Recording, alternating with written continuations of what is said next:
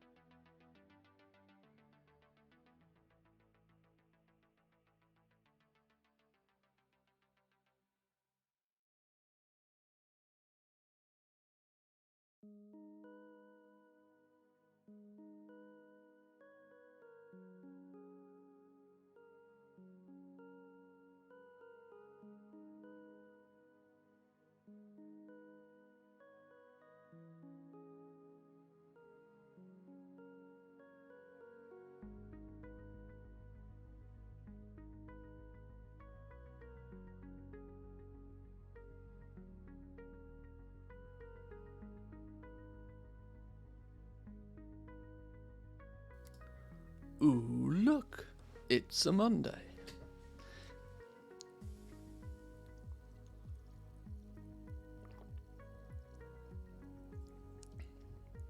How are we all doing, boys and girls? Good morning, good morning. Welcome in, welcome in. Oof. Hope everybody had a good weekend. Coffee at the ready this morning, most definitely needed. We have a couple of days, a couple of hours for some people, I suppose, to get ready for what's going to be probably, I think this is going to be the last major week for like big top tier level goal making. Why is my camera all off on a skew with? Let's put you back in the middle there. That's probably better. Yeah, I have a sneaky feeling this could be the last week for like a big top tier goal making. There'll be lots of ways to make little bits and pieces of gold, you know, for the rest of patch 9.2 for sure, but for top tier level stuff, you know, that those big wins, those big juicy sort of multiple million gold mailboxes, I think this is the last week where that's really going to be a big potential for those that are keeping up. This week is the week, or this coming reset will unlock the double legendaries for some people. And I say for some people because not everybody.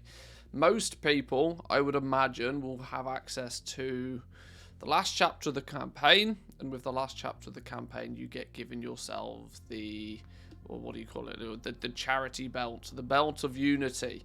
The 265 item level belt of unity. Now, if you happen to also be revered, let's take a little look. Am I getting there? Are we close? We're close. We're not close enough, though. Those that are already revered will be able to purchase the Memory of Unity as well. The Memory of Unity will be the ticket for you to then recraft that legendary in a slot that is better suited for you. And more importantly, at a higher item level as well. If we take a quick look at Villa. Peace, my fellow pilgrim. Yes, Memory of Unity requires the completion of the soul entwined in Zereth Mortis and requires the enlightened revered. This could be obtained by some people, but I can't imagine it will be obtained by everybody. But luckily, you only need to be revered on one character. The Memory of Unity is going to be account-wide once you learn it anyway. So as long as you're revered on one character, I still think there will be many people that probably are. Anybody that's progression-focused, at least, I would imagine will have done enough in Zereth Mortis to be revered by now. I'm nearly there. And I consider myself pretty slack with what I've been doing in Zereth Mortis. There's many days where I've missed my dailies. Many rares I have not killed. And in theory, I'm, what, 3k behind? A little under 3,000 reputation behind. 3 days, what, today and tomorrow of dailies. So what is that? That's like another 600. I'll be about 2,500 reputation short on reset day. Which may be a problem. Or may not. Patterns again will give 1250. The world boss is another 500, so that's 1750. Plus the dailies, let's call it 2000.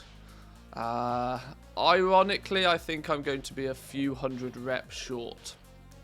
Probably a few hundred reps short on reset day. But like I said, it's because I've been lazy.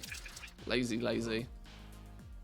Most people will be able to pick this up, and those that are able to pick this up will probably be the ones looking to buy a second rank 7 for their main character, which us goblins are going to want to take advantage of.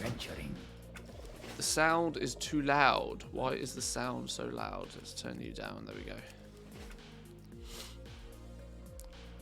But it means today we have a little bit of preparation to do. I need to keep up with the reputation. I need to bang out my daily quests at the very least. And I'm slowly but surely working on A to Zereth. This is my focus right now. Secrets are the first ones. Starting over is the last chapter of the campaign. That's going to unlock next reset. So can't get any further with that one. Treasures of Zereth Mortis. I need the Forgotten Proto Vault. This apparently is the one that's only available when the Frog daily quest is available, which once again appears to not be today. So there's another day where I'm not going to get this Frogget thing. I'm very tempted to go over there and have another little look, you know, just in case it is there. It feels really annoying that there's a chest that's part of a... Not only is it a chest that's part of an achievement, it's a chest that's part of the meta achievement, and it also holds a schematic in it. Sort of feels a bit too restrictive. I don't know. We might just go and have a look at that anyway. Then we have June Dominance done. Adventures of Zereth Mortis done. Ciphers. We are getting there with the ciphers. We've learned everything in 2 columns. And I've made good progress on the other 2 columns. Few hundred ciphers to go. I think I'm actually within about 100 ciphers of reaching rank 6 of 6. So we should then start actually picking up some of the highest item level gear from the zone, which is nice. Very nice, very nice. In Synth 5, we might bang this out today. We need to craft, I think, 1 more mount or pet from Protoform Synthesis to get this one. To which we have 395 Genesis motes. Now I said I was going to farm a whole bunch of these Genesis motes off stream, rather than farming them on stream. I think the farming of them is pretty dull and monotonous. So I was going to do that off stream. I just didn't have time over the weekend. But I'm sure with nearly 400 of them, we can probably get something. Ooh, maybe I've only crafted 3 things.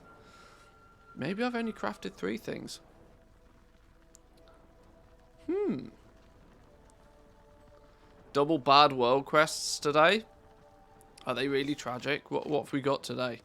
The warped anima samples, injured, enlightened, rescued, and the sample container recovered. I can't quite remember what that one is. The trinkets are still only 226. The reward for this is 226. Where's my high item level trinkets? What's going on? Where's my 249s? That's not very fair. Feed the annelids, the irresistible goop. Oh, that's annoying. That's the sushi quest, isn't it? And then both of these are going to offer me the exact same trinket at the same item level. Wow, that's also slightly annoying. Huh. All right. Well, we'll do our dailies as well because we need to work towards the cipher tree. That's a bit of annoying. Two world quests that are both giving me the exact same reward. Both giving me a low item level trinket. I mean, I guess it gives me 2 chances for it to proc to something higher, I guess. Hey ho. Toki's, welcome in. How we doing? Yo yo yo. It's a new world quest, but the 20 of something took a while. Did it really? It's a new world quest? How are we unlocking new world quests? Warped anima samples? Injured, enlightened, rescued. Sample container recovered. Okay. I vaguely remember doing that one. Okay. Either way. Where do we start with then? Let's start with gathering up the daily quests. What's the time left on the other world quest? Time left on these 21 hours. 9 hours, 21 hours. Loads of time. Loads of time.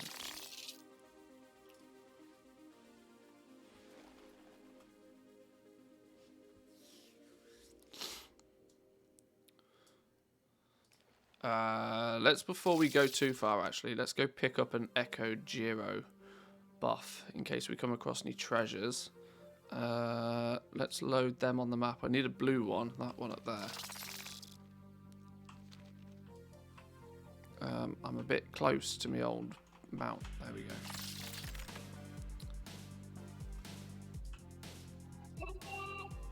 Oh. Let's get Poco Pock on the go.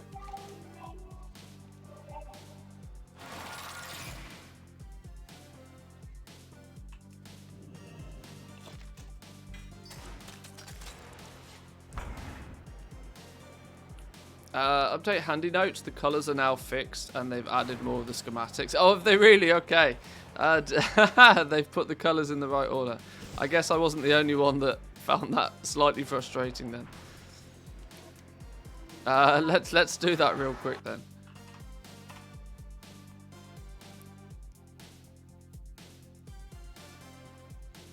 Haha.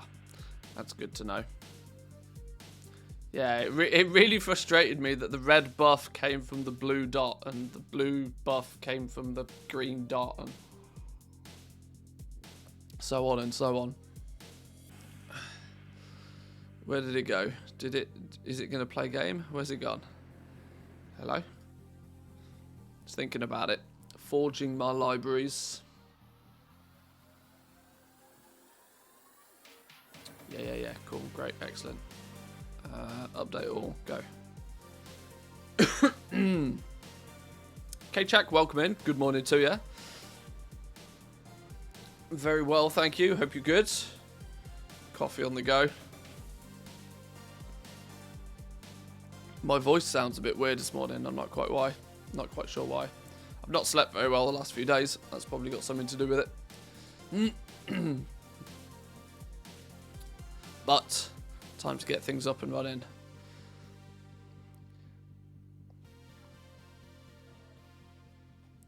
I'm in 2 minds, you know. I'm in 2 minds of just how heavy to go with rank 7s for this reset, because there's a strong part of me that, well, the logic is very simple, that it'll be the first day that people will be able to fully upgrade and build a second legendary. So in theory, you would assume that just based on that, there'll be lots of people out buying rank 7s. But there's a little bit of me, a little bit of the more advanced goblin in me, that seems to think that this second wave of rank 7s is almost a bit of a myth. There's a bit of a goblin in me, the experienced goblin, leads me to believe that everybody is going to have seen just how ridiculously overpowered rank 7 launch was, and I think there's going to be a huge, like a monstrous amount of competition on Wednesday or Tuesday if you play in the NA. Monstrous amounts of competition. I think people are expecting Pog Essences to double in price again. I think people are expecting rank 7s to be hundreds of thousands of gold again. And I can't help but believe that that just won't be the case. I just don't think it's going to be the case. Now, it might, you know, on the super... I don't know. I think there's too many Pog Essences kicking about. I think there's far too many people crafting rank 7s. And I think there's far too many people who have got used to making 30, 40, 50,000 gold profit on every rank 7. I think the market has been too profitable. This is one of the downsides of a market being too profitable for too long. That it attracts just huge amounts of people to it. Jewel crafting. Oh my lord, the jewel crafting market is making me giggle. There's just I can't stress this highly enough. There's too many people with jewel crafting right now. They saw the cash cow that jewel crafting had become, and there's too many people with jewel crafting. Too many people that are going just like literally pumping all of their, you know, all their chips on black, and just hoping for a miracle. In my opinion, a bump in demand still does not mean that competition can swamp the profits. The thing is that yes, demand will go up, but people seem to correlate demand going up with a price increase at the same time, and that's not always the case. If the market is already oversaturated, which it definitely is, if a market is already oversaturated, increased gold by looting by 2% and completing quests. The gold maker in me wants that, but I equally know that 2% gold from looting is the biggest waste, because you don't loot any gold. Raw gold farming, anybody? I mean, the others are trash. I guess we'll have that one. Like you said, I can't really see a price increase with how saturated the markets are. Yeah, the big ticket items. I'll show you as an example, right? I'll show you as an example. Let's pick something that's sort of meta. Let's pick something that's sort of... there we go. There's a great example. A Grim-Veiled Cape. We'll pick the Grim-Veiled Cape.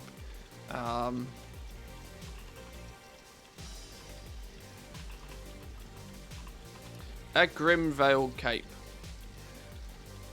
Just on my tiny little server, look how many people, look how many different, see, not, this isn't just like one person posting 20 of them.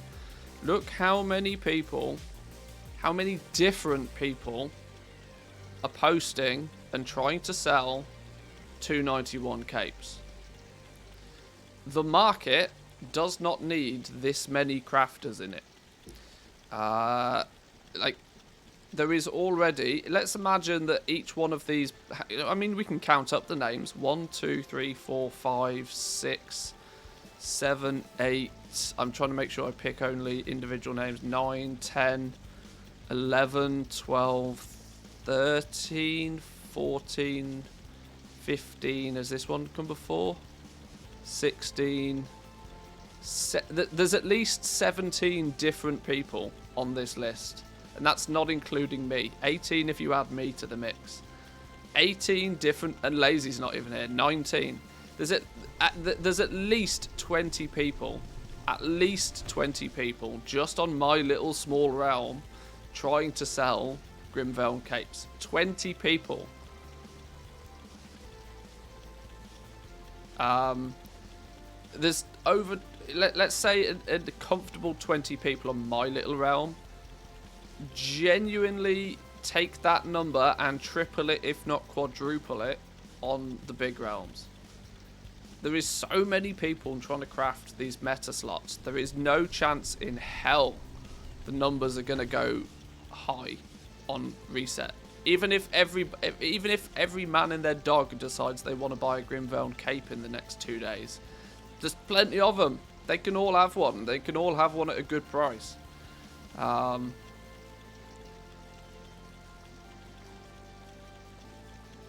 the people that seem to believe that this second wave of legendaries is going to do massive things for them again, I think are in for a bad time, you know. This is by definition a saturated market. A saturated market is not going up in price anytime soon. And this is just one slot. Is that your wallet? Or are you just glad to see me? Both, I hope. Morning. Little Oov, thank you very much. Keeping it short and sweet. Good morning to you too. Thank you very much for the tier 1. 10 months. I'm very happy that there's tons of competition as I don't need to buy them. Yeah. Can I get those prices on leather feet and rings, please? You can have these prices on rings. You can easily get these prices on rings. Jewel crafting is another one. I'm going to show you something on jewel crafting. I got annoyed yesterday. It takes a lot to push my buttons, but I got annoyed yesterday. There's been some dude on my realm that's been harassing me for days about jewel crafting. Annoyed at the fact that I you know, was playing the cancel scan game. Selling lots of stuff this morning. There was some dude that was really just borderline abusive on my realm. And it takes a lot to push my buttons. But I decided that I was not happy with his level of abuse. So I took drastic action. And I decided the only safe thing to do was to wall off the price of 291s. It's really good for anybody on my realm that wants to buy a 291 ring or neck right now. Really, really good. Not so good for any jewel crafters though. I apologise to other jewel crafters on my realm that is not this one individual. There's one individual that can go fuck themselves. But unfortunately, this has to be done.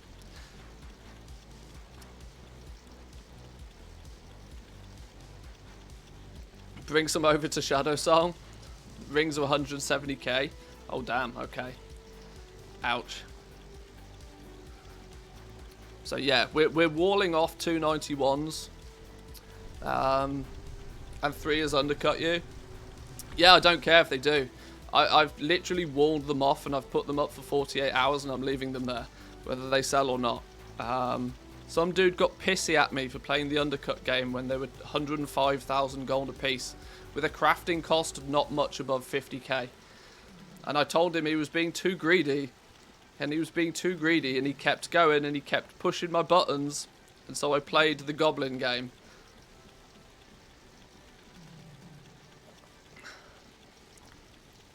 So, 70k, that's cheap. Still profitable. This is my point, right? Goblins need to learn to not be so greedy. Like, you can either compete on price or you can compete on time. 105,000 gold apiece is lovely, beautiful, brilliant, excellent. But it requires a month of Sundays cancel scanning to even get a sale at that point. And yeah, I'm not going to name and shame the exact person who it was. But if you, I mean, the likelihood is that they definitely don't watch the stream.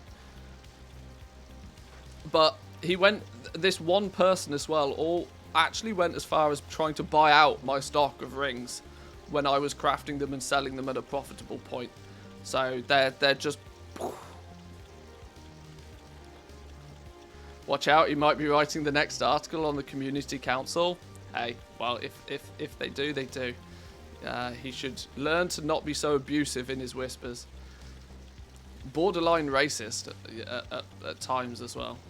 So, we've walled off the ring with the necks, and I've done the same with the rings.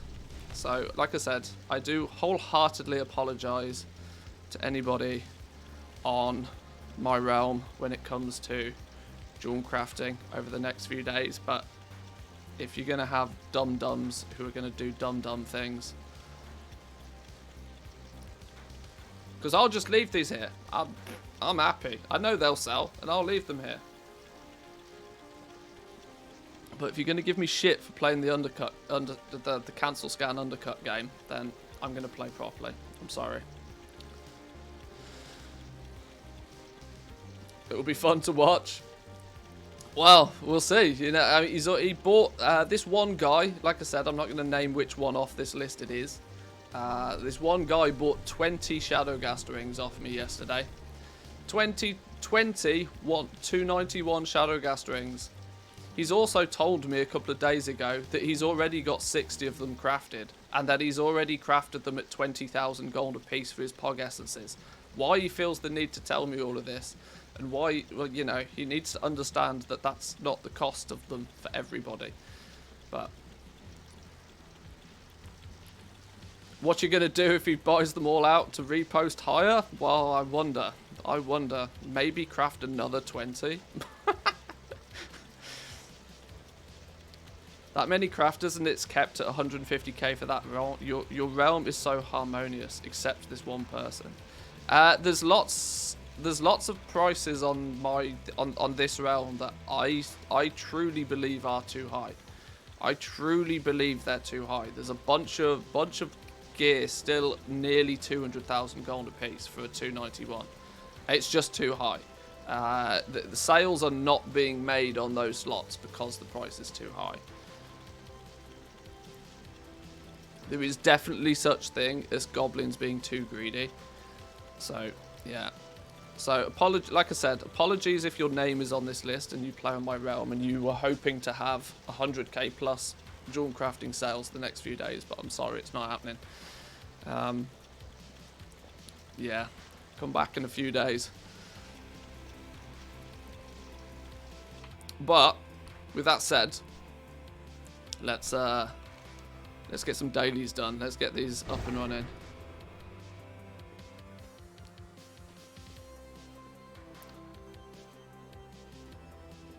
Yeah, the guy was being remarkably abusive via whispers. I'm not going to go into too much details about what was said, but let's go as far as to say that it was less than PG.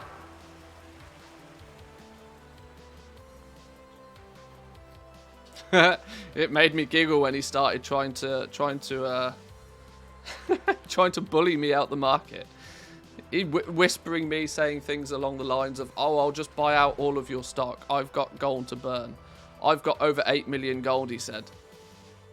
Something to that degree, anyway. I responded with, "That's nice. I had 8 million gold once."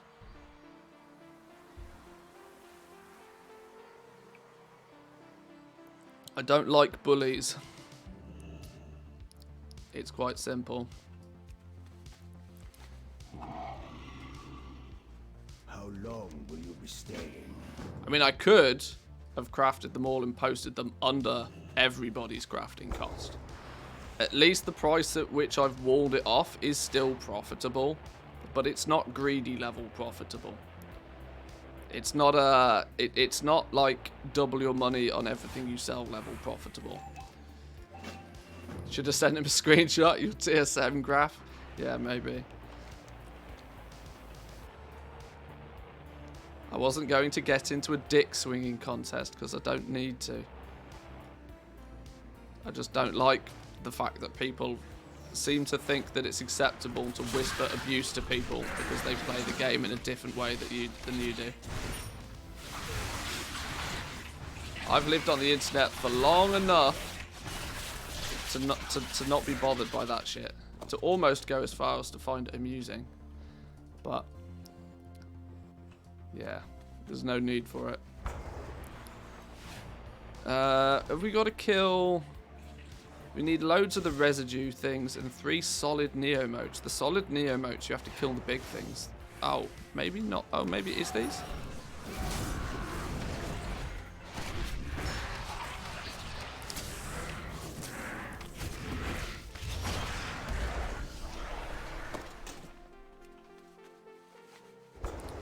Oh, before I get too deep into this as well, what I wanted to do is draw your guys' attention to something real quick.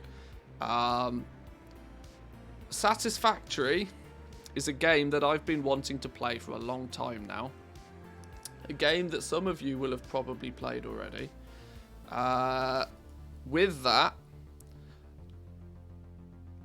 said, there is a Stand With Ukraine Humble Bundle currently available right now, which includes Satisfactory.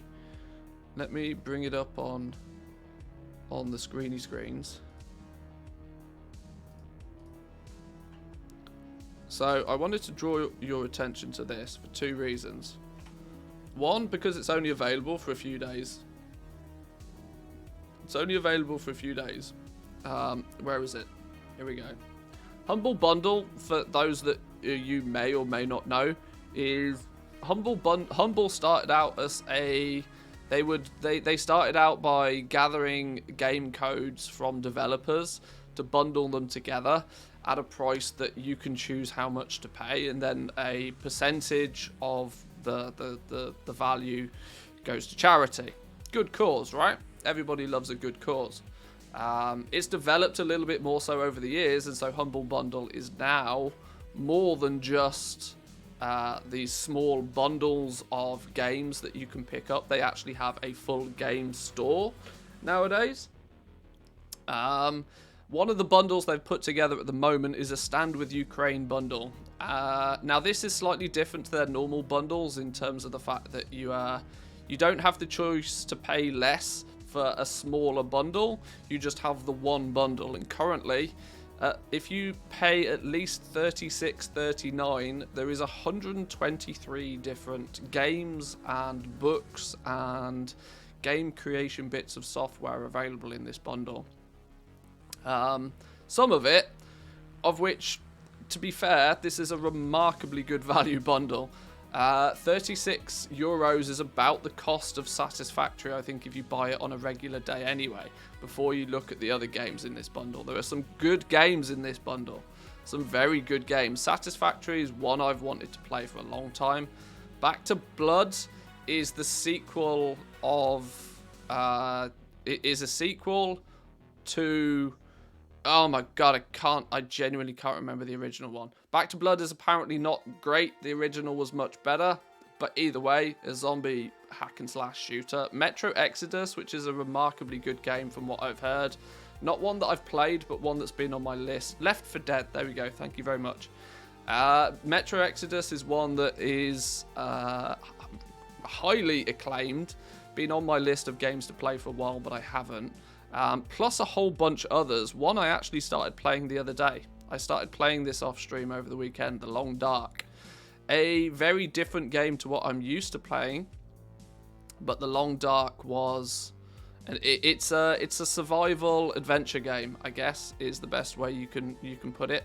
But this I started playing the other day, and I've already sunk like 8 hours into this over the weekend. This was really good fun. But there's loads of games in this. Kerbal Space Program, another game that's on my list that I've wanted to play for the longest of time, but I've just never got round to it. So I bought the bundle. I bought the bundle the other day, so I now have access to all of these games. And I'm basically suggesting that you guys do the same if you're interested in any of these games. This is an incredibly good value bundle. Loads of stuff in here, and obviously I don't like to get too political about things on the stream, but it's for a very good cause as well. Now, I am a Humble partner, for reference. I should make this aware. I am a Humble partner. I do have an affiliation with Humble. I normally would, at this point, be giving out my affiliate code for you to go and get the things with, but because this is for this is an extra level bundle at the moment, I won't do that. I'm just going to suggest you guys go to humblebundle.com and pick this up. But it's the important part is the 100% donated versus their normal split. Yeah, 100% donated to Ukraine humanitarian relief efforts is the key thing on this one. So if you ever want to get some games and you ever want to feel that you're doing your due cause charity-wise as well, Humble Bundle is a great place to do it. So check this out. I will throw a link to Humble Bundle in the chat just for now. Like I said, under normal circumstances, I would have a little affiliate link on the side of that, but not today, because this is for the greater good, not to line my back pocket in any way, shape, or form. But check it out. For less than 40 euros, you can choose to donate more if you wish, but for a minimum of 36.39, there's a crazy amount of good games in this bundle, of which many of them I will be playing and would love to have you join in with me over the next few weeks and months. Satisfactory, absolutely, definitely. We'll probably play through Metro Exodus at some point. Sunset Overdrive looks really wacky, and we'll probably give that a blast for a couple of days at some point. The Long Dark, I don't think it's really stream worthy, but I've had a lot of fun with it.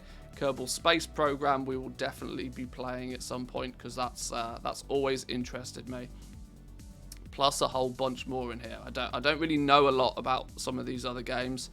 I don't, unfortunately, keep my eyes too open with, you know, World of Warcraft taking up the majority of my times and efforts. But there we go. That I just wanted to bring that to your attention today. Go check it out if you wish. Got a Pog Essence from the 700 Cypher box. I've heard that's a thing. Now, obviously, that doesn't really...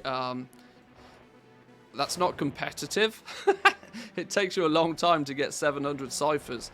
But the fact that you can is another source of them at the very least, which is handy to know. It's around a 30 to 40% chance. Like I said, it's a bonus, right? It's all good and well for Wild Pog Essences at 10k plus.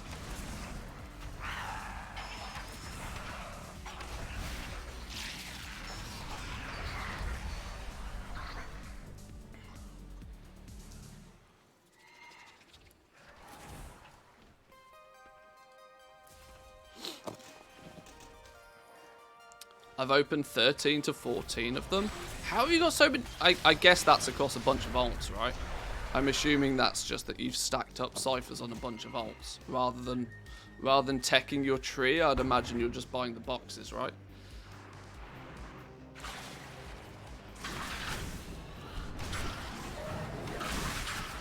Farming treasures on my main.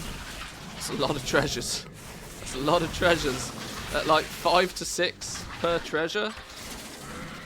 That's a lot. That's a lot of treasures.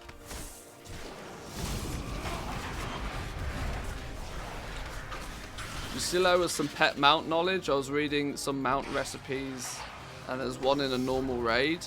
Yeah, there are some of the schematics a little bit further afield than just Zereth Mortis, of which we will pick up at some point. All the things is going to be my friend with that. Finished the cipher system on the 6th, and ever since that the ciphers are just stacking up. Oh, well, if you've already maxed out your cipher system, then yeah, sure. I just hadn't assumed you'd maxed out the cipher system, but fair enough. I forget people actually play the game. I kind of forget that some people actually play the game. I'm so, see, the 6th I was still stuck in the auction house. So.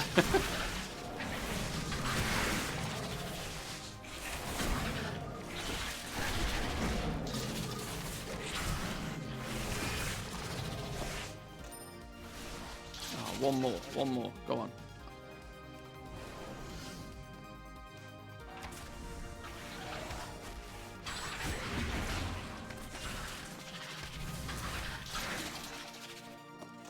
Bingo. Stop farming treasures as Pog Essence hit 9k on my realm. I'm still a little bit undecided to just how far I think they're going to go down. The likelihood for me is that based on the fact that with flying, and by the time you kind of learn what you're doing, you can comfortably get 3 an hour. So Pog Essence is at 3 an hour. Let's just go by the assumption that the rest of the materials you pick up whilst farming are worth nothing, which isn't true, but for the sake of the example, let's just assume that that's a thing. If you're not gaining any other value outside of the Pog Essences, that would sort of indicate that 30k an hour would mean your Pog Essences are about 10k a piece. Now, the true fact is that people will farm for less than that, especially when times get tough. People will farm for way less than 30k an hour. People will farm for 15k an hour. There'll be somebody out there that will farm for 10k an hour. This is ultimately going to mean that the Pog Essences have a lot of room to drop in overall value.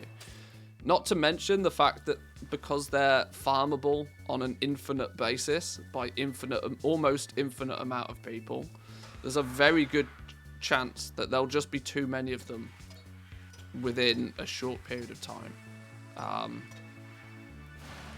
I would imagine that before too long, I would imagine that the limit on Pog Essence, the soft limit, I should say, the soft limit on Pog Essence is probably going to be somewhere about 2,000 gold. Much below 2,000 gold a piece, they stop being worthwhile people farming, as there becomes other things they can do in the game that are worth more. Farmers like to take the path of least resistance. They like to make as much gold as they can in the shortest period of time they can, and they'll do whatever they need to do to get that. So I would imagine ultimately Pog Essences down at 2k a piece is not out of the realms of possibility.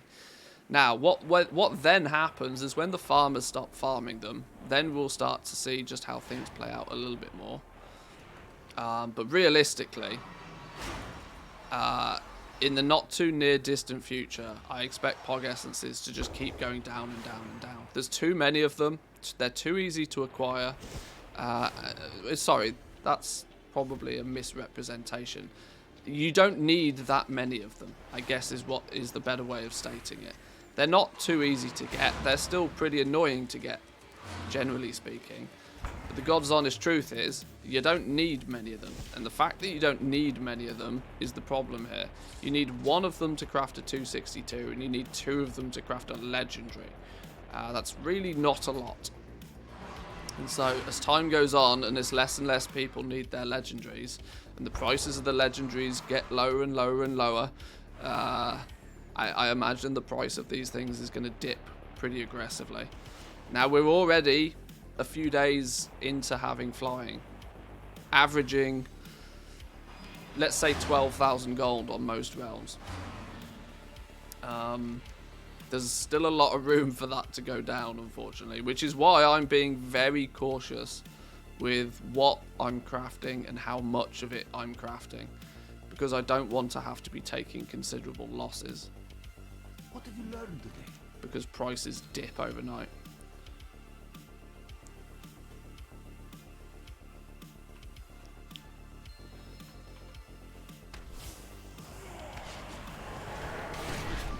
Are we just killing things here? We're just killing things. Good. Let's kill a bunch of things then.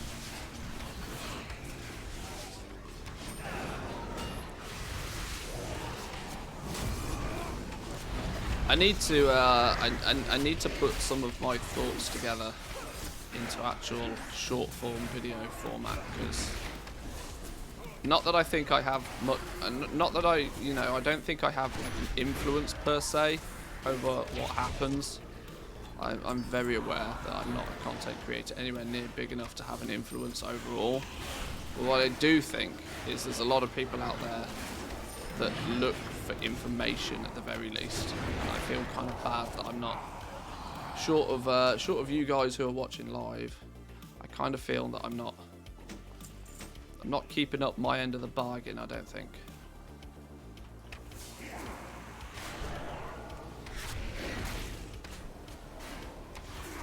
But it's difficult. It's difficult because I know full well I'm in. I'm basically having what I almost consider a closing down sale at this point. While some people are just having the time of their life, making as much gold as they can. By closing down sale, I'm kind of referring to the fact that I'm really tightening up what I'm crafting, what I'm selling.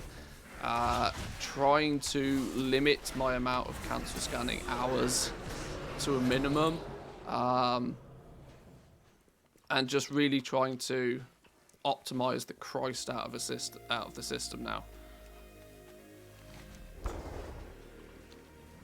Whereas, like I said, it's the way that I tend to do my YouTube content is a lot of it is based around, well, what am I actually doing in the game at the time? And while like I said, while I'm happy to talk about this sort of stuff on stream, I don't want to give the impression to people that the markets are dead and that it's game over. Just because people kind of, oh well, if Mantheus is, you know, closing down, maybe the game's dead. Maybe the legendaries are dead, and it triggers people to do stupid stuff that they don't need to. Because it's not. Like I said, there's still crazy amounts of gold to be had over there. The point is that in the markets that I tend to have a lot of focus on, the markets are rapidly changing in value, which is not a good time to have huge amounts of liquid gold invested in them. Clip it, ship it, cause panic. We could just, you know, we could just let the world burn a little bit for a few days. It could be funny. Feels like I've closed down already. Wouldn't WoW be so much more interesting if there were not just buy orders, but a way to short? Oh, I don't know. I don't know. It depends how you define interesting.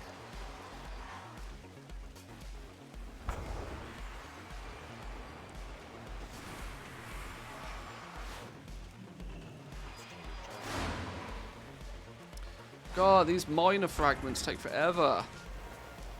The whole point of these massive great big globes is that you're meant to be able to just run up to them and do 50% of the quest in one go.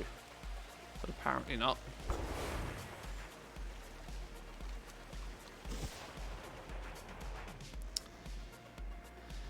It's not just that the markets. It's not just the markets that changed. It's the same market that can't be interesting to somebody with 100 mil versus somebody that's got 10.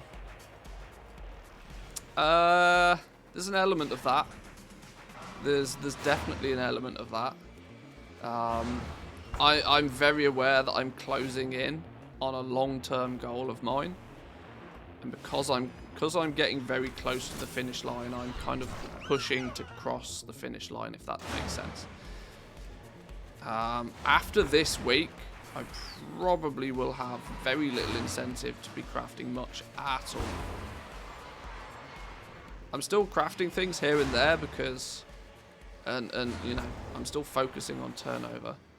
But yes, you are right that it's a lot more difficult to get excited about making 100,000 gold nowadays than it once was.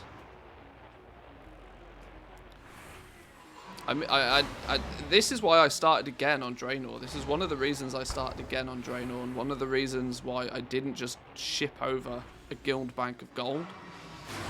Because actually, the process and the journey is actually quite fun for me. If anything, the journey is almost more fun than having all of the gold in the first place. Our gold barometers need recalibrating. Lego's ruined all of us. Yeah. Legos has been a cash cow that I'll be happy to see the back of, and I will be very happy to revert back to a gold making mindset that I once had. Legos has absolutely spoilt us rotten and turned us into just like hungry gold whores. See if you can bait them out and turn them against the Morsworn. There should not be a single system in the game that gives people the ability to gold cap in a day. There just shouldn't be. There just actually shouldn't be. Now I know that I've not technically gold capped in a day. The growth of getting there in the first place is ridiculous, but there shouldn't be days in WoW's history where you can do 30 million gold a day. It just shouldn't happen. It shouldn't happen. It shouldn't be possible. There's been some interesting discussions the last couple of days actually in my Discord. You know, about just what can be done about it. The fact that you can I think the phrase that was used is industrialize the entire process now. Everything can be done at such a level of scale that it's almost out of hand. As there's no limitations. When you can literally walk in to the auction house, buy every single material that you need to craft people's best in slot gear, and you can do it with very little friction. You can scale the process to a level that probably shouldn't be achievable. Now, I don't want bind-on pickup materials. Let me clarify. The last thing I want is bind-on pickup materials. Because bind-on pickup materials artificially slow you down. And I don't think that's fun either. Especially considering bind-on pickup materials usually dictate that you have to do a certain type of content to get the bind-on pickup material. Whether it be you have to be raiding and you have to be raiding at a high level, or you have to be, you know, this is usually the thing, right? Or you have to be clearing dungeons at high level. Bind-on pickup materials usually tell you that you have to engage with another aspect of the game to be able to be competitive in another aspect of the game. Which is not the approach I like. Oh dear, that was not good.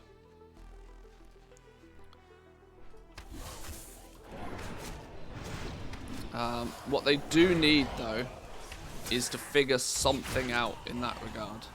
They need to figure something out, because at the moment, it's just broken.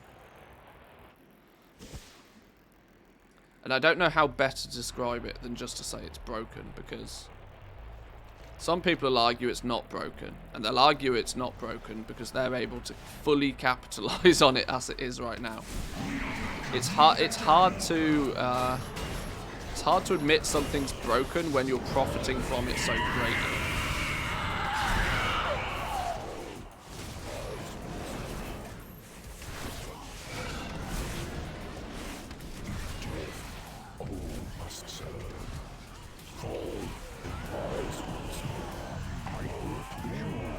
Why did I not press my meat button? Oh, I killed all of those and didn't press the meat button. Goddamn son of a...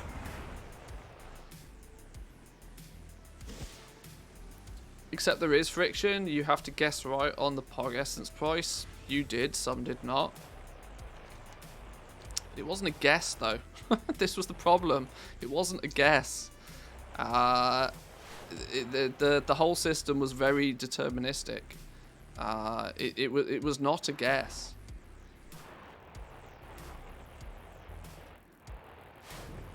It was incredibly apparent to me, very early days,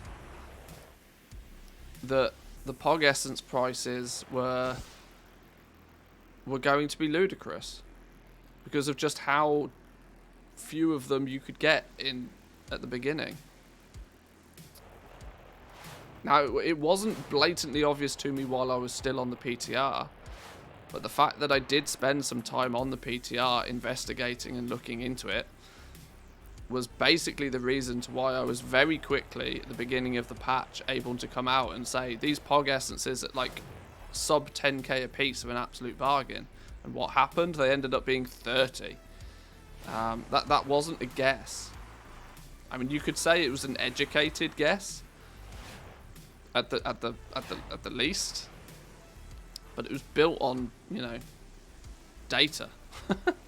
People need X amount. People aren't getting them. It was very deterministic.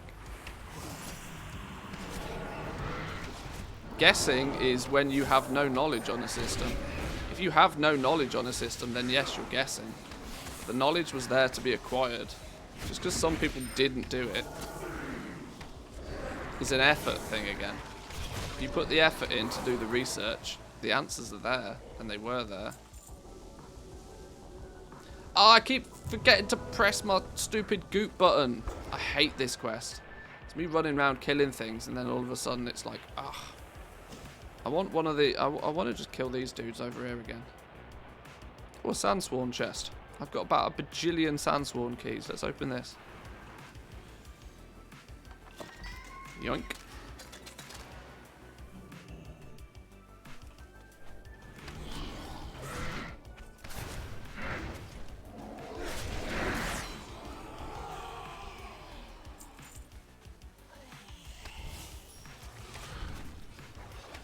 It's crazy how I look at 262 gear and I think, ugh, only 5k profit a sale. Yeah. Yeah, your view and perspective on profit gets very jaded. And I went on a little bit of a, a rant earlier. Well, not so much of a rant, but obviously we were saying how there were some goblins that on my realm just appear to be way too greedy at the moment. And are feeling entitled to 20, 30, 40,000 gold profits on everything that they craft. And this happens every time, right? Whenever a market is new and a market is fresh, and people jump onto it, you make monstrous amounts of profit very, very quickly. Which means when those profits dip back to arguably a reasonable price point, you know, it's not uncommon for the majority of the patch cycle to be making 10, 20% profit. 10 or 20% profit on, you know, items considerably less valuable. 20% on a 30,000 gold craft is still like 6k profit. It's still like crazy good.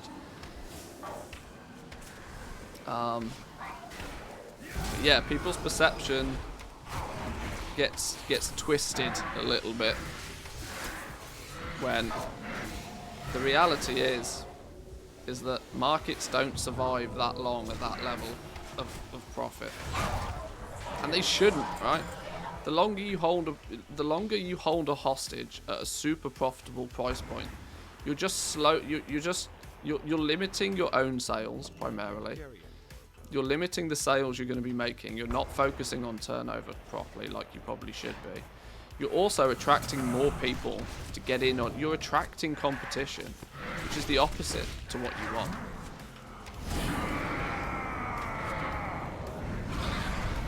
You get foreigners coming in and taking all the jobs if your server prices are too high.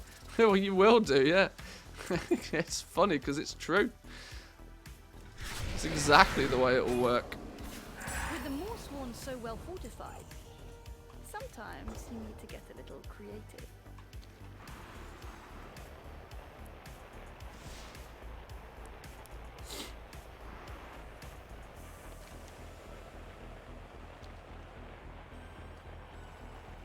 Is there a pulp down here? There's no pulp down here.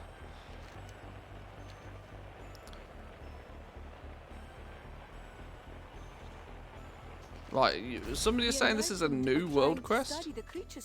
Warped anima samples. I reckon if we just kill big things, we get more samples, right? That's usually how it works. Kill the big things.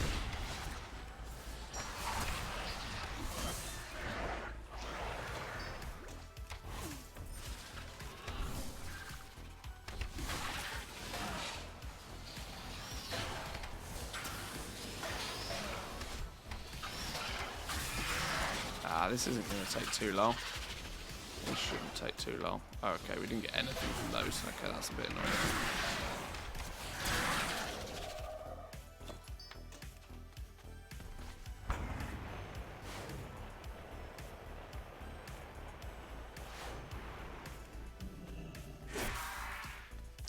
E-sample container. 17 more samples.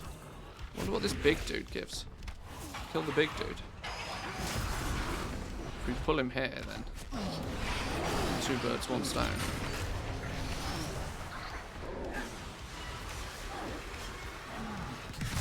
Oh snap! That was a.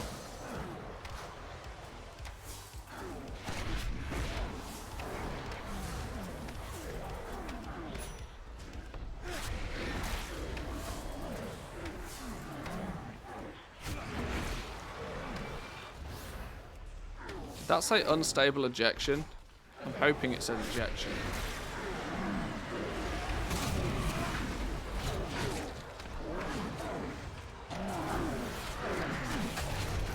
Get off me!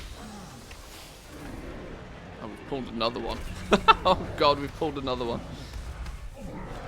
Yeah, see, he gave 8 samples. This is how you do this quest. You pull the big dudes. Bang it out in 2.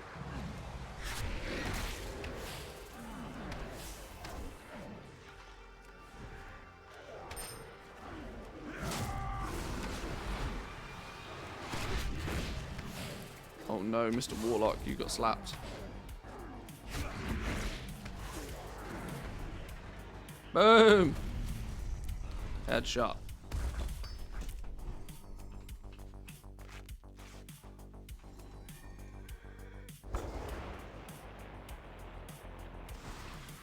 Oh, it's going to dismount us for all of these. Of course it is.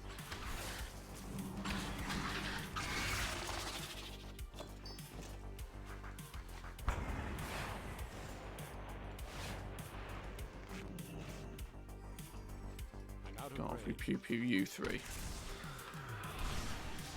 That should be mission complete with you 3 dead.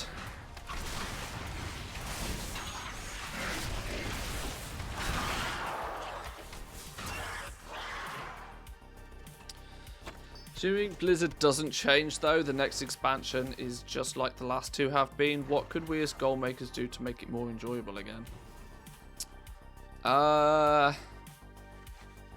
Well, it would be more enjoyable if there was more things for us to actually spend the gold on that were worthwhile. If they facilitated a better reward system that could be bought into with gold. Now, the argument will obviously come from the casual. If they start putting in like 5 million gold mounts, then the average player base is going to complain that it's pay to win very quickly. That's why I think they need to be a little bit more creative with it. I think they need an interesting high-end gold spending opportunity. That would, you know, it's within Blizzard's interest if all of the gold is going to filter up to the top of the tree very quickly. If all of the gold filters up to the top of the tree, what they probably should be incentivizing is those people that then end up sat on all of that gold. They should be incentivizing them to spend it on something so that they have due reason to go and do it again. The problem is what they really want in an ideal world, the gold that is the gold that floats all the way up to the top of the tree should, for the economy to work nicely in the game, should actually float back down, not just out. If they can make the gold float back down to the regular players again rather than out of the game, because having it as an entire gold sink might just if they go too aggressive. Yeah, if they go too aggressive with too aggressive with the gold sinks for the big goblins, then you actually end up deflating the economy, which is pretty bad. Solve cancel scan for me. I'd prefer to make expulsum for 8 hours than cancel scan.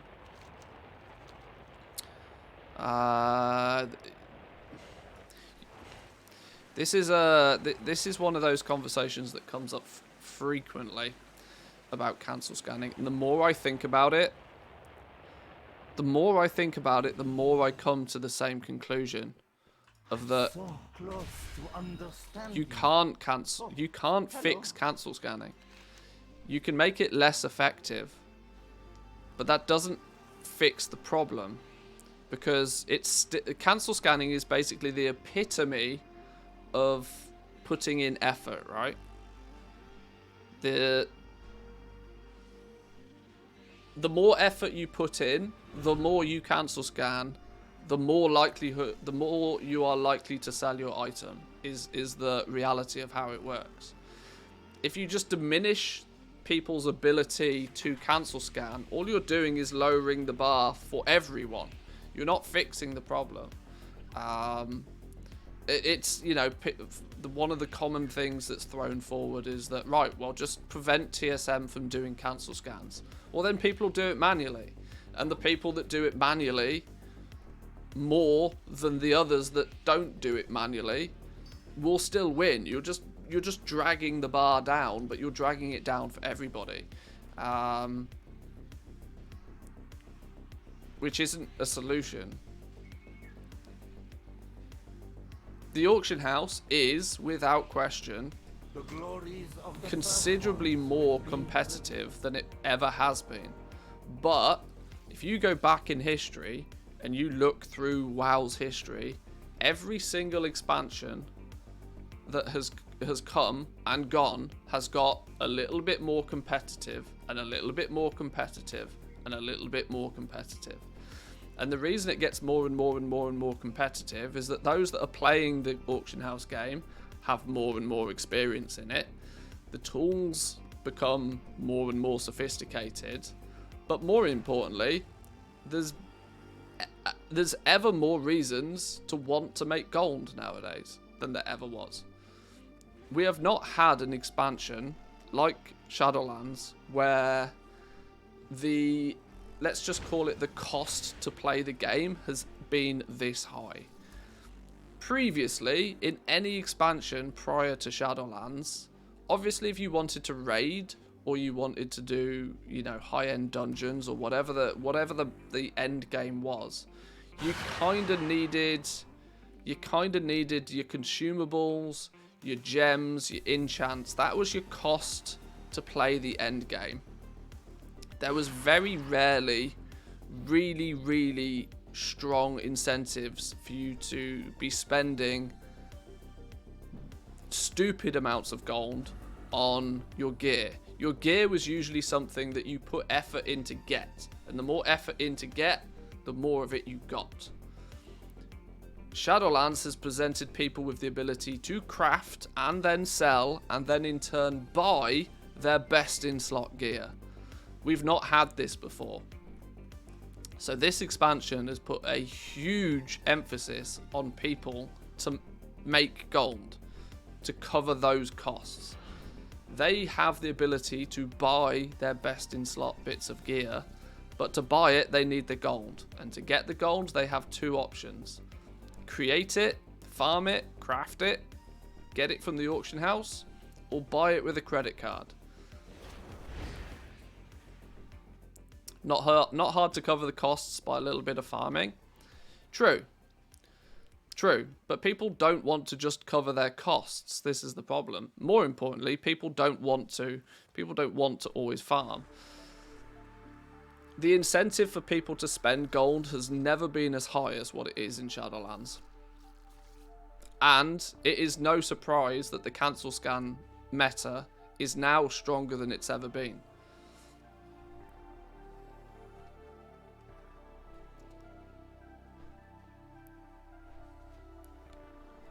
If they don't change anything to the game, what can we change? Well, I mean, you can't. You can only play the game the way it's presented. The meta's the meta for a reason. You can choose to not engage with it, but you have to then accept the fact that you'll be at a disadvantage. The game, you know, you can only play the game that's presented to you.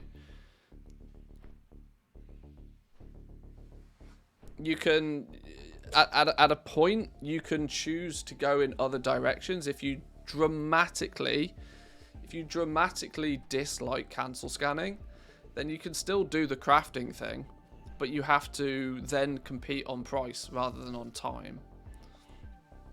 Cancel scanning, I've likened it to farming quite a lot. There are definitely ways and means of limiting the amount of time that you have to spend cancel scanning. Instead of competing with your time, which is basically what cancel scanning is, high profit margins, but it takes you a long time to sell anything, you can compete on price. You can take a super skinny margin and have a much greater opportunity and a much quicker turnaround on your sales. Or should I say you have to put less effort in to make that sale. I shit you not, if you post everything at, you know, 105% of your crafting cost, you'll annoy the living Christ out of everybody else on your realm that does want to compete with their time. But, you know, it's an open market.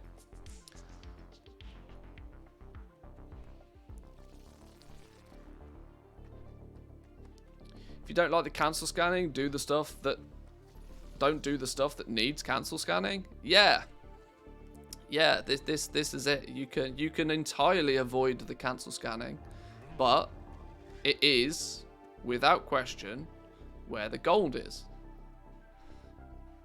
Cancel scanning on legendaries is arguably one of the most profitable things that you can be doing. Doesn't work on full pops. People will keep undercutting at 5% as well. Well, they might. They might.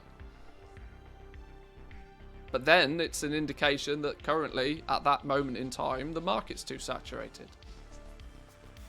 So, arguably a market you shouldn't be in. Or you have no need to be in.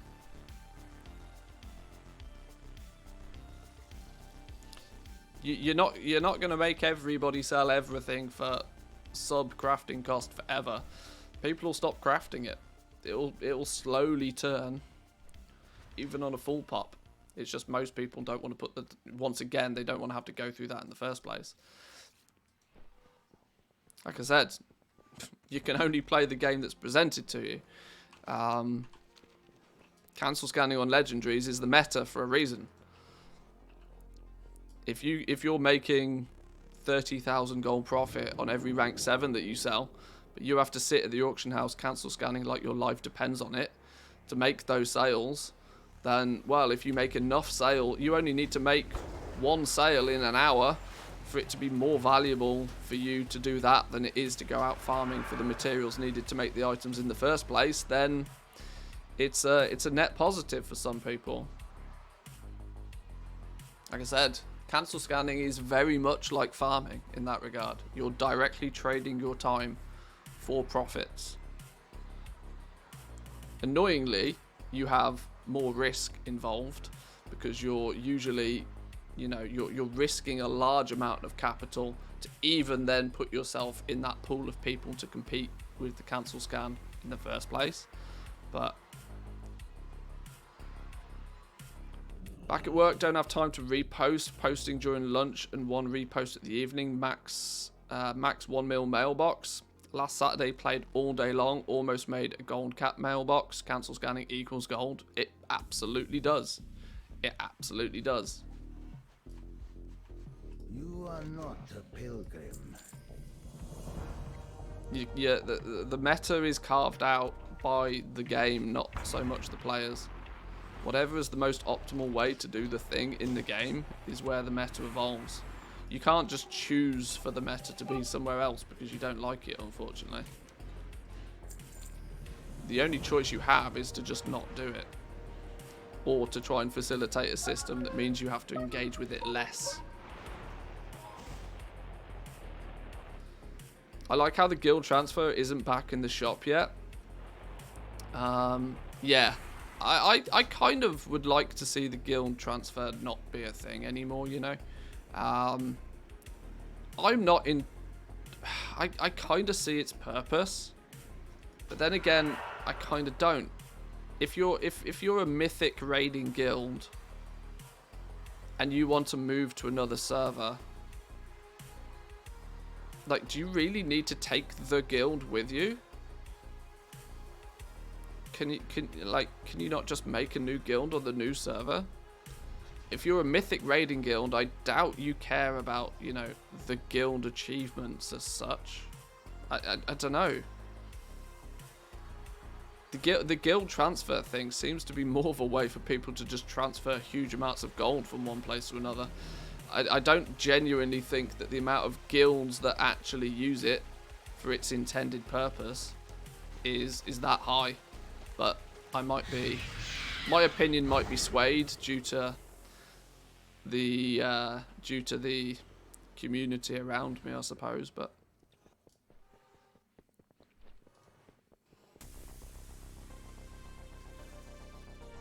Could you just make the guild transfer not purchasable with BattleNet balance? In theory. Although, I still don't think that would make much difference to some people. I mean, it would definitely help. It would definitely help because people look at it as a people look at it as a you know, a financial risk versus reward. It's going to cost me X amount of gold to transfer a guild, but that guild is going to have 10 million gold in it. Can I make that gold back or not?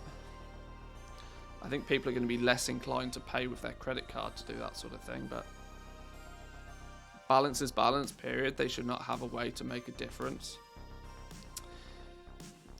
I also kind of agree with that perspective as well. I don't particularly like the fact that the 6-month sub can't be bought with BattleNet balance. That if you want to take advantage of that offer, you have to use your credit card for it, which is a bit gross. But I mean, you know, money's money in theory, right? Or at least it should be.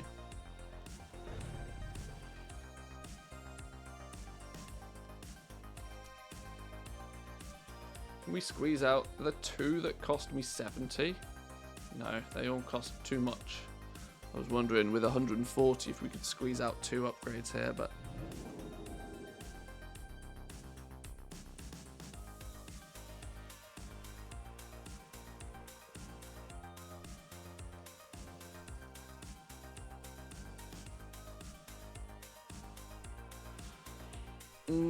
maybe we just complete that one for now.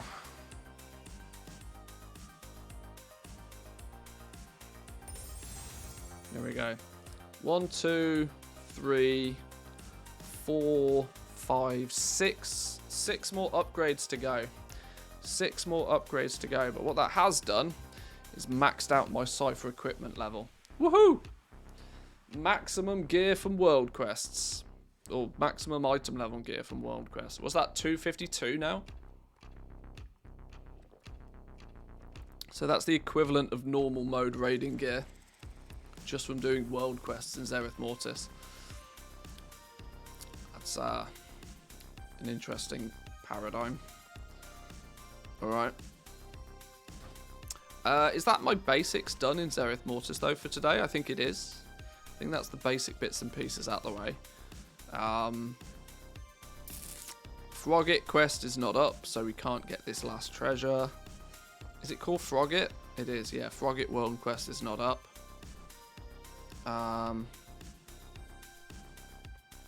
Oh, hang on. I need to do a reload. My add-on. I need to... Handy Notes has been updated.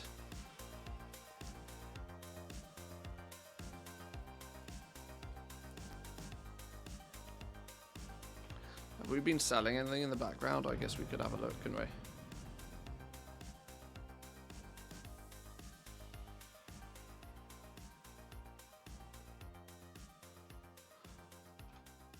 Oh, Handy Notes is listing more schematics, are they? I mean, I knew there was more to get. I just didn't know where they were without specifically researching each one. Okay, hang on. Just patience. Patience.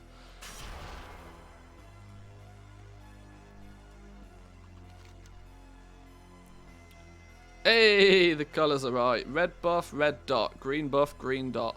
Blue buff, blue dot. Good, good, good, good, good.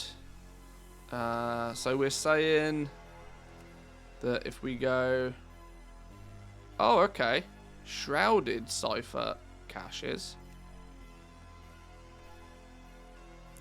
These additional caches can only be seen whilst wearing the appropriate Cypher equipment item.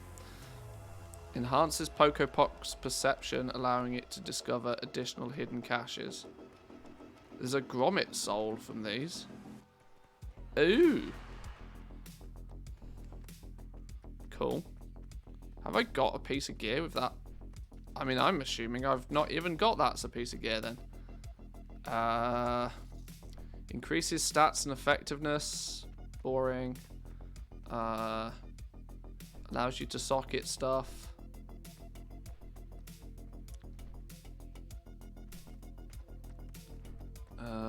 Outdoor movement speed by 20%. No, I've not got a piece of gear with that perk on it. Do I have a piece of gear that has it that I can equip? Probably not.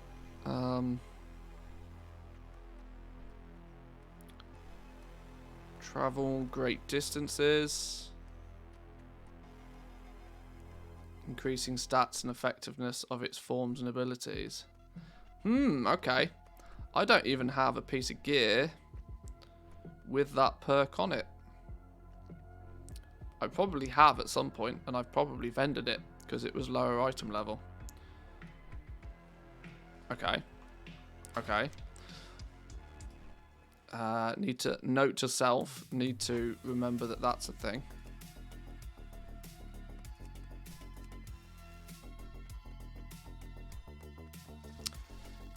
The treasures are now showing things like the sand piles. I need to do this to access the dormant alcove. Complete chapter 6 of the Zereth Mortis campaign. Find the dormant alcove arrangement in the resonant peaks. Use the locust shift inside the gravid repose to access the inner chamber. Use a different locust shift to access the dormant alcove. All the sand piles are found in the hidden dormant alcove chamber. Each pile requires a spatial opener, which can be found in other treasures in the zone. Sand everywhere. 1, 2, 3, 4, 5, 6. So there's 7 sand piles. So we need 7 of these spatial openers things. Do we have 7 of those?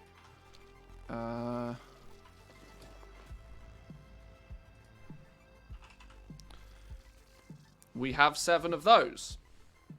Well, there we go. That's convenient. That's very convenient.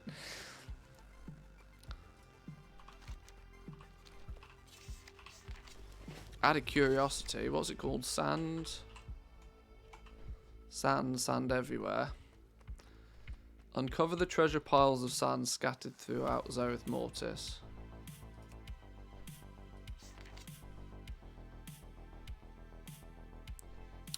Any thoughts on the lithium market? The price seems to be slightly up, which I find surprising. I need some for prospecting.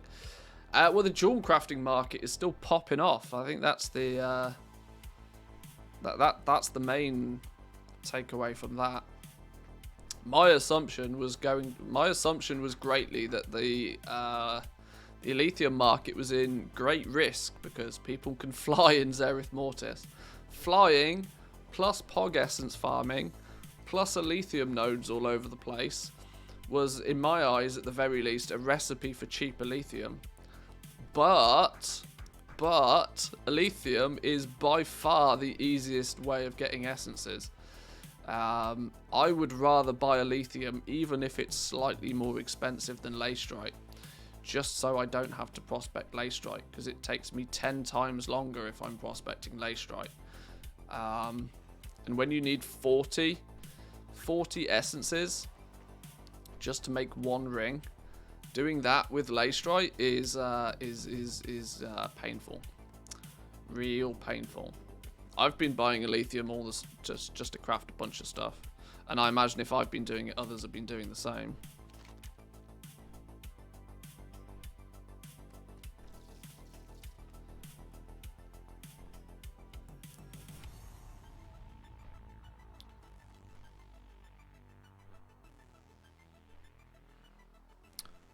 What else is Handy Notes now showing? Protoform schematics. Are these now showing the ones? Small chance to drop from the more sworn hulks. We have unsuccessful prototype fleet pod. Access the chamber alcove.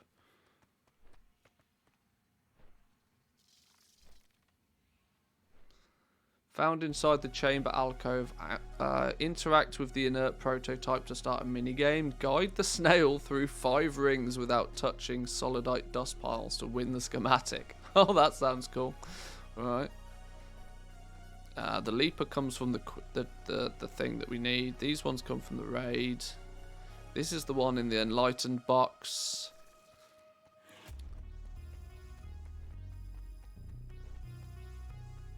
Oh, this is the one you can only see when you're dead. The big spider doodah. Oh, that's clever. I forgot that that one's a thing. Well, should we just do that one real quick? There's a big spider that sits here when you're in ghost form.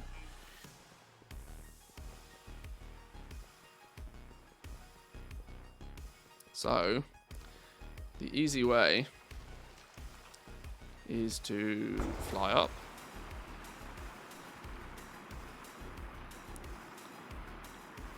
Do you reckon that's high enough to kill me? That's got to be high enough by now, isn't it? And splat.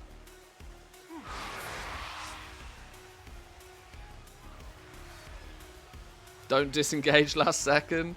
Yeah. Oh no, I died. Release spirit.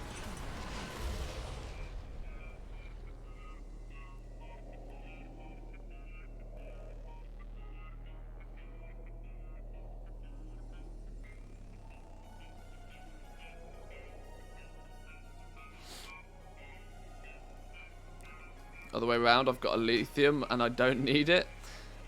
Good chance you can sell it for a reasonable amount. I was looking into just how outrageously profitable the jewel crafting market still was on my realm, and was actually amazed to find out that I could be buying a lithium at upwards of 100 gold a piece and still making a profit. On against what the market prices were. Like I said, jewel crafting is one of those professions where you just got to know the numbers. Cluck cluck boom daily quest, that's just a chance thing.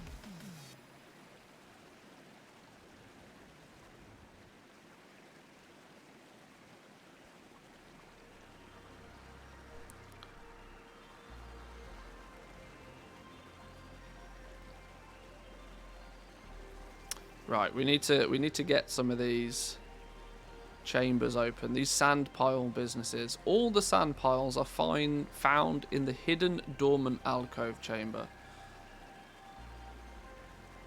We've completed the chapter. Find the dormant alcove arrangement in the resonant peaks. Use the locus shift inside to access the inner chamber, and then use the other locus shift to access the dormant alcove. Well, we should be able to just do that, right? I think we've done all of that. I think we've unlocked most of that, and I think we have the 7 spatial openers, or the pointy crowbars, so we should, in theory, be able to open all of those. That's also, if we take a little cheeky on our, it's one of the achievements we need for all the things. Well, I mean, obviously an achievement is needed by all the things, but it's another thing off our list. Now I need to remember how we get in and where we go. We probably need to farm some cosmic energy for a few minutes, don't we?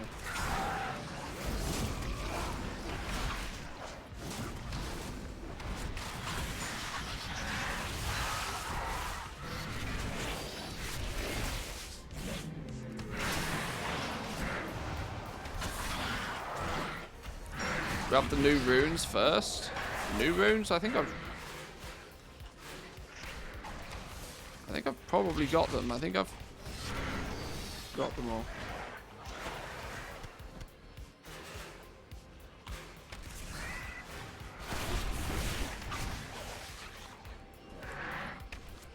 But now spatial.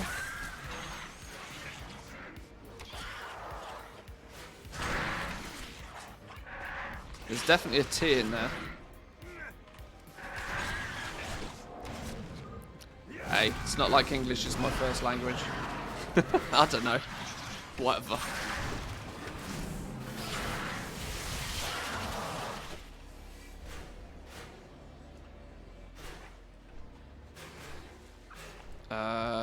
probably need, what, like 60 energy, I suppose, if we need to go a couple of places.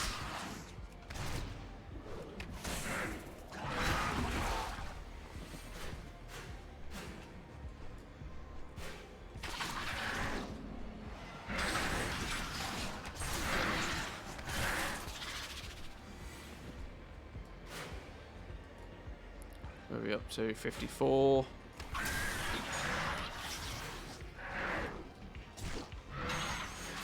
I'll just tag you dudes. Yeah, there we go.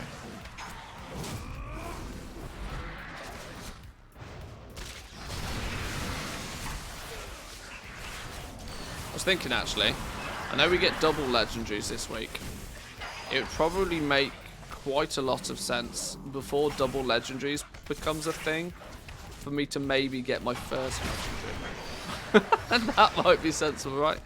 I lie, I have a legendary, but it's my first 291 legendary. Especially since I can literally craft it myself on this character. But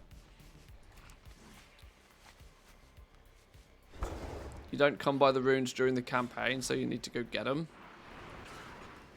I went and got some of them the other day. Let me go and see which see if I can get where I need to go first. If I need to grab some more, I'll work out where they are. But I've done more of this than just the campaign, so we needed to go into the interior locus, which is probably 30 energy, and then we need to use the other one to get other places.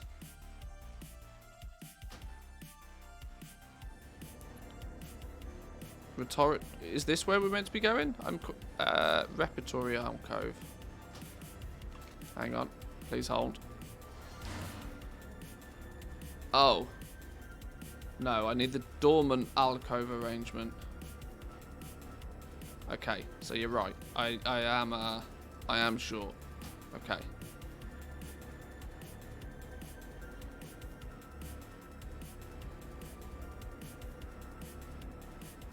Okay, let's head back out then.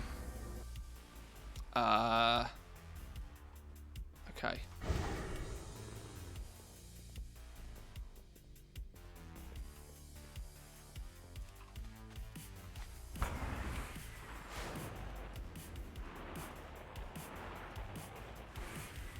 Well, the question now for me very quickly becomes, where the hell are they? Dormant alcove arrangement. Well, that was a stroke of luck. That was a stroke of luck. Easy.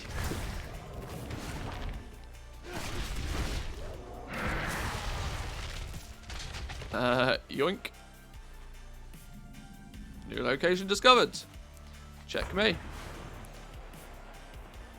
Is there any more for any more?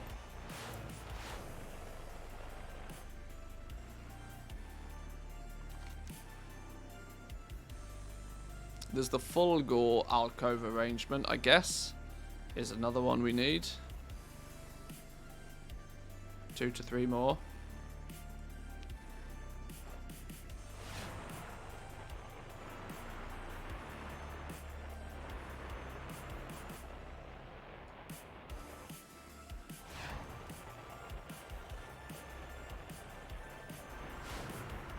Are they going to be up top? Where do we reckon they are?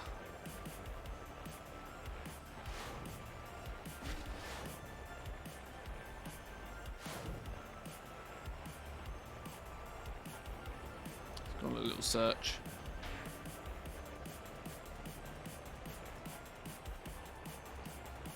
What's... No, that's a plan.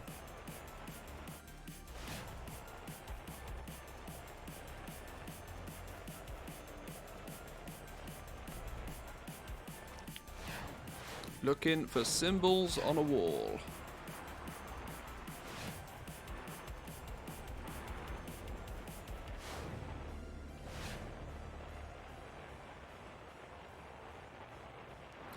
Now the sensible thing would probably be just to, you know, look up a guide, but that would almost be too clever.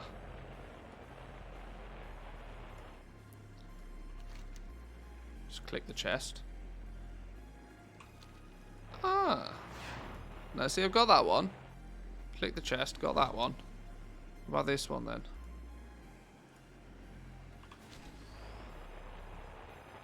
Good old handy notes. So, we were kind of in the right direction over here. Where is it then? It says I'm on it.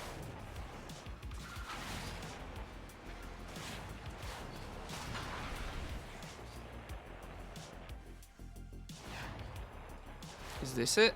There it is, look. There it is. Yoink. Dormant we've done. Ronjaw alcove is up this way somewhere.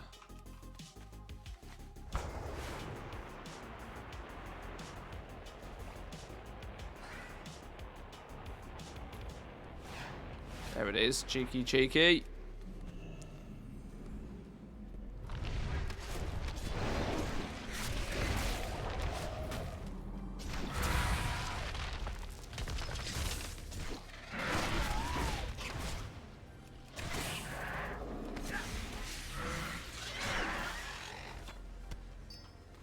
Right, we need to probably stack up on energy again, don't we?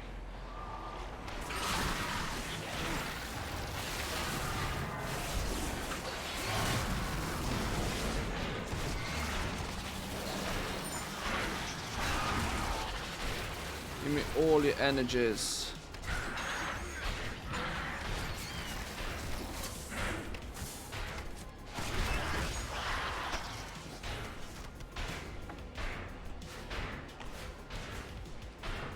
Beautiful. That'll do. That'll do. That'll do. Let's go on our travels then. Where's the entrance gone? This way.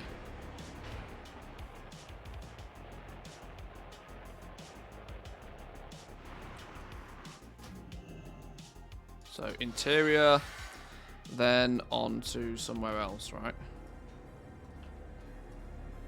From the interior, then to here we go.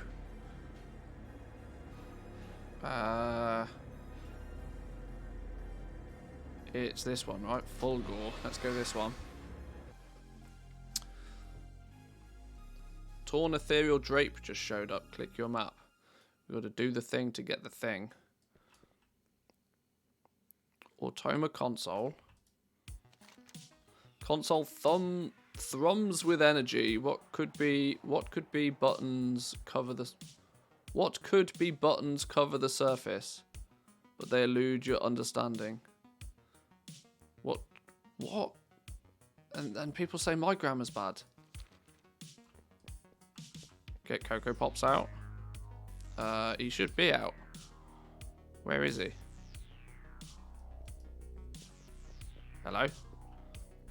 My button for Cocoa Pops is he's not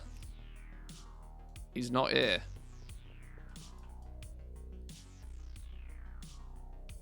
He should be in a Helicid. He's broke. If I log out here, it's gonna go. Do I need Cocoa Pops for this?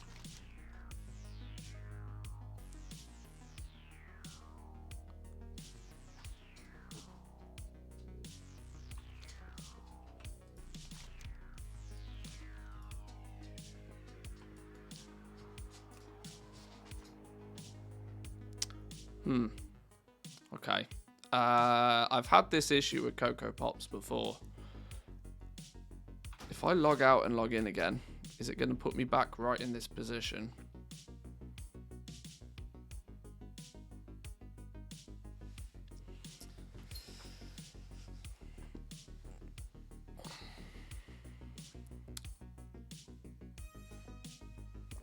Cocoa Pops is very, very difficult to keep track of. He has a tendency to wander off.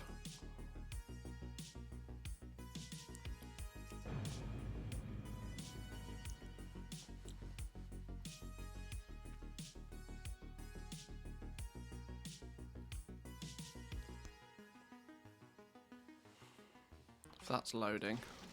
What's going on over here? Are we selling anything? We sold a lightless silk pouch a while ago, apparently. Of all things. Let's do a quick rank 7 cancel.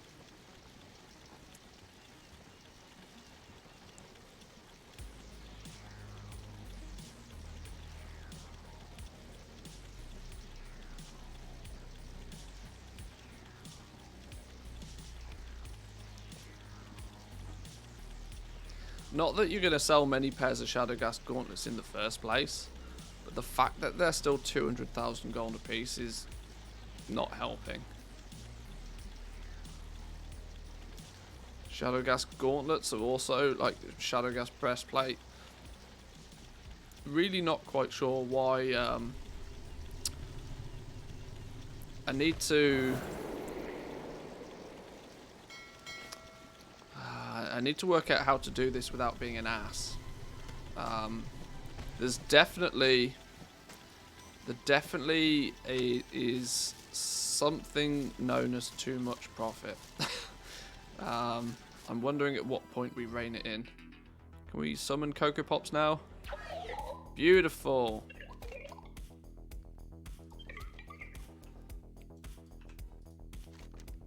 Cocoa Pops do Cocoa Pop things.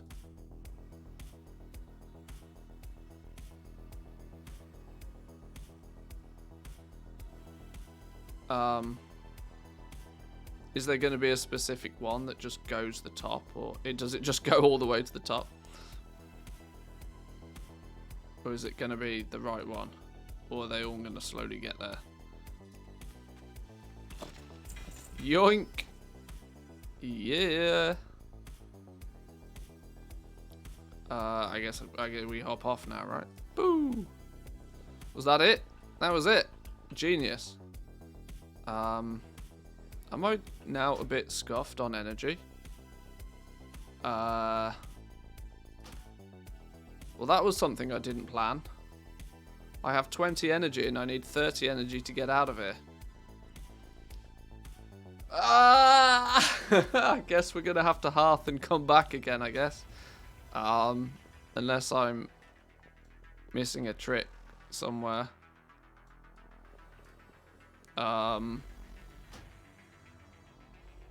Oh, I can. Oh, okay. I can go. Okay. If I want to go to the others, it's 30. I can go back here on the regular.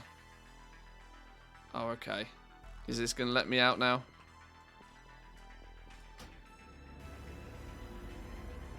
Okay. Right. Yeah. Sure. I can back all the way out. Fine. Woof. Saved. Saved. Need more energies.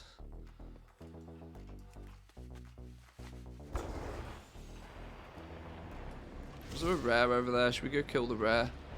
Oh, that's the stupid. Let's see if somebody's over there to tank the bugs. In fact, no. Let's just carry on. Let's focus. Not get distracted by all the squirrels. Yeah, what was I saying? There's a significant problem on my realm. I hate to say it, but there's too many people on my little server trying to sell legendaries. And it's causing chaos. It's causing chaos because arguments are starting and people are feeling entitled and they're doing stupid stuff. I need to rein the prices in on some of the stuff a little bit.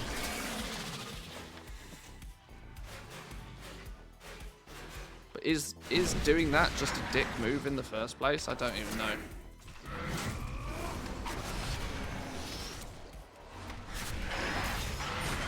Or should I maybe just cash out? See, this is what I don't know. Do I want to strangle the market a little bit to increase its longevity for myself?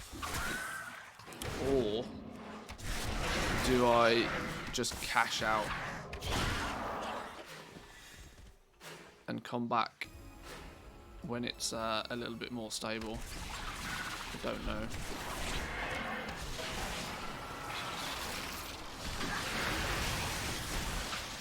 It's just business. I mean, it is.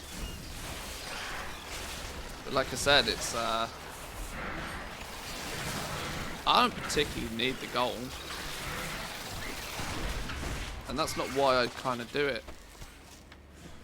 I don't know. I don't know if I'm just flexing my gold more than I need to. Right, we maxed out? We maxed on energy. Right, fine. Maxed on energy. Let's try this again. So, we need to go in here.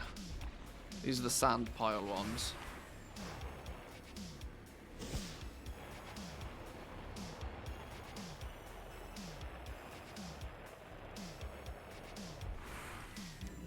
Where are we going for these? Dormant alcove.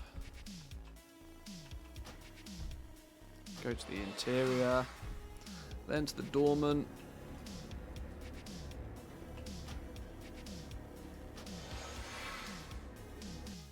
Okay. So there should be 7 sand piles or something. Okay. Well, there's one. Oh, they're all... Oh, okay. They're all spawning. Misshapen sand pile. Yo, do we get something from every one of these? Are we going to get 200 flux from every one of these? I got a 242 broker's coin, though. Yoink. There was me earlier saying that I was struggling for good trinkets. Getting better. Oh my god. 200 flux for every one. And a piece of gear, apparently, from every one. This was the secret room I was talking about. Oh, okay. Okay. Just check that these are... Yeah, these are bind on pickup. Go on, then.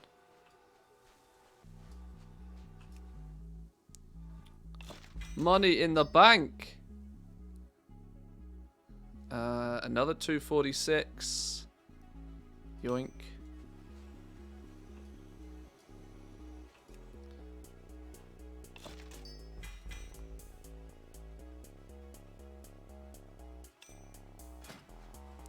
Go on, give me another trinket. I want a good trinket. Keep doing that room till I hit 6 of 6 cipher system. To get 7 252s. Well, I'm maxed out, and I'm still only getting 246. I think it's probably capped at 246. Because I'm 6 of 6 on the cipher system, and I'm still only getting 246. But there we go, there's another trinket. Gemstone of Prismatic Brilliance. Your damaging and healing spells have a chance to shine through one of your facets, increasing a random secondary stat by 300%. Go on then. Go on then. I'm saving this room to max upgrade Cypher console first. Yeah, I think that would be sensible, other than I don't think it makes a difference.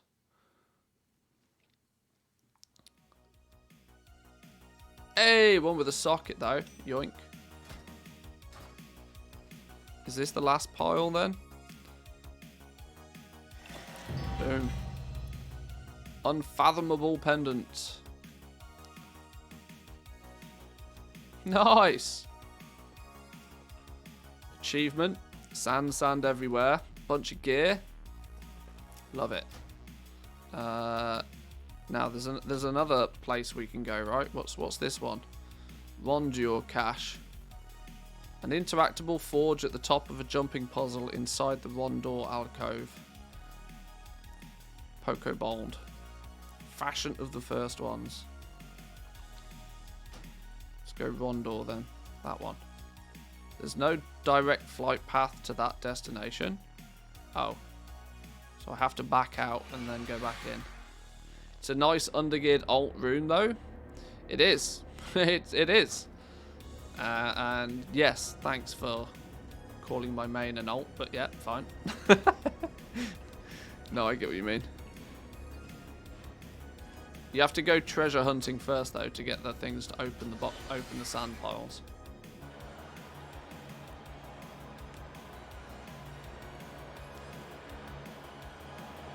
The 1% raid-wide heal is a nice one. 6k healing on my hunter at the world boss. Really? That's that feels a bit broken. Oh, what? Okay, so they're the ones you don't want to touch.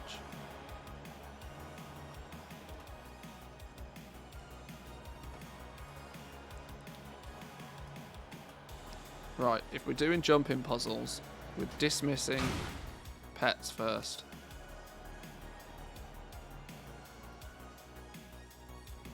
Because you just get in my way.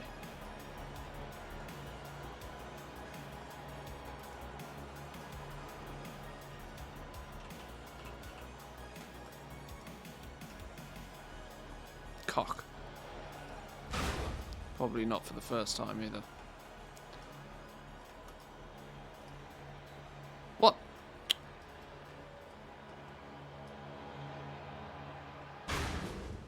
That didn't touch me. It's a lie. Hang on, hang on. How far up are we actually trying to go? Let's focus on our destination. Is it up there? One jewel cache. We have to get up there. Can we? How much of the system can we cheese? I'm just thinking. What do we have a? Do we have a cheese ability somewhere? Where's a bit of gear that's got the get places ability? This one. Yeah, we'll change you in a minute.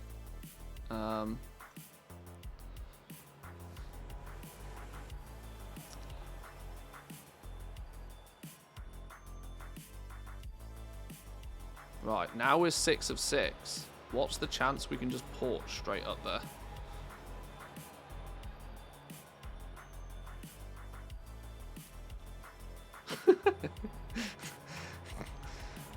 So I do come out with some strange phrases. What's the chance we can just go straight up there? What? What? That wasn't it. Rigged. Stupid game. Alright, fine.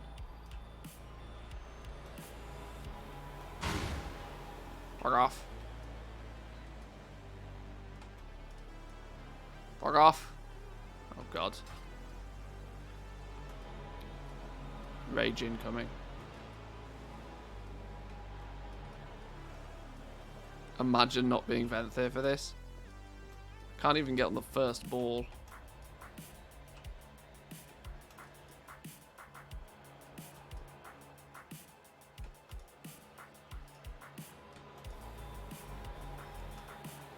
No! I fucking hate these games.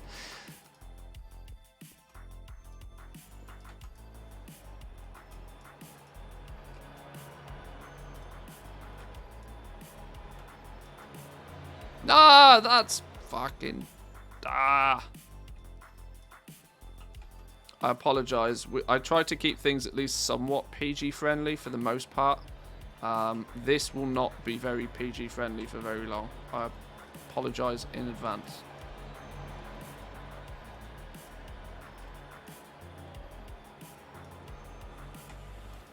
Okay. Where are we going? We're going up there. Now we cheese it. We go here. Fuck off! I mean, oh no. Right, no cheesing apparently.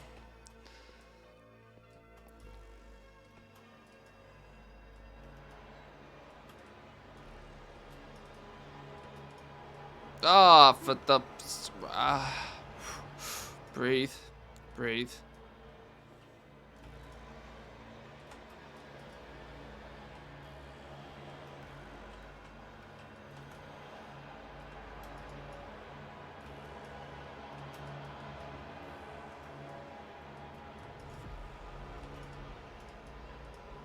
Nope. Son of a...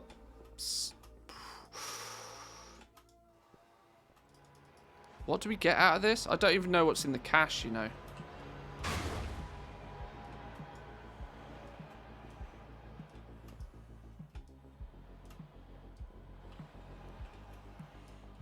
Trying not to get angry.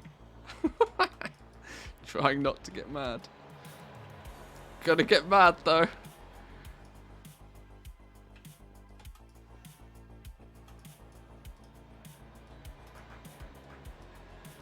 Oh my god, you can literally walk from the...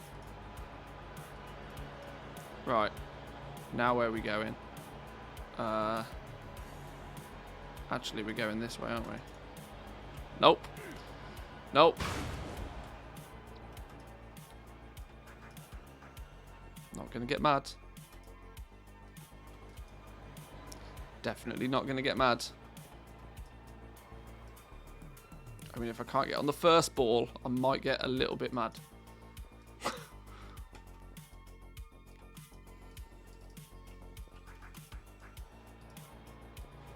Sometimes he likes to do a front flip. Sometimes he doesn't. When he doesn't, he's being a dick. Oh, we do have to go this way.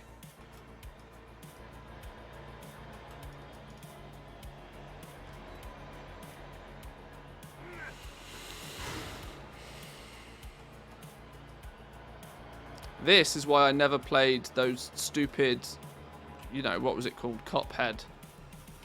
Can you imagine the rage that would have fallen out of me if we'd have played a game like that?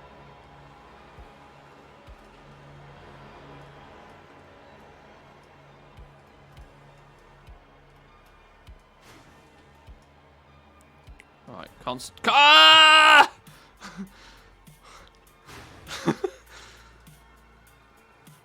Frustration is outrageous.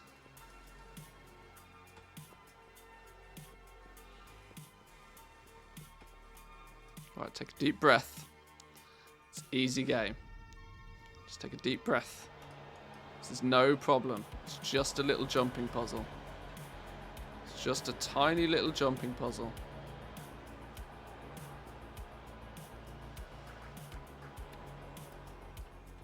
Yeah, it actually doesn't matter what's in the cache.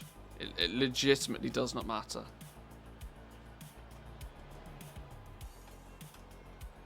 Why does he keep running?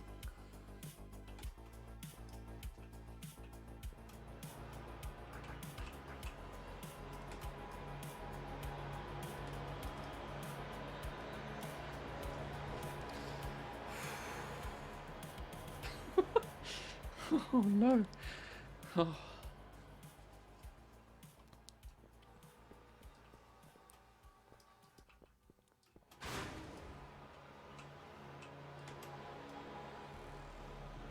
Why does he jump like a moron? Oh, I'm telling you now, if this mage just strolls up here like it's nothing, you better fall down like right now. Fall down like right now. No, no, no. No, that's not how we do the hops. Oh, what a shame. Fuck you. Right, okay. Oh no. Getting outdone by a mage.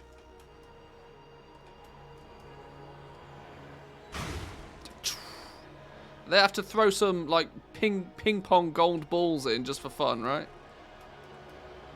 Why can I not even get on the first one now?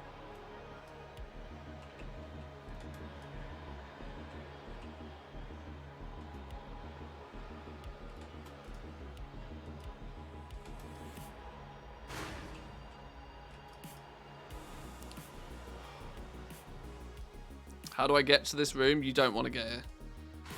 You just don't. It's not worth. What?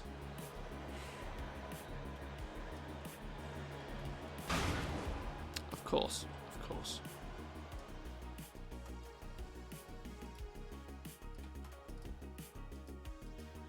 That's not even fair.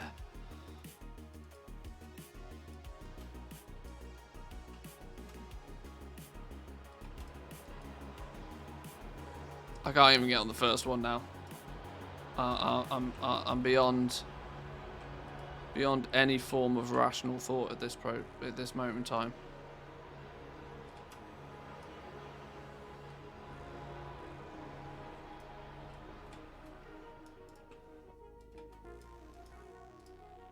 I'm actually tempted to go vent it just to skip this.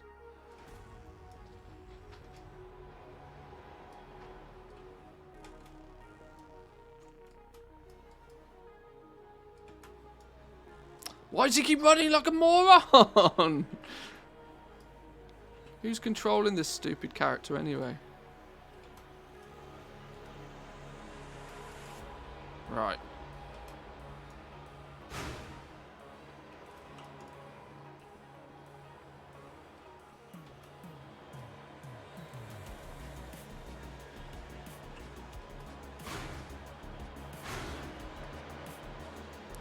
Right, apparently we can just walk up these though, right? I'm not going to risk it. We can walk up that one. We can walk up this one. Right, we're on a big ball in the middle. This should be like some piss-in checkpoint or something. I've got to go 1, 2, 3, 4, 5 balls until I can get that one. The likelihood of me getting 5... Okay. Okay. Breathe.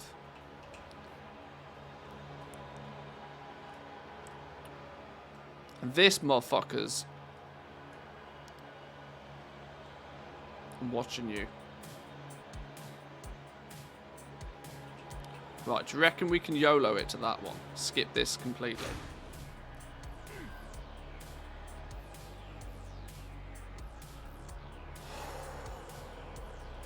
I'm not even mad. I'm not even mad.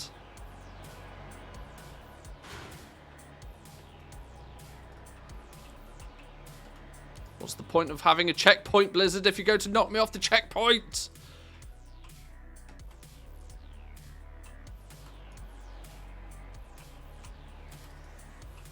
Fuck this business. Oh, well, we're never going to do it with speed boosts on, are we? Let's wait till speed boost wears off. Oh, I can't even get on the number 1 ball now. Thank you.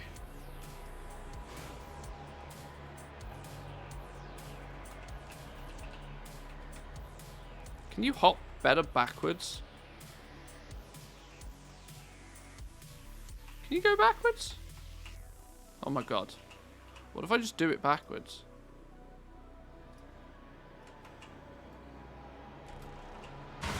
Oh my god, it's easier backwards. Okay, maybe it's not. Will this be a highlight stream later? I goddamn hope not.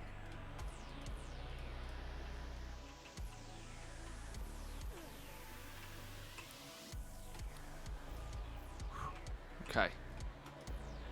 Okay, we're making big progress. Big fuck!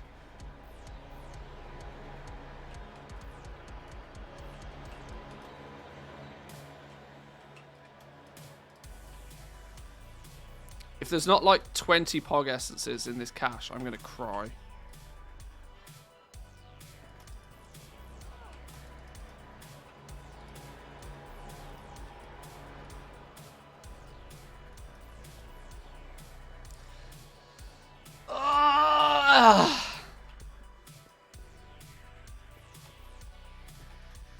I'm actually borderline about to give up.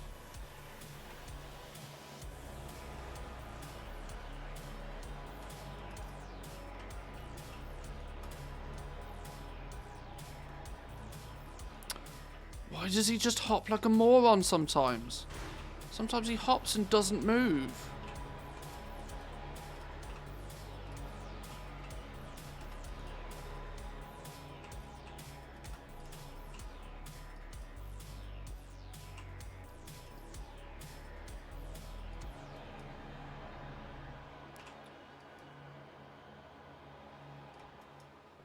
Oh my god. Oh my god, progress. Oh my god.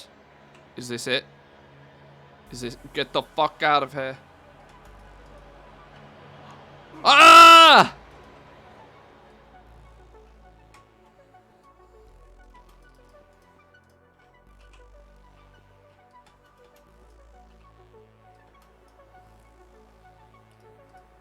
Why am I not doing this on a demon hunter?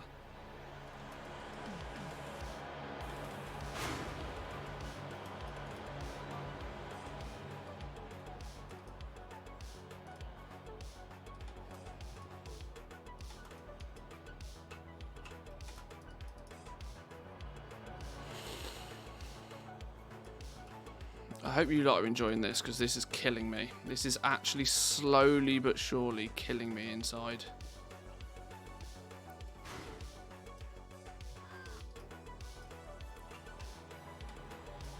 I've never hated acquiring a treasure chest so much in my life.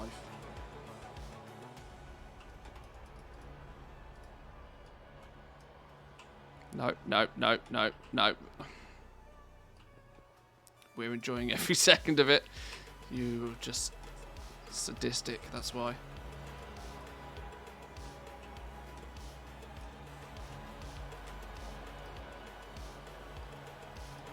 Ah, why can't he do that little hop?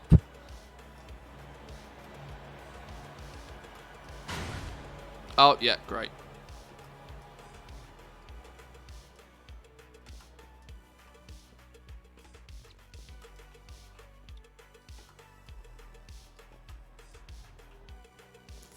man.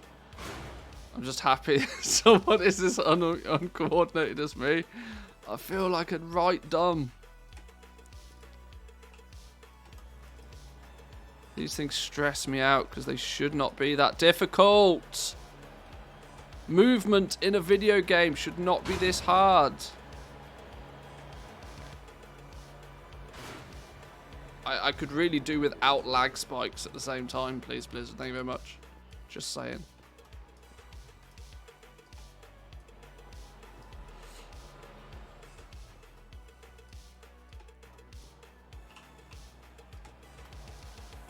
Oh, my life. It's comforting to know that this mage is not having any more success than I am, though. Oh, these fucking gold balls, man. Right, we're going to go a different route. We're going to go the middle route. Because apparently, that outer way is just not the way. Go away.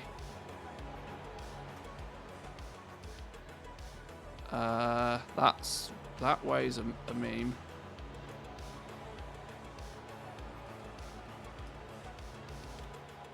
I'm floating in midair. Okay.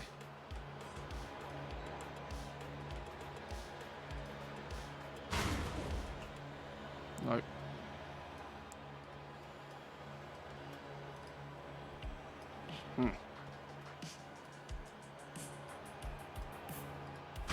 Oh, fuck off, stupid ball. Honestly. Have you done the Flappy Bird achievement in Bastion? I don't think I have. And I don't think I want to.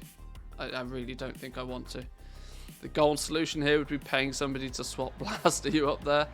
Well, what's even in the stupid thing? Just for clarity, what's even in it? A Poco Bond. Apparently I've already got this. It says completed. Is this the only thing that's of value in? I can't leave a chest though. Fashion of the first ones.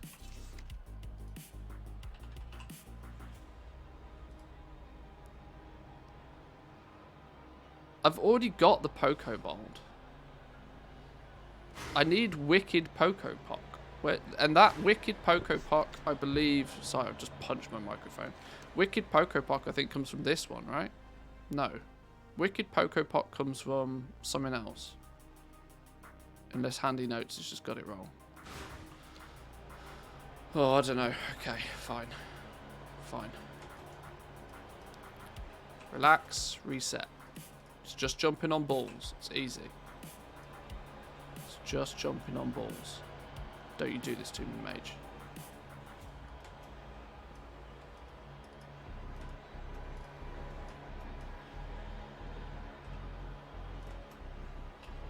That time he didn't jump. Of course he didn't.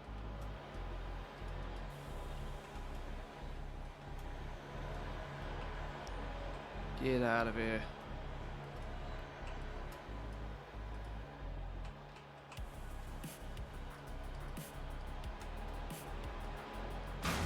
Ah!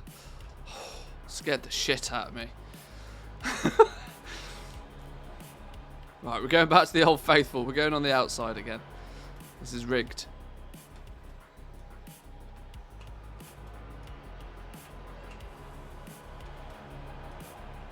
Okay, it's still rigged apparently.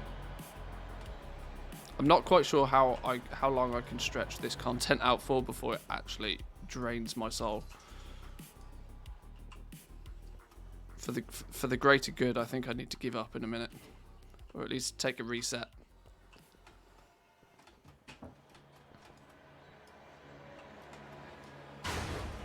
Hello, wife.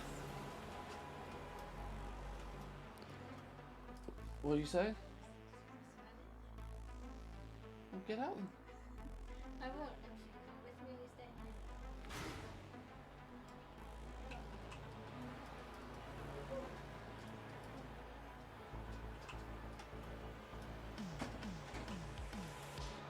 We're up. Nice and easy. Nice and easy. Nice and easy. Nice and easy. What? Ah!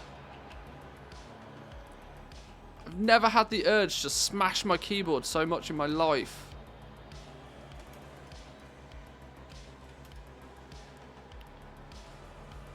Get out of the way, mage. Let me show you how it's done. Oh, I skipped one. Haha. Didn't need that ball.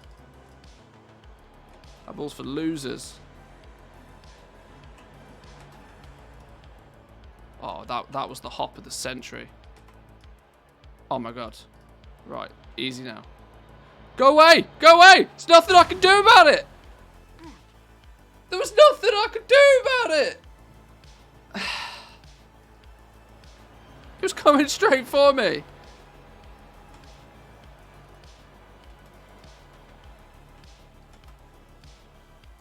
Yeah? I'll try my best.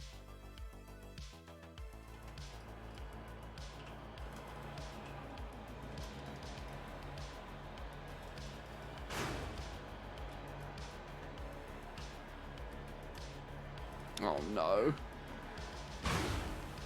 Face there, priceless. Best content ever. Wife came in to complain about the swearing. No, she is about to have a meeting though, so I have to do my absolute best to not scream quite so loud. So just added pressure, you know, because I mean, stupid jumping puzzle's not enough.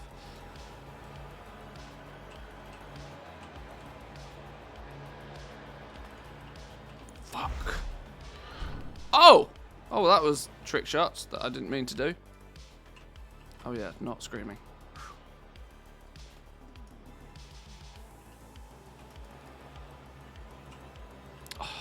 Backed off the damn thing. Are you allowed one victory scream? That's making some big assumptions.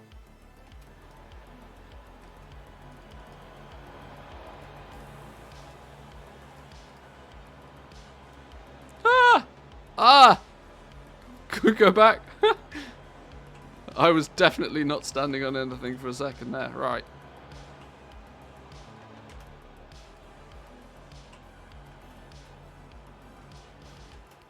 Oh my god, is this it? Is this it? I can't do this. I can't do this. I'm gonna die. I literally can't do this. This is not fun. I actually want to cry. I quite genuinely want to cry.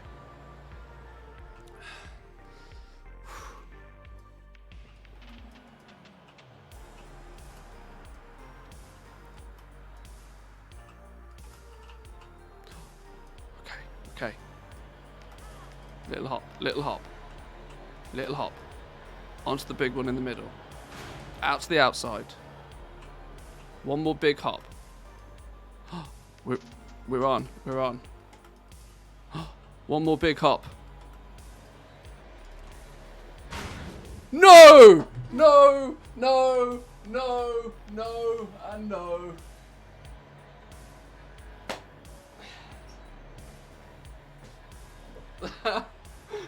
That was not even funny. You saw the progress bar, right? The progress bar was like 80%.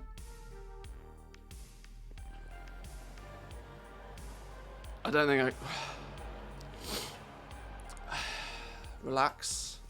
We've got this now. This is just a little jumping puzzle.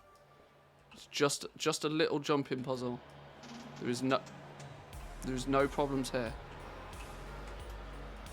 We've got all the hop skills. We are master hopper. Not master hopper there.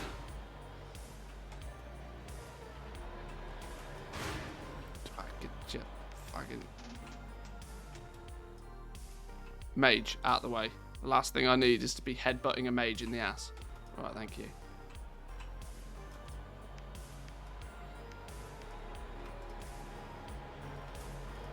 Right, big hop to the outside now. Big hop to the outside. That's the problem. That's the problem. Use your Cypher teleporting ability. It doesn't work. It doesn't work. I've tried multiple times. It doesn't work.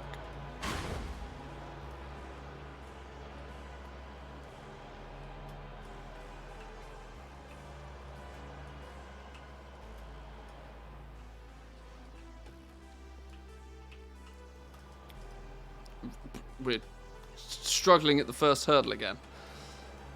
All right.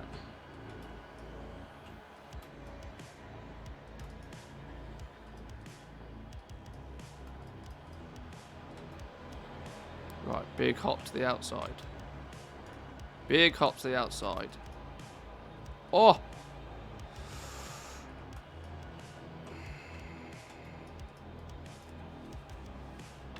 Yes! Knock me off all you like now, I don't care. Yes! Stupid game. Stupid, stupid game. Ah, totally wasn't worth it because I've already collected it. Totally wasn't worth it, other than I now don't have that little chest on my mini-map. Totally, in fact, or maybe it was worth it. What did we get? A Cipher Etched Lavalier, 252. It is actually legit an upgrade. Oh. Oh. Nice, luckily that one didn't take too long. You got your Fitbit on? How fast is your heart rate going? I do not know. I do not know. Whew. Right. Never have to do that again. Oh. Oh, hang on. What's this? Why is there a schematic in here? Rondure alcove. The schematic is hidden behind the upper lip of the archway on the southwest side of the room. South, northeast, southwest side of the room. There's a schematic in here somewhere?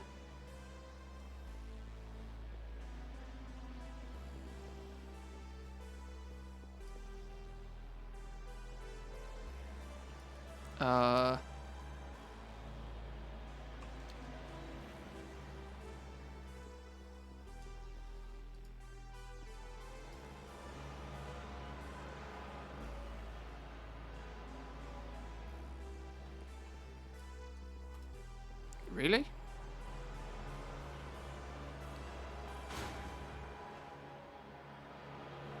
I can't see a schematic. Please don't tell me I have to jump to find it. Oh, it's up there, isn't it? It's going to be up there. The stupid thing's going to be up there. You know what we do this time? We cheat. We go.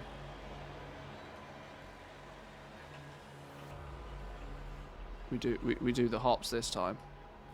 Do you mean out of line of sight? Of course, that's the...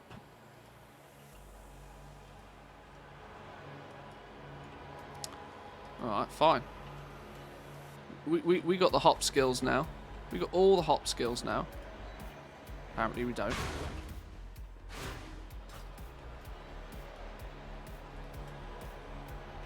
Alpha. And so it begins. No!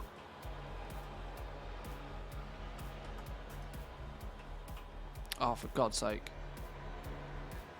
Oh, maybe we can cheese it around this side.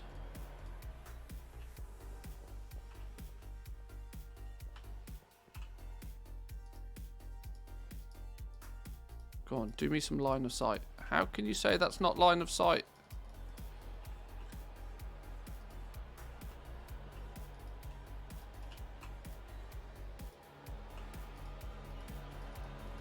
Okay, yeah, that doesn't work. Oh, maybe I can just do a hoppity hop straight onto the ball, maybe. No, apparently not. No, stupid Cypher equipment doesn't work in here. Some sort of anti-Mantheus force field is at play here.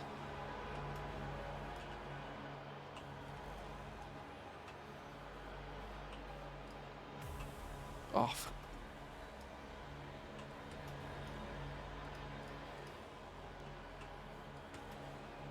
Oh, the hop of all hops.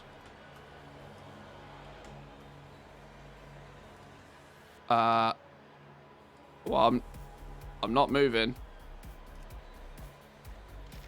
Got it. Boom. Woo. Yes. Right, we can get out of here forever to never come back.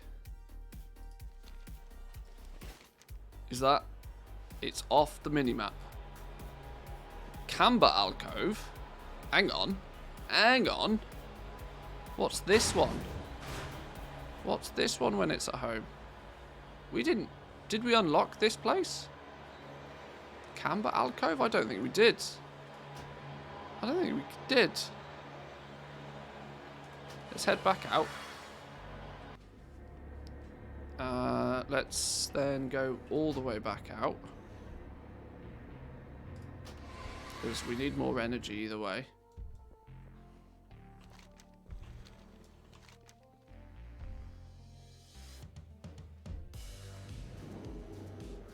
Oh yeah, there's still one more.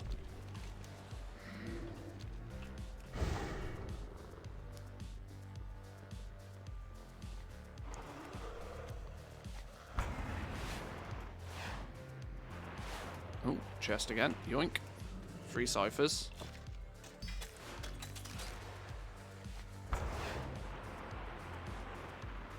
Where's me blue dot gone? Give me back my blue dot. Oh, is this one actually inside here?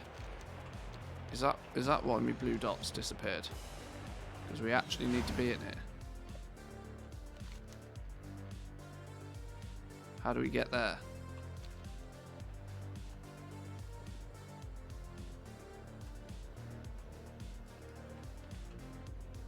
No, I don't think we do. I don't think we need to be outside.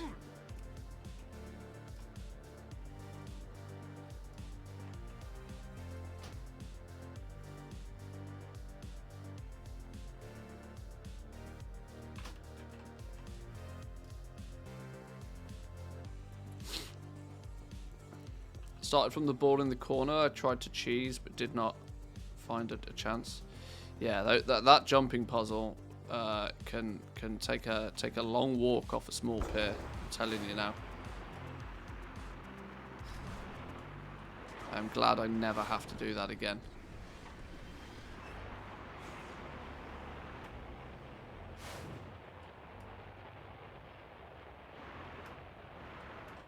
Is it this? Haha! Cheeky. On the back of the building, look. Yoink. Right. Let's go farm some energy. Will do.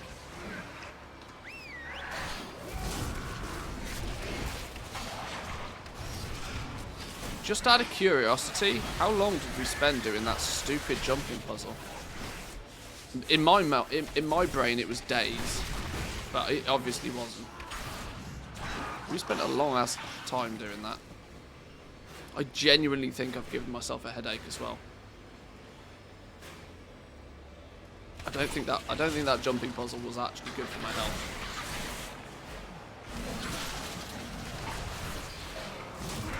I don't think I've concentrated that hard on one thing for literally years.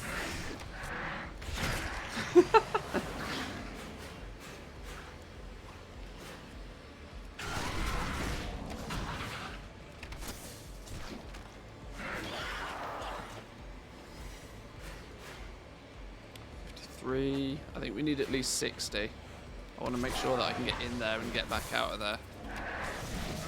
I don't think you need energy to back out, but 60 is a safe number. 58.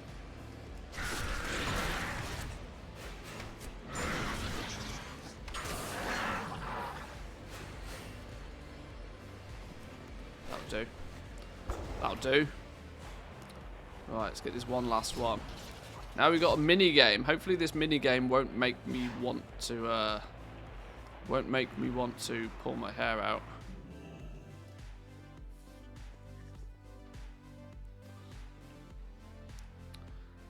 Players who tell Talinara that they've been to Zereth Mortis before and have already met Pog will now receive the enlightened reputation they would miss out by skipping those quests. Yeah, you get the reputation, you don't get the gear nor the ciphers though. So there's still good reason to do it. 150 ciphers is, you know, takes you longer than 40 minutes, half an hour to get 150 ciphers anyway. So yeah, 1 month late though. It is a little bit, you know, It is. Oh, you mean it took you a month? It took you a month to work that one out? Did it, Blizz? Did it really?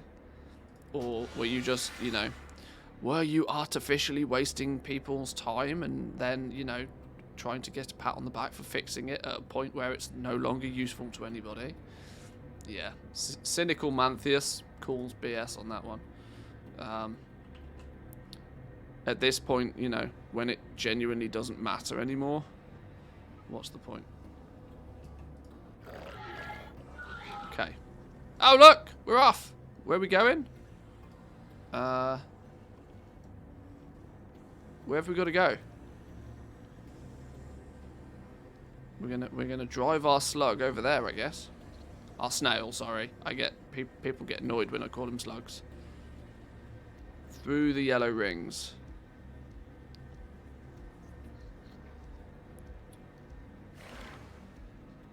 Boom. Is that it? I can't see another yellow ring. Oh, now there's one this way. Look at Poco Pot doing his mini spins. What a dumb.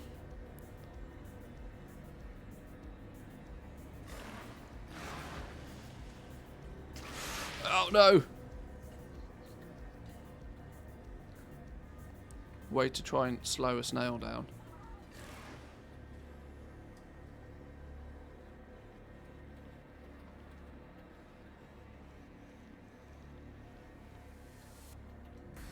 Oh, you can speed it up with one, okay.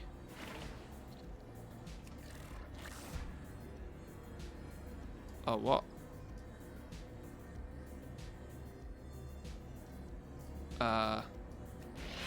Whoa! Okay. Okay. That... maybe I should not have pressed the one button. What was the point in that? Alright, let's try that again then. How many rings do we... how many gold rings do we need?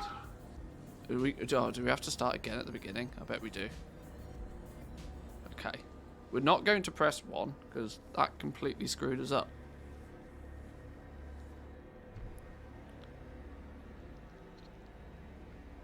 One ring. Beautiful. Beautiful. There's another one right behind us again. Beautiful. Quick handbrake turn. We go through...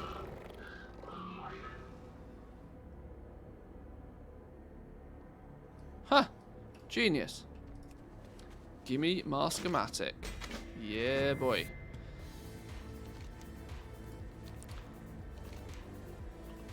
This is the easy bit, though. Button 1 is a bait. You're telling me it's a bait? Got schemazed. Okay. More adapted Raptora. Chance to drop from the more sworn hulks in the endless sands. Okay. Can we do this in a group? We can do this in a group, right? Stream of privileges. We can do this one in a group. Let me, before we go and do this one then, let me go grab a drink, because after all that screaming and shouting, because of stupid jump puzzles, I need it. Entertain yourselves for 2 minutes, boys and girls. I'll be back in 2.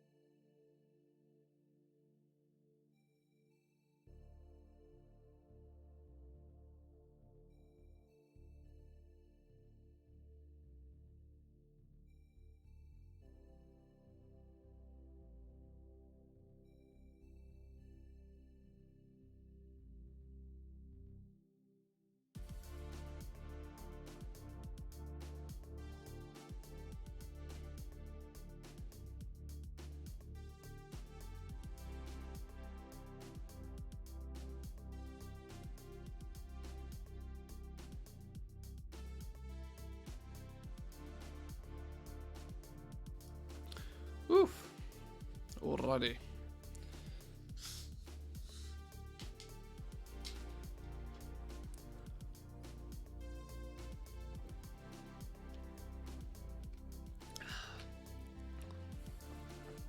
fact, let's maybe put the Coca-Cola in the glass.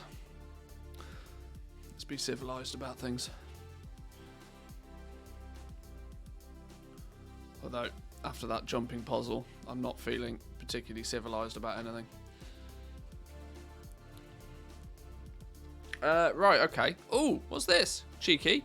Scarlet Helicid, found on top of the arch structure. Ooh, yoink. We'll go get that one real quick. How do we get out of here now?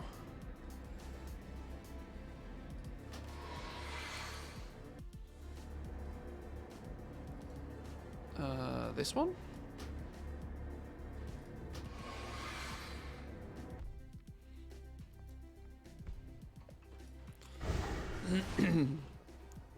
There's an easy achievement at the world boss as well. Click a dark orb. Let's go and investigate. Let's head up this way then.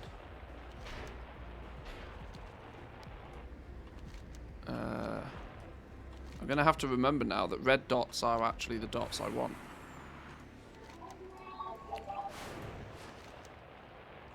Is the goop pile down here? No goop.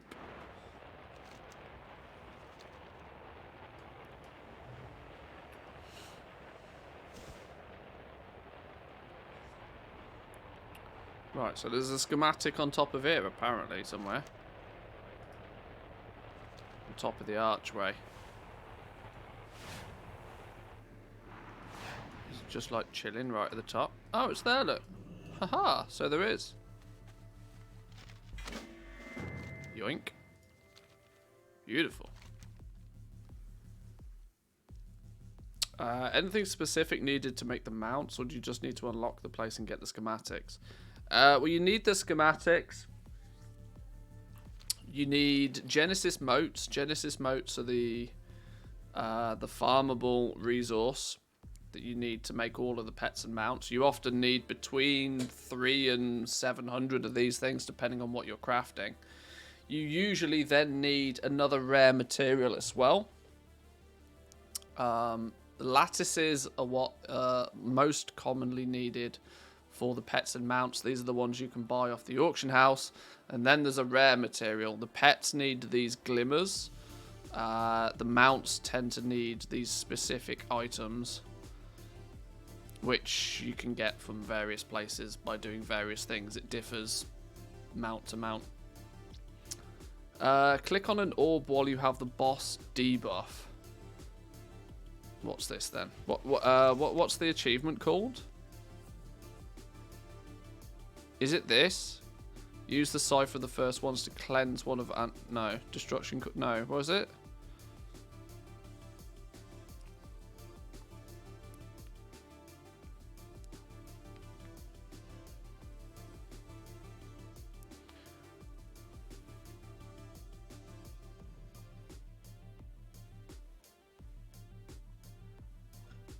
Cosmic empowerment. Oh, it is this one.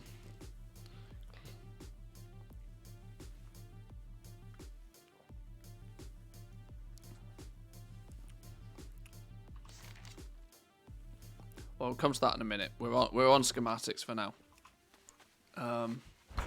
We'll maybe do that with the. Can we? Okay, let's just work out what it is.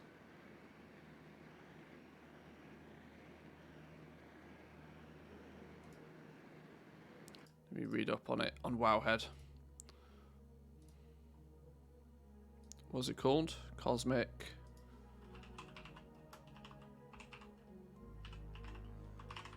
Cosmic empowerment.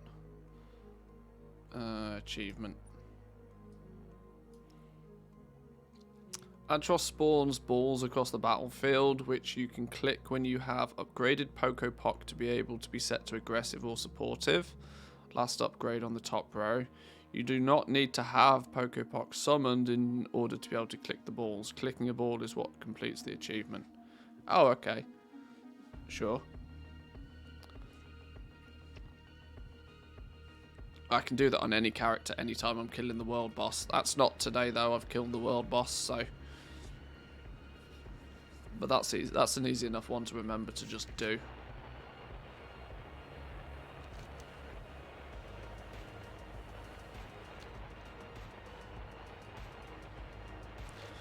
Right, our map is starting to look a little bit more empty.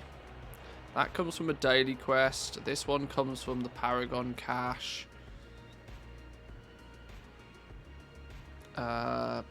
Prying Eye of Discovery can appear multiple places, but we've got the Poco Bold from it anyway.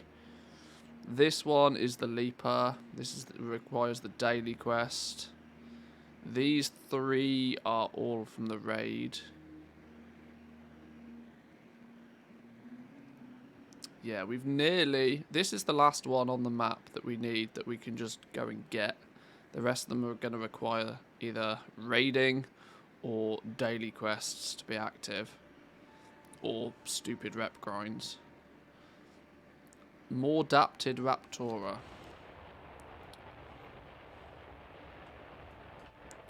Oh, General's up. I need to target something first. Oh, General's engaged. Pew pew. Sneak a quick kill on this one then.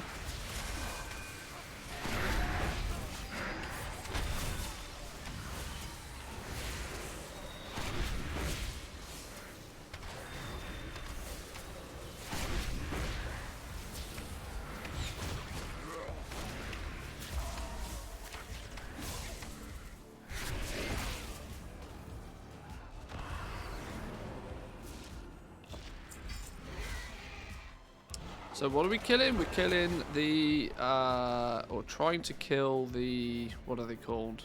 The Morsworn Hulks. Oh, they're the big dudes, aren't they? They're the big fellas. They're these things. Let's put a group together for this. We can do this in a group, right? Surely.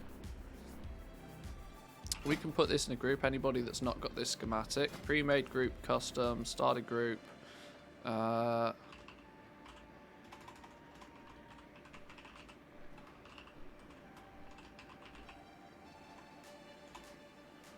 Mantheus Hulk Farm. So we're going to kill these dudes. These have a chance for a schematic, the more adapted Raptora. If you want to come along and pew pew for the chance at the schematic. Obviously EU Alliance, which I know makes it remarkably restrictive, but if you want, you can come in.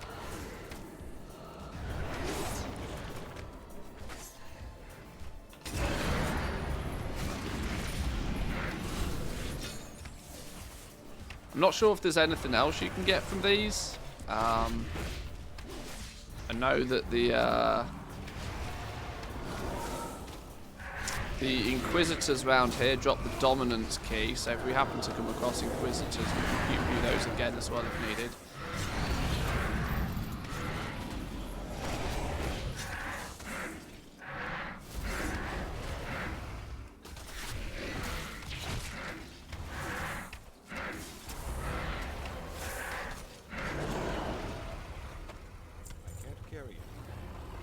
Oh, what? Hang on. My bags are full.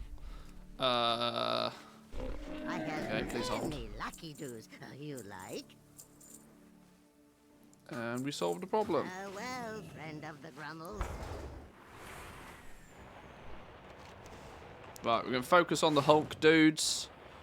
There's not many of them. They should be easy to spot.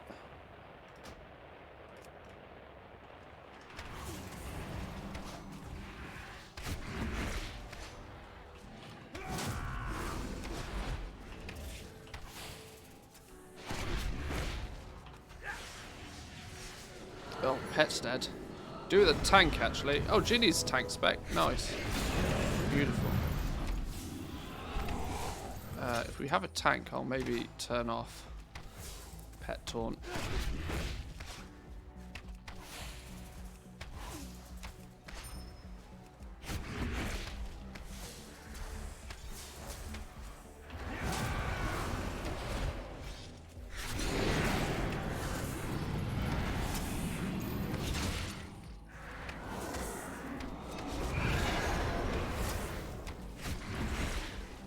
I've not checked what the drop rate is on this schematic, but hopefully it's not too bad. we can hope it's not too bad. There's another one.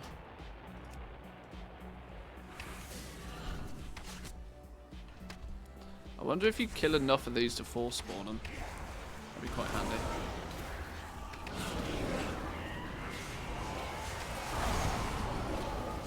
Remember the streamer who tried to summon Huracan but had no Shadowlands fishing? Yesterday I got in a group where the dude with the lure let the buff expire because he couldn't find the right pool.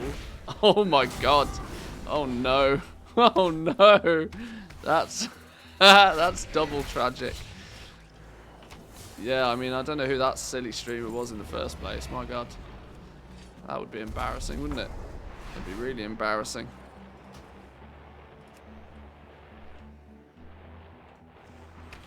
I mean, can you imagine not having Shadowlands fishing? Unbelievable. Isn't the buff like 15 minutes? I managed to fly my ass about like halfway across the map just to oh dear.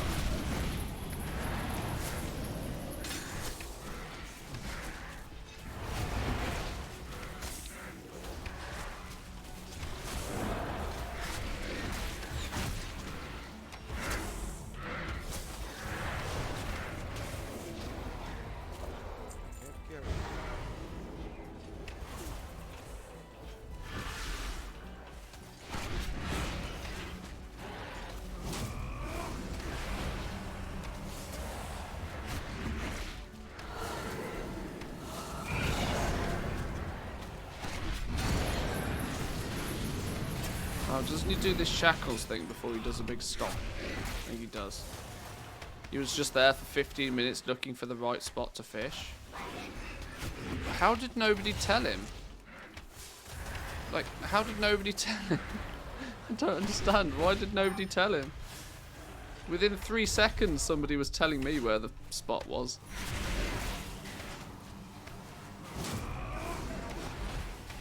I don't know.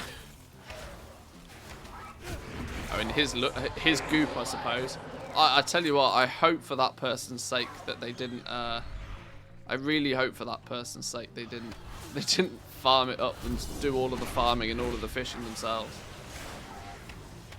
You can tell people whatever you want, it doesn't matter if they don't listen. Well, that's very true.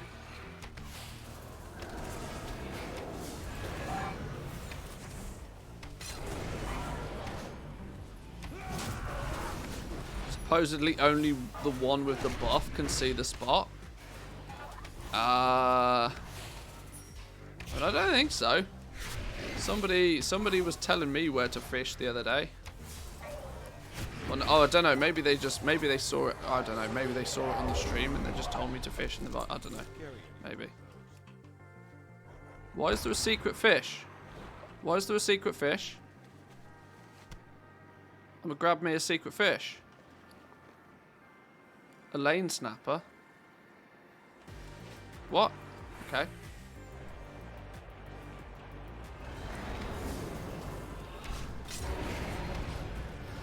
That's another one of those long achievement chains I never did in BFA actually that I should have done.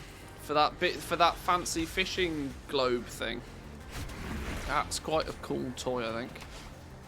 You got secret fishing goggles on? Ah, I see, okay.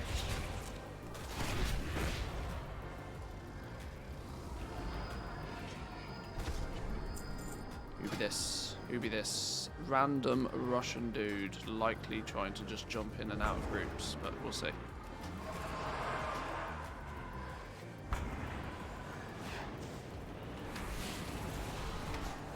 Yeah, realm hopping.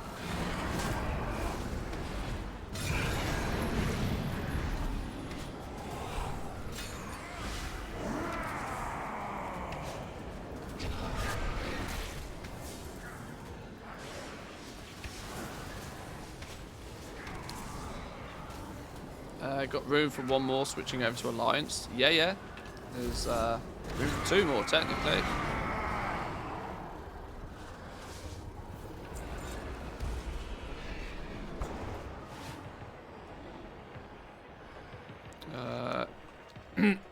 Although we're killing Hulks remarkably fast.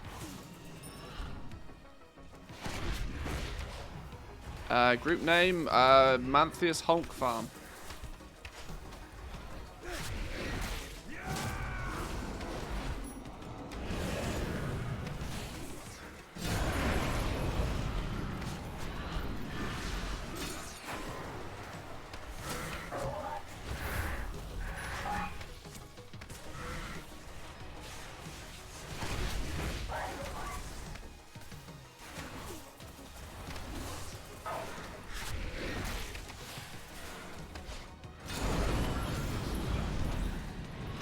No shackles on me.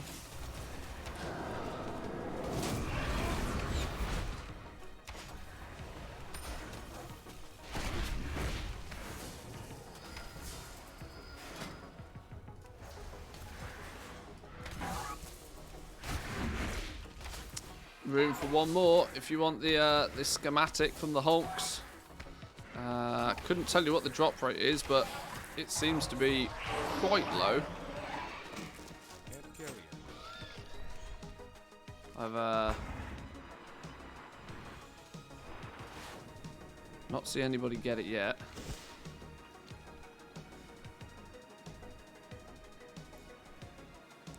Oh, was that a rare?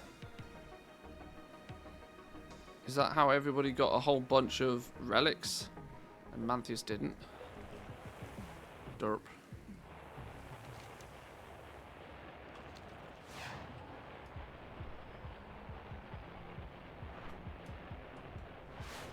Oh, double pulling now. Double pulling now.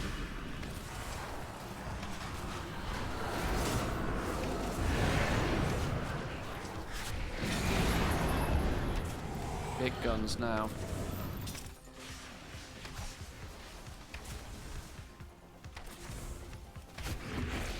Mage popping off.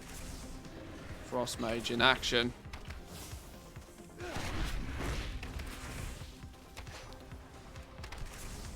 Do we know what the drop rate is on this thing roughly, or are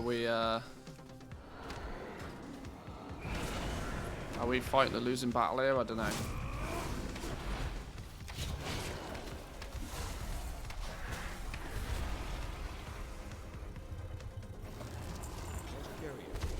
Can't carry anymore.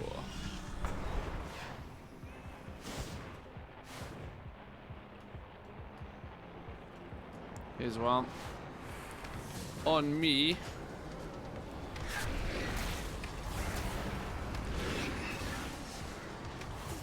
Let me check real quick. More Sworn Hulk. Is that not what they're called?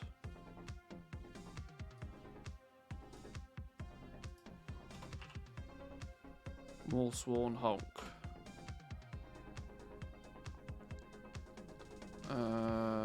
Schematic 1%. Okay, it's a pretty low drop chance. Pretty low. We can farm these pretty fast though now. Ah, what? Who be this? How did one just fall over when we weren't there? Who be you? Priest? Hang on. Hang on. I got the tag on it.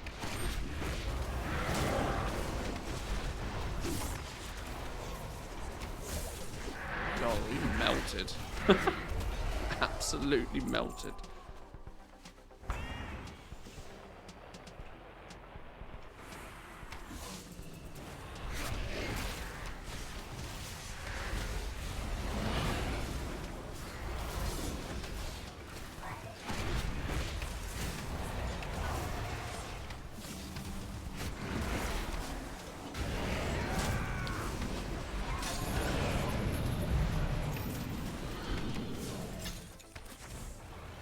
Has anybody got it yet? I've not been keeping a really good eye on the loot drops.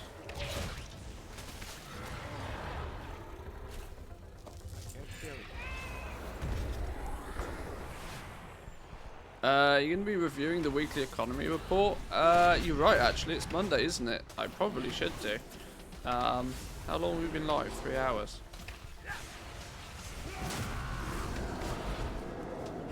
We'll do a little bit more of this. We'll see if we can at least get somebody the schematic, even if it's maybe not necessarily myself. And then I might dip, leave you guys to continue farming if you wish. And maybe we'll do the economy report. I kind of forgot about it, if I'm honest. Tag, quick. Yes, got the tag.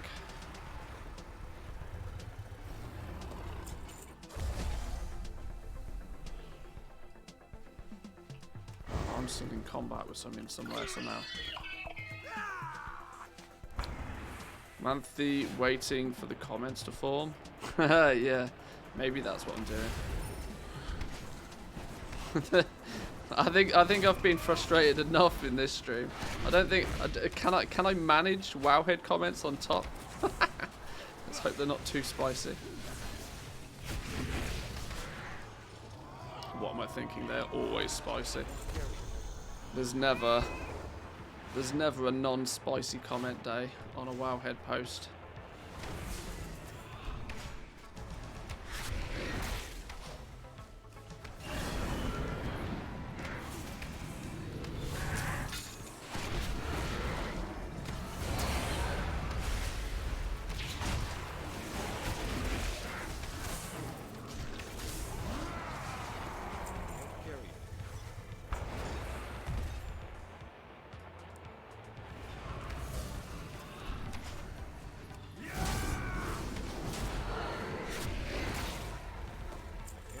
I'm wondering actually, we're a group of 5. We're a group of 5. And oh my god, double. I'm just wondering if these are maybe raid killable? And lootable in a raid as well? Because they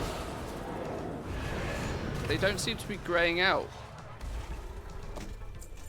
Is everybody I'm just wondering if we can throw more people at this. Because they seem to almost be hyper spawning.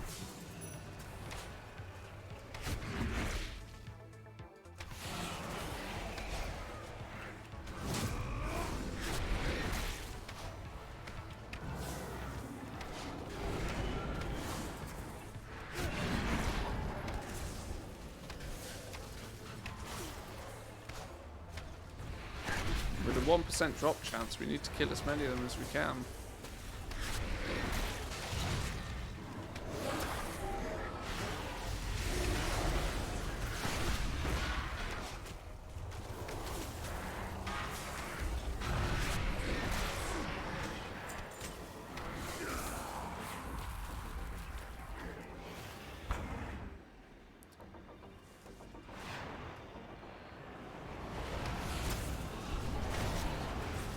Yeah, it does look like there's another group doing it as well. But I think the fact that there's I don't know. Maybe because they're big elite ones, it's not the same group. Not the same group loot rules on them. Actually, I've just thought that the 1% drop chance thing on Wowhead is probably misleading. It's probably better than that, because there's a lot of people that will have in the early days probably killed these hulks without having the ability for the schematic to even drop.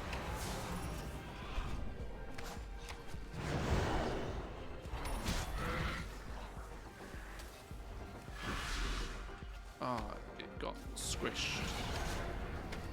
Well, there seems to almost always be one up, so we're fine. We'll continue.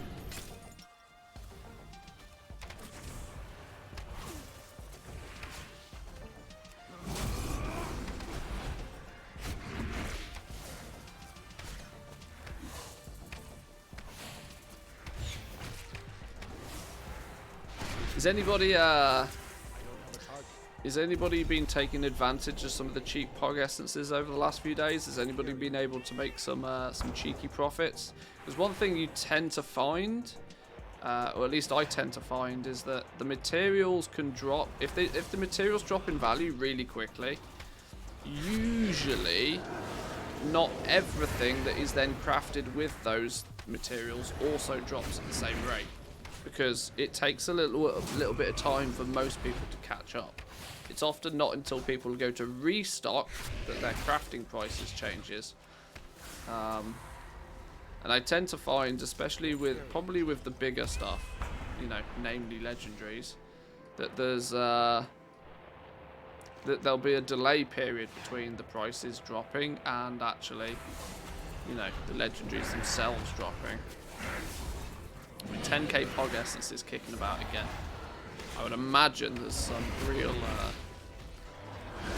good loot opportunities, or good profit opportunities at least. I mean, I showcased to you guys earlier my little ring endeavour, or my jewel crafting adventure. Because, well, another goblin pissed me off is the easy answer there, but.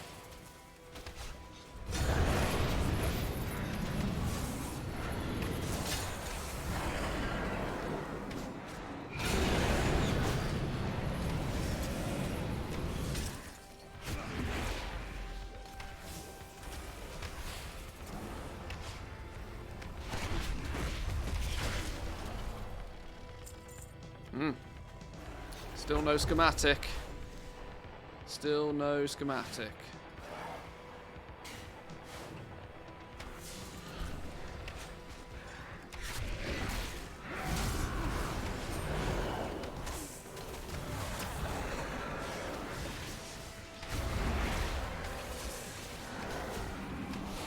Why so mad? Not mad?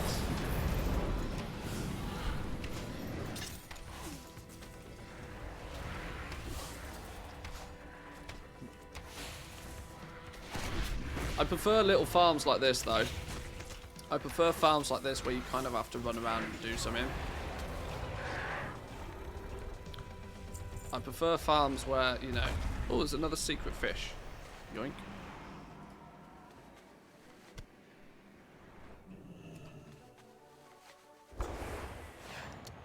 Yeah, it's the stand around just pew-pewing hyper spawns. That kind of AFK farm really grinds me. At least this kind of running about, picking things up occasionally is more Let's manageable. make sweet, sweet profit together. It's been a while. Whoa, it's been a while.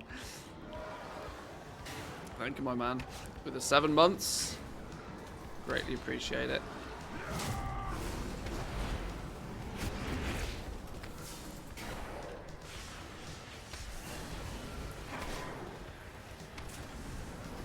And I'm aware I haven't actually checked the Pog Essence update. I believe there is an update in the Discord. I haven't looked at it though. I believe I should probably check the Pog Essence update and all. Thank you once again for putting that together. Love me some data to analyse, and that's a really good example of it.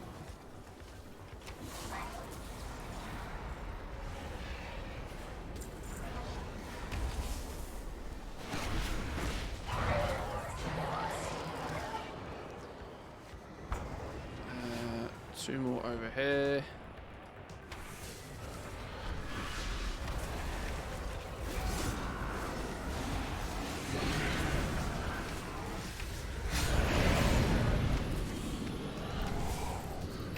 Can do it for another 3 or 4 days. I think we can all see where it's headed, but next Wednesday will be the last day of particular interest. Yeah. Yeah. Probably because this week is going to bring...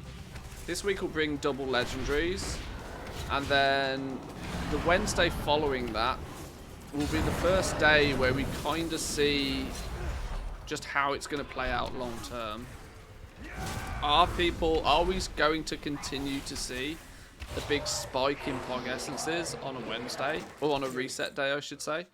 If we continue to see a big spike on reset day, then we know that that's going to have a big play on the overall effect. That you'll be able to get a zerg of your Pog Essences, buy them when they're cheap on a Wednesday, and buy enough for you to last the week, in case they go back up slightly. Or whether they just end up getting cheaper and cheaper and cheaper every Wednesday is the other possible outcome. If that appears to be the way that it's going to work, which my suspicions are that it might be that way, that they just continue to get steadily cheaper with a step down in price on a Wednesday until they get to the point where they're just not profitable for people to bother going and getting. But people get thirsty for gold in the end of an expansion. People get real thirsty for that gold. When the easy sources of gold making dry up, you'd be amazed what people will do to make 5,000 to 10,000 gold. So I think the floor price on Pog Essence is going to be very low, which will have an interesting effect, because when it dips too far, it becomes viable to use it to level up legendaries. Because of course you can make rank 4s straight out the gate nowadays, as long as you've got the new vestige, which is just, you know, bang out some campaign. As long as you've got the... Oh, was that a... No, that was something else. As long as you've got the new vestige, you can make 4s from day one. It's going to be 9.1 at 9.2.5, I should say, will also be quite interesting, I think, for legendaries, because it'll be at that point you'll have. Sorry, we're out of room for now. 9.2.5. There's the opportunity for people to get into the legendary market, maybe for one last hurrah. And they'll probably by that point be able to do it really cheaply, which I think is good. I think this is going to slightly lower the barrier to entry for anybody that, you know, maybe wants to give it a shot before the end of the expansion. But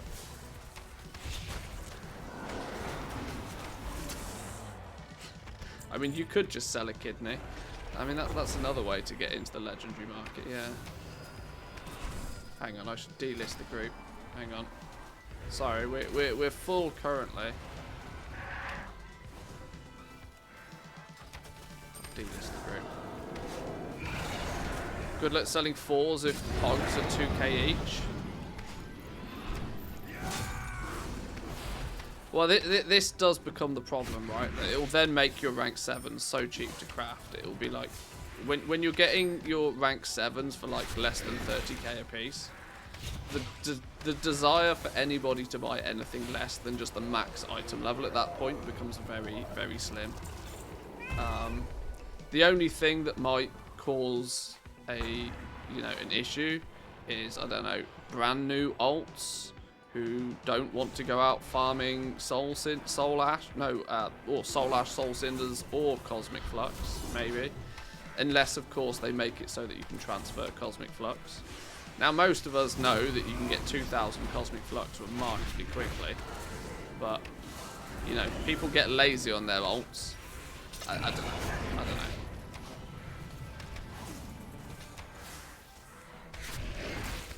The thing that one thing I think that will make the 4s and 6s remarkably profitable will be that TSM doesn't naturally support crafting 4s and 6s properly. Now, we all use a legendary stock tracker, and we know how to use legendary stock tracker, but most people don't.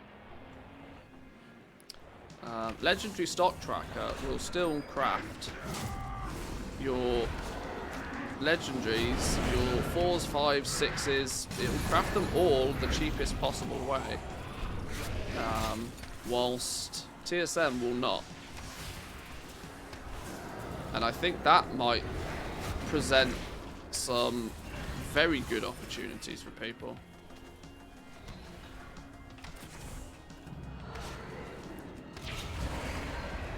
Because when Pog Essences get so cheap that it's cheaper, you can like make a rank 4 or a rank 6 for like half the cost that you would do with Quartzite crystals. It becomes favourable to do it. Although Quartzite crystals are in the bin right now. I don't think anybody's surprised by that. I knew they would do. Soon as rank 7s became widely available, Quartzite crystals were always destined to be in the bin. But once again, might only be a finite number of them, because I can't imagine many people are actually in Corthia.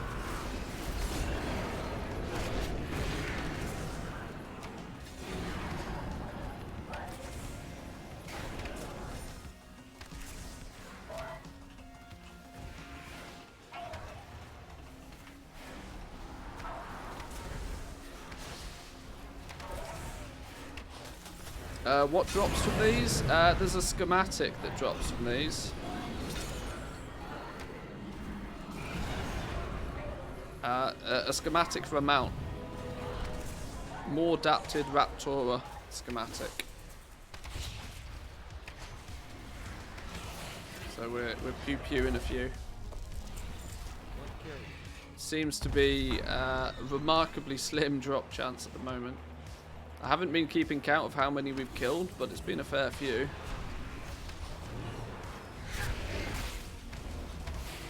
I still craft rank 6s with crystals, though it's more profitable with Pog Essences. I need to get rid of my 4K crystals. Well, that's true. You've still got reserves of them. You probably just want to put them to good use. But long term, be greatly aware that you want to be using either my spreadsheet, because my spreadsheet does tell you the cheapest way. As long as you're keeping your material prices up to date in the spreadsheet, it will tell you the cheapest way to craft, whether it be you know, using which vestige, it will tell you, or restocking with LST, Legendary Stock Tracker, as that will also craft using the cheapest method, or suggest you to craft with the cheapest method. TSM, though, does not. And from what I can gather, they have no plans to support it either. Which is a bit of a sad face on that one, really.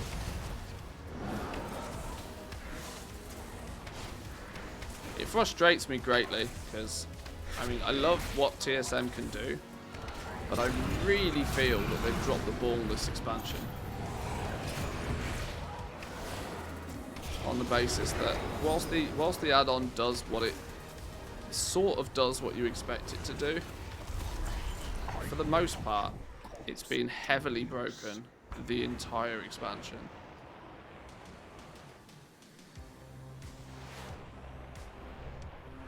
I mean, it just basically didn't work for legendaries in 9.0. In 9.1 it kind of worked, but then Corthite crystals went really cheap, and it didn't support crafting cheap rank 4s, even though it was a viable thing. 9.2, I mean, it barely works for anything right now.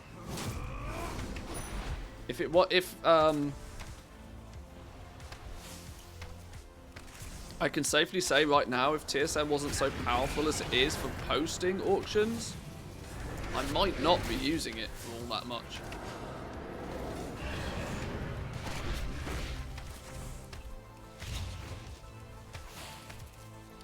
It's for me, it's an incredibly powerful auction listing tool,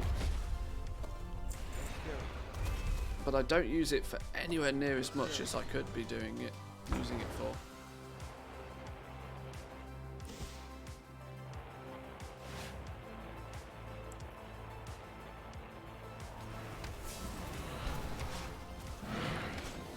It's I suppose that also sort of slightly brings me to the topic of my TSM Patreon profile, in terms of the fact that I've still not fully updated it for 9.2, and that's mainly because I want TSM to properly support the features first. At the very least, I'd like it so that at least it syncs the vestige prices properly. Because if I go give people a TSM profile with some very simple operations in that use crafting, somebody then ports it over to a second account that they're using, it's a great risk of selling their legendaries basically for free. Oh, did somebody just get a Pog Essence? Somebody just got a Pog Essence? What's going on here? delete getting a Pog Essence. Congratulations. Don't know where that came from. Treasure, maybe?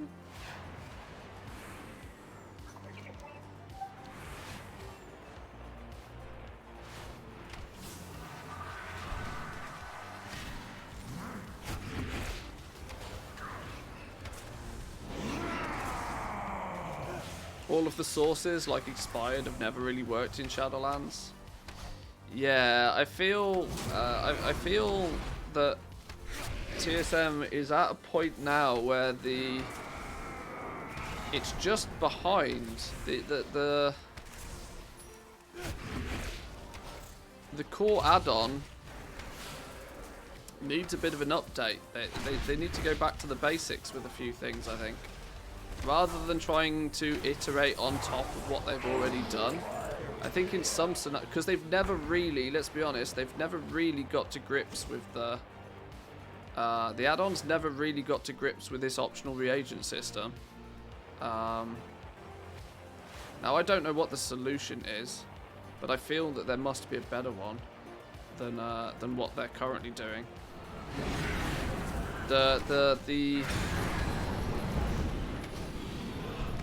The whole putting items in groups system, I think needs a relook. I think it needs to being relooked at, because it basically just without the way the system was designed initially is that it will just look at every single item using the in-game's code. But I don't think that really works in today's game. With the bonus IDs on the items being the way that they are, I think it needs more manual intervention from the devs. Rather than, I mean, it's very clever that they've made a system that analyzes the items from the in-game data deliberately. Oh, somebody got the schematic. Our mage got the schematic. Congratulations, GG.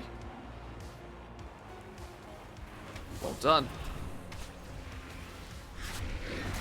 Feel free to dip if you if you wish. Thank you very much.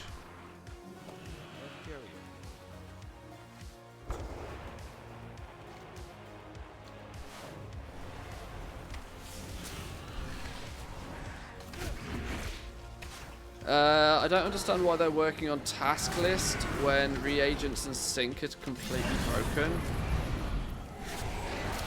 Well, my worry is, yeah, that the reason they're working on the task list is because, well, that's just a topic that they've been working on for so long. The problem is, though, is that they're in the time span since they've made the decision to work on the task list, 3 or 4, in my opinion, bigger, more crucial things have come up, which you would kind of want them to prioritize, but they're still stuck to the original plan of action of doing the task list. Like I said, my concern is that their development of the add-on is being believe it or not, is being outpaced by the speed of the game. And that's concerning when the speed of the game is not exactly fast at the moment. But in Shadowlands, significant amounts of things have changed. And I think this is the problem. We could do with a TSM 5.0 at this point. But that's not... The thing is doing a TSM 5.0 now is kind of pointless, because Shadowlands is almost done. They almost need to wait, pay lots of attention to what's going on with the new expansion when we get information about the new expansion, and build TSM 5.0 with that in mind. I don't think they understand the Goblin priorities, because too few of them actually play the game. Yeah, I'm not so sure how many of them do still play the game, which definitely doesn't help. Definitely doesn't help. And I also understand that that's why the development on it is probably quite slow, because you're less incentivized to. For example, Stro, one-man band, made legendary stock tracker by himself and has single-handedly, you know, built an add-on from the ground up to support the things that are more in demand by the player base.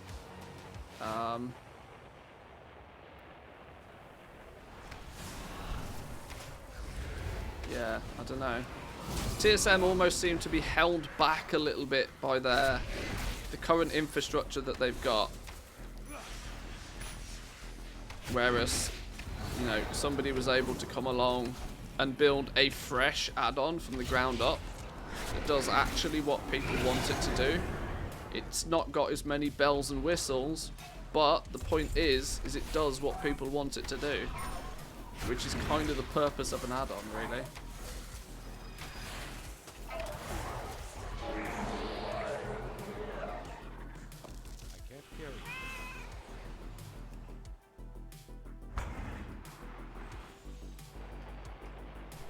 Oh, that one died. There's definitely more people out here farming this. Here's one. Pew pew.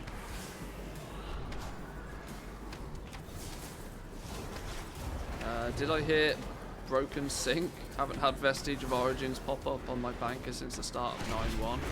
I think the way that the sync works is after X amount of time of it maybe trying to synchronize one thing from one account to another, it just stops bothering and stops trying until you completely delete the sync and try and rebuild it again.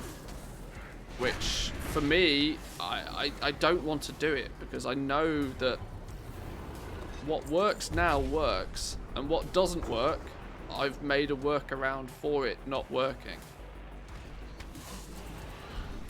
If I try and delete the sync and try and build the sync again, then I have to go through absolutely everything and work out, well, what has worked and what hasn't. Because there's no guarantee that by redoing the sync that it's even going to fix the problem. This is the issue. It's incredibly clever, the synchronization feature, but it's incredibly not reliable at the same time, which is the most frustrating thing.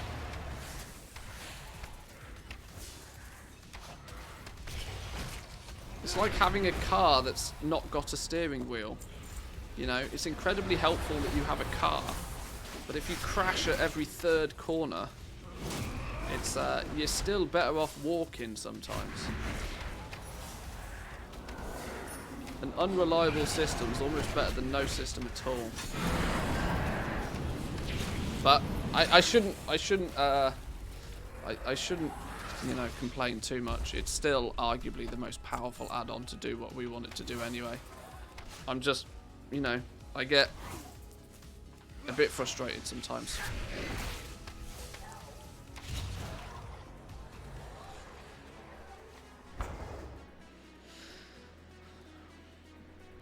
What are we farming? This is for, there's a schematic for one of the mounts. The more adapted Raptora schematic drops from specifically these hulks. So we're pew-pewing as many of these as possible. I don't know how many we've killed in total so far, but only one person out of the group has got it. So the drop rate appears to be pretty low. And with a little over 500,000 health points each, it's much easier to farm these in a group. Streamer privileges and all. I mean, it's not too much to ask for an add-on that I pay for to work in its intended ways, even if it's the most powerful goal-making add-on out there. Yeah. I mean, it skirts the line in the first. It very carefully skirts the line between what are you actually paying for it, because I mean you're technically not. What you pay for by TSM Premium is things that are not directly related to the in-game add-on,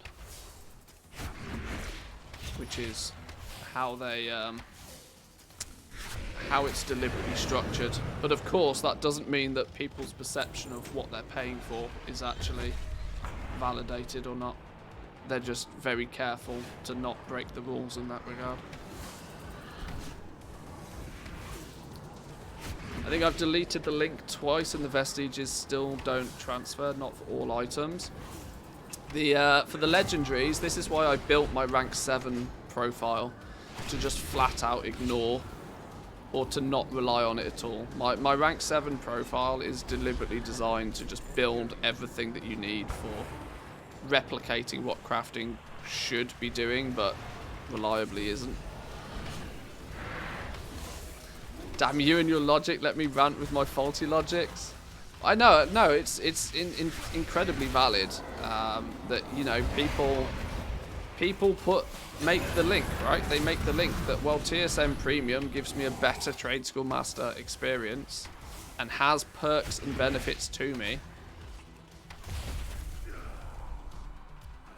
It's just that, the TSM devs have to be super cautious with what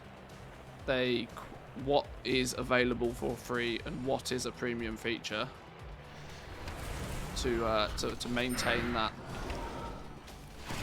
to maintain it within the lines of acceptability. But yes, that like I said, that doesn't make any difference to what people's opinion is of what they're paying for.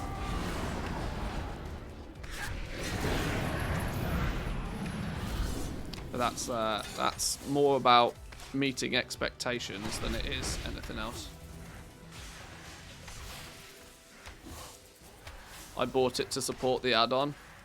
Well, yeah, when you break it down that way, you know, it's to support the add-on creators, which you would hope that even if you're not paying for the add-on, you know, it's similar to my Patreon, for example, and that's how I view it with my Patreon. I know that there are some people on my Patreon that support just purely to support me in my endeavors, which I'm incredibly thankful for.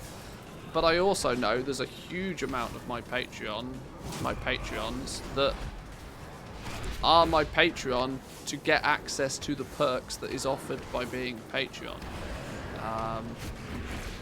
Such as the one-on-one TSM support, the TSM pre-built groups with operations. I know that is the reason why a bunch of my patrons are there in the first place. Maybe they joined for that reason and they've stuck about for other reasons. I don't know, but... Wait, you have perks on your Patreon? Oh, shush. Yes, I'm equally not the best at offering perks. I want to get... There's options for merch for Patrons. If you... I can automatically... I can basically create tiers within Patreon, or add 2 tiers within Patreon, that if you're a Patreon for long enough, I can't remember the full ins and outs of it, but I can use Patreon to ship merch. Like, we could do like a coffee mug is one that I've thought of. There's obviously little things like stickers, but you can do t-shirts and stuff as well through Patreon. So I have kind of tried to look at upping my game. Tiers in Patreon, tier sets incoming. Get your 4-piece tier set on Patreon today. I don't think I can sell out that aggressively, even if I try. What about tabards? That would be a really... I'll tell you what, from a merch perspective, that would be... Oh, Pog Essence. Boom, check me out. That would be really quite cool, actually, I think. I'd have to go some way to find some company that could make me a tabard, though. It's not a regular piece of merch by any standards, is it? I don't think I can log on to Teespring and get them to make me a tabard. Manticon in Finland? I don't know, I'm a 65 euro Andy right now. I don't think there's quite the the call for monthly con just yet.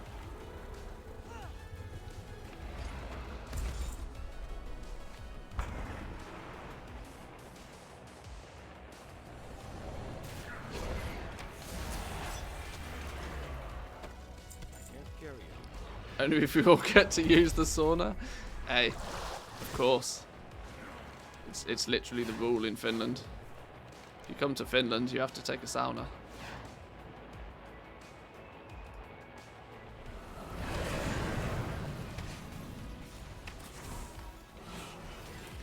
Isn't a tabard kind of like a long undershirt, except you wear it on the top? I mean, I guess. That'd be quite cool, actually. To actually make a proper tabard. I mean, it's very fitting for the channel. It's relevant merch.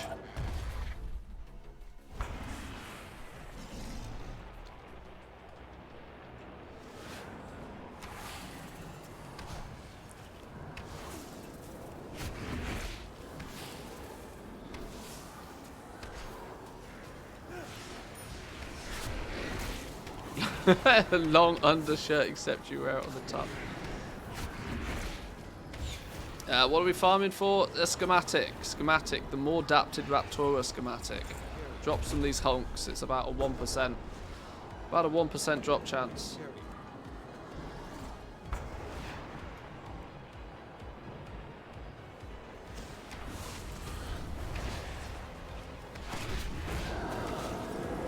Made in the 90s. Welcome in.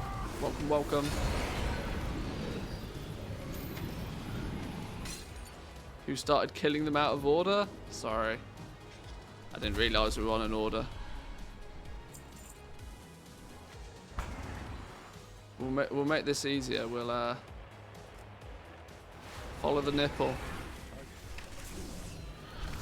Where the nipple goes, Manthias goes.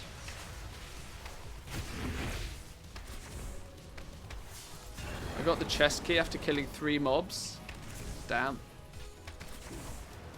I think to get the dominant chest key, I think it was, I don't know, I think I farmed for like maybe an hour.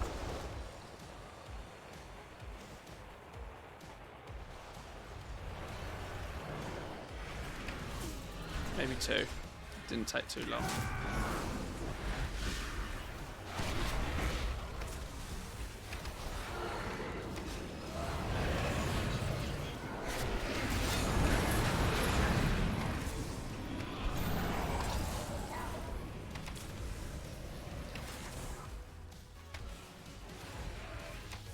Just googled out of interest, there are hundreds of companies doing printed tabards in the UK, but they look like the ones that dinner ladies wear. Oh, okay. Yeah, maybe not quite what we're looking for. Maybe not exactly what we're looking for. I mean, where there's a will, there's a way. But I'm going to be brutally honest with you, that if I did something like that, I would want it to probably be done through somebody like Teespring. You know, some company that wouldn't just, that would you know, handle all of the shipping and all of that sort of shit. Send me a bill on how much it costs, and then send me the check for how much I make. If I'm going to do merch, it needs to be hands off. It needs to be good quality and hands off. Because I'm lazy like that.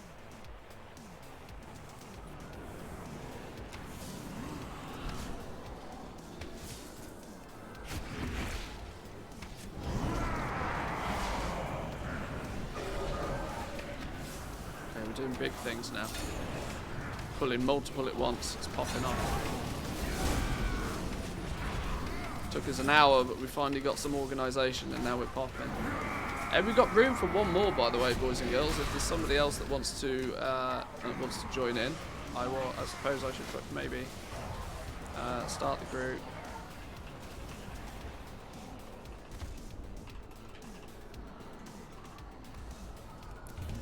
I'll list the group up again. If you are still yet to get this schematic, now's the time to do it. Much easier to farm these in a group.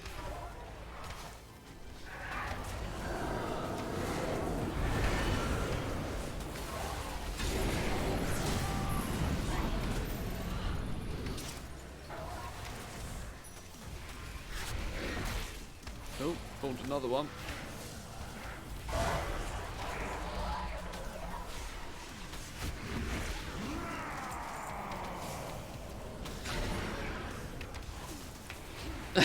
Manly smash Hulk. Hulk smash.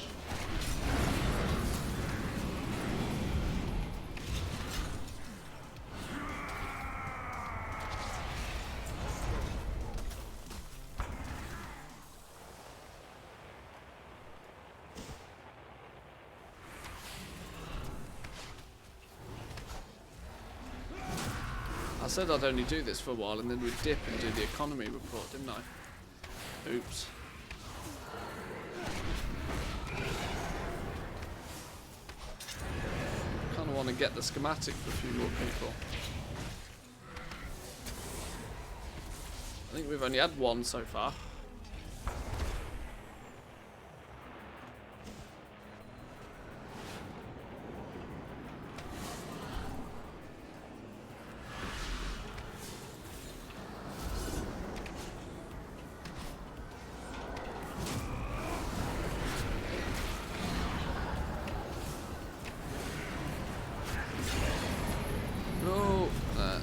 Let's piece out of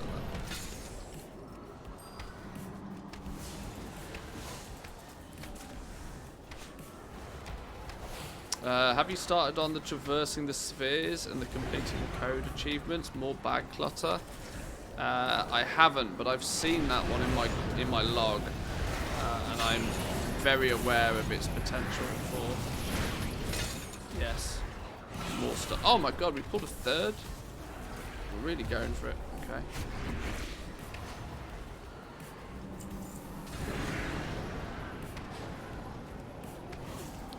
Nothing like a good patch zone to fill your bags up with shit you don't need. I've already got bags full of these flipping lattices and glimmers and all of these items for the pets and mounts.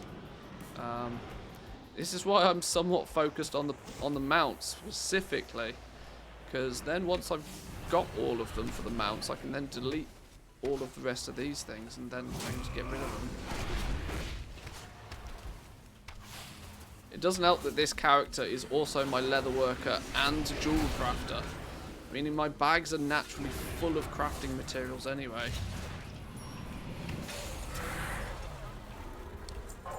Especially if I'm doing any prospecting at any point.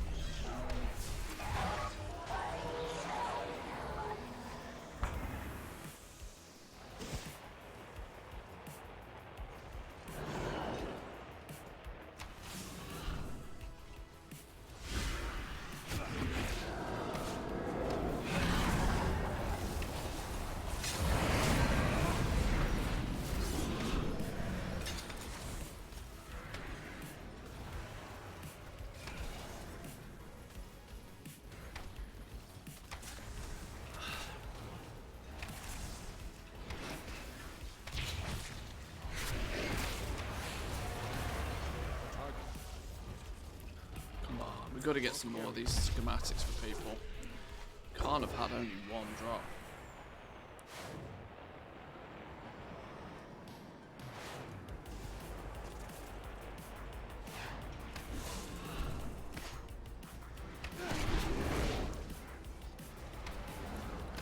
Welcome to use up some of those materials to make a ring and boots. Save me 400k.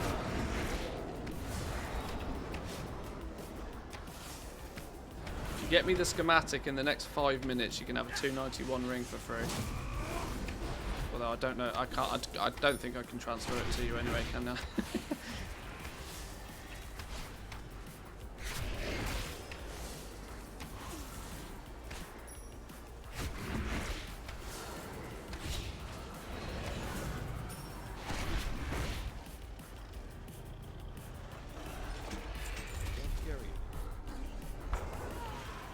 You guys use legendaries. Is Samadan charging too much? He's only selling capes.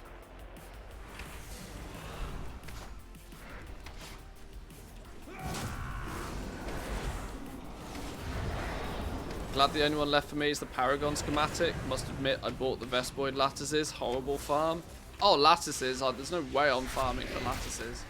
You give me the option to buy something and I'll buy it. There's no way I'm farming unless I have to. Genesis motes I'm going to have to farm because I have to. Lattices, we buy the lattices. I don't care how much they cost. Just like we're not farming the pets, we'll buy the pets.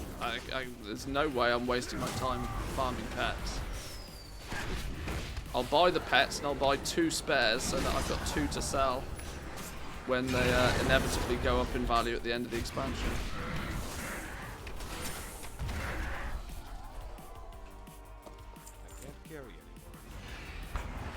You tend not to make all this gold by wasting your time doing too much farming. Farm what you have to farm for. Pay for what you can pay for.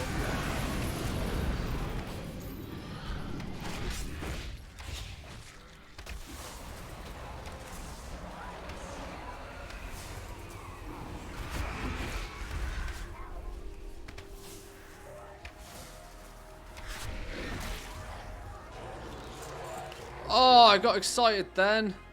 Oh, it's a stupid raid pearl thing. That's not what I wanted. I thought that was the schematic for a second then. Oh, boo. I was about to get all hype on your ass, but apparently not.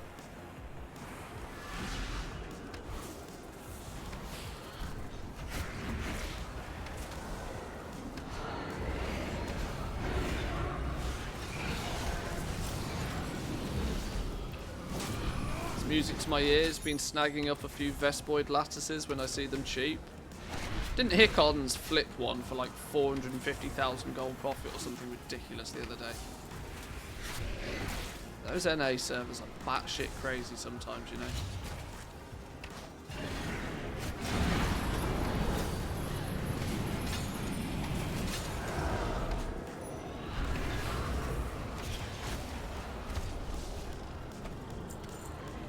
This is kind of why I want to, at some point, I've not got a strict timeline on this one, but at some point I want to work out exactly what all of the farms are for all of the lattices. See, the only reason I ever pay any attention to farms is just so I know how frustrating it is for other people to farm. Not because I'm going to farm it myself, but quite simply because I want to know how annoying is it going to be for other people to go out and get this item. Because the more annoying it is, the higher they're going to charge for the item.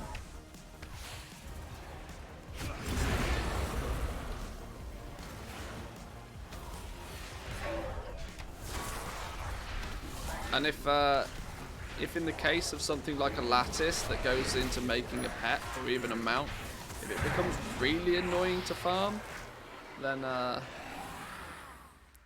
people pay more for it.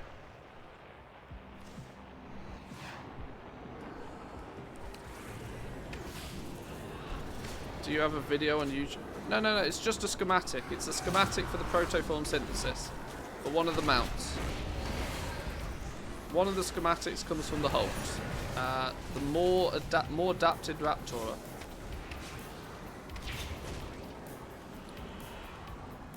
It's a bind on pickup schematic, so you have to farm for it yourself, which is why we're doing it.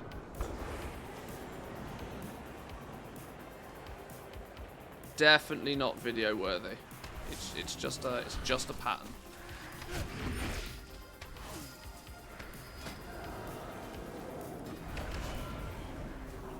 How many schematics do you have? I've got most of them so far. Most of the easily obtainable ones, anyway. Just 3 hours stream worthy. We've not been doing this for 3 hours. Don't be silly. It took me an hour to do that stupid goddamn jump puzzle. Thing nearly killed me. Not doing that again.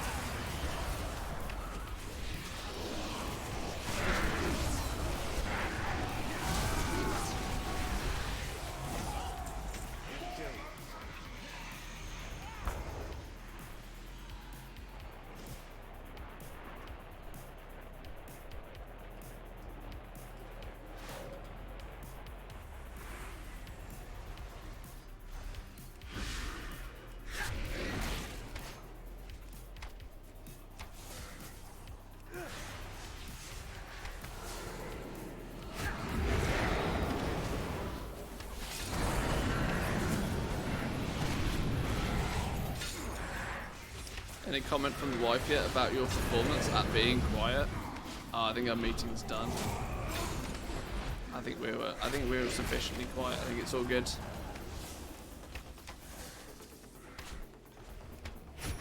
Our house is not fantastically soundproofed, but I think it's all right. Or at least I've not been told off yet. Let's put it that way. Why is this Tauren kicking about here? What's going on? Get out of here.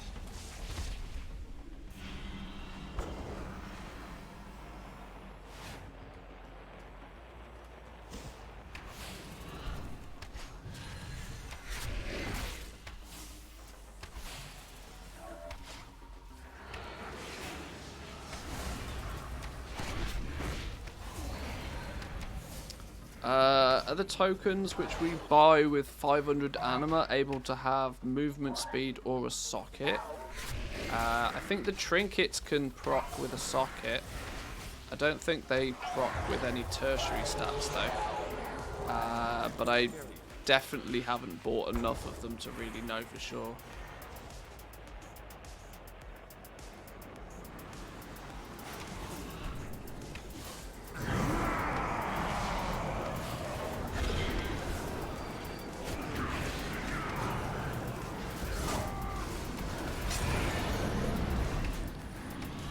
But I also think a lot of them that were bind on equip are now bind on pickup. So short of benthic rolling for your own gear, which to me feels like a remarkable waste of anima, unless you have absolutely nothing else to spend your anima on. If I remember right, there's about 500,000 animas worth of stuff to collect from the 4 covenants, and that's and there's about 60,000 anima to max out your covenant sanctum, which arguably you could want to do. You might want to do that on all 4 covenants if you really try hard. And then all the pets and mounts and stuff. Transmog appearances. I'm sure there's boatloads of stuff to suspend anima on. Even do what Zanzaful does and just churn it into mission tables. Churn it into mission tables and slowly convert it to gold that way.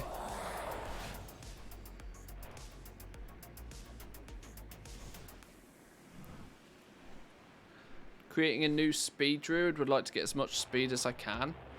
I just buy a 233 set with a speed perk on it. Because the anima vendor's 226 at best.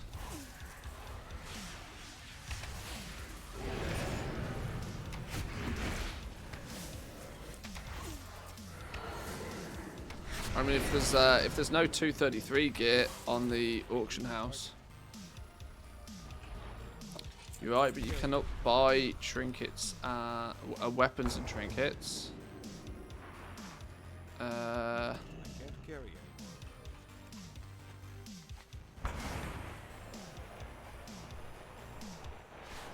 Maybe.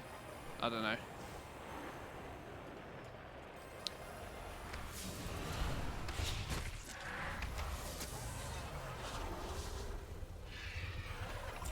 A couple of chests on the go here. Let's click a chest real quick. Where did the chest go? Where's the chest gone? Is the chest in the building? Chest in the building. Right. Oh! Nearly got squished by the door.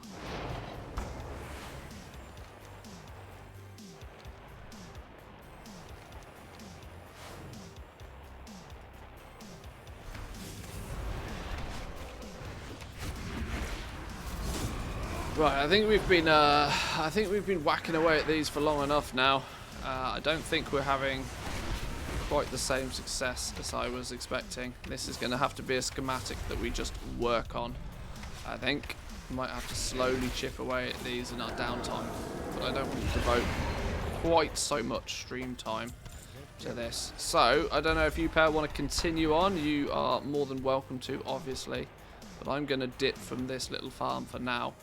And maybe I'll look at the Wowhead report briefly before we call it a day. So thank you, boys and girls, that have put together to help with the group. I will wish you well on your endeavours. Let me portal over to Haven. Do you have to collect keys on this too? You don't have to collect keys for the next 18 days. Yeah, I got a boatload of keys already, so I've actually not been picking up the chest key fragments.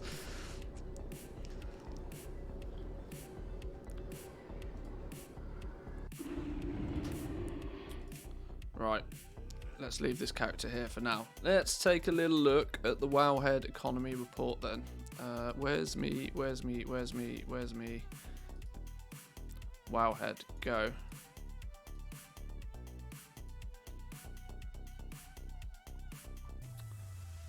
I've not had a look at this yet.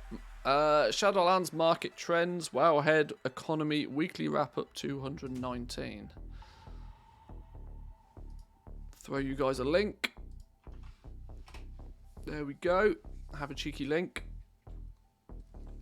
So what we got in this one then? What do we got in this one? Welcome to the 219th edition of the WoW Economy Weekly Wrap-Up. As 9.2 settles into its groove and the final pieces of the campaign and double legendaries unlock, we take stock of how this expansion has panned out and look ahead to what gold-making opportunities are to come. We check in on the price of the Progenitor Essentia and the immediate markets that come up with double legendaries opening. So let's first and foremost highlight the fact that Samadan does good effort to put this little report together for us each and every week. So a big shout out to you, Samadan. Thank you very much. Make sure you check Samadan out on his socials. His YouTube, I think, is what he's linking here. He streams occasionally over on Twitch as well. You can even go say hi to him in his Discord or on Twitter, I imagine, as well. So, Progenitor Essentia and flying, some Shadowlands market trends, looking ahead, and some goal-making success, before some further reading for those that want to dive in deeper. So, what's Progenitor Essentia been doing in the last week then? This week we saw the unlocking of flying, which has had a massive boon for farmers and regular players alike. One of the key materials that is hard to get in large quantities is the Progenitor Essentia. The price, though, has been steadily declining and now has hit sub 10,000 gold on many realms. Here's the available quantity and market price of an item for every EU Shadow Song auction house snapshot seen recently. So this is Shadow Song again. This is Samadan's little realm, which is maybe not the best graph to use, because Shadow Song is an incredibly low population server. But either way, you can kind of see just what happens to the price of this thing over time. With flying coming out, the quantity available definitely increased dramatically, whilst the actual value of it has diminished greatly. No surprises, right? No surprises there. With flying, it's much easier to come by. More people are picking up more treasures than they ever did before, because they basically have to. They feel as if they don't have to go out their way to loot the treasures anymore. By my calculations, the Pog Essence should be free around the 25, and after getting paid to take. Whoa, that's it. If this trend continues, yeah, people will be paying you to take them off their hands. Probably not quite, but I get the gist. Can somebody stop me from buying so many shards and crystals to flip for soul dust? No, keep doing it. Somebody has to. More soul dust. Need it. Need all the soul dust. Give it to me. The quantities remained pretty similar over time, yet the demand remains high for its use in the crafting of the legendaries in the 262 gear. With double legendaries becoming available, the demand may well spike again. It may. It may, but to draw upon this just real quickly, let's utilize this as a really good opportunity to highlight. Where is it? A little update. A little update from my man Wu. See if I can open this. This has been the Progenitor Essentia price tracker put together by Wu, one of the community members here. And you can see Flying came out on the 17th, right? Flying came out, and out of nowhere, huge quantities of them became available very, very quickly. Now, whether this was for one of two reasons, whether this was that more people were actually getting more of them, or whether people were dumping them before the price crash. Either or, the trend was very similar both on the NA realms and the EU realms. But since then, interestingly, people have been quite willing to buy up a bunch of them, and the actual available quantity is dropping back down again. You could argue that with the quantities dropping down again, this could either be that they're being consumed and they're not being refarmed, or it was just the buffer that expired that people didn't sell. It's hard to draw too much conclusions. But the easy thing you can see very quickly is how their price heavily dropped from the launch of rank 7s, what's nearly 2 weeks ago now. From the launch of rank 7s to where we are today, the prices have basically been cut in, not just in half, but like a third of the value in many cases. My belief is that Pog Essence has still got a long way to go, though. Pog Essence has got a long way to dip because it just cannot support this high price for too long. It can't support the high price because you don't need that many of them. You need 2 for every legendary, and you need 1 for every 262 BOE. There comes a point where the markets for those are saturated, and people just heavily slow down the amount of them that they're crafting, and more importantly, recrafting. And then the supplies just start to build up, and the supplies of those Pog Essences will get to a point where they will just slowly build up. The fact that the quantity has gone from 36,000 of them down to 24 is probably still a lot of speculative buying. People are stocking up on them as they are cheap again at the moment, relatively cheap compared to what they were recently. Stocking up of them because this coming reset, people have access to to double legendaries. Double legendaries is finally turning up. Even though we're like now weeks and weeks into the patch, we're finally getting access to double legendaries. People have the suspicion that that's going to drive a lot of sales of rank 7s. Maybe people are stocking up to just have the Pog Essences if they need them, I suppose. We'll see. We'll see how it plays out in the next few days. The next few days could be very interesting for the Pog Essence price, if it's a material that you care about in any way, shape or form, of course. Zanzafal's put together a nice little video on some of the new drop rates for Pog Essences now that Flying's been unlocked. With a good route and an optimal setup, you can fly around and you can quite comfortably get, at least 3 an hour. Your average is going to be about 3 an hour pretty comfortably with Flying. You can have, you might go an hour where you only get 1 or 2, but then that'll be backed up shortly by an hour where you might get 4 or 5. And as we said, with the very small quantity of them that you actually need, there'll come a point where farmers will just keep farming. If they're 10k a piece, if they're 15k a piece, even if they're 7 or 8k a piece, farmers will keep farming them. The tap is constantly on now. The tap is constantly on, and unless there's plenty enough people, hoovering up the supply of them, eventually they'll start to stockpile, and the quantities will start to rise, and that's when the price will tank really quickly.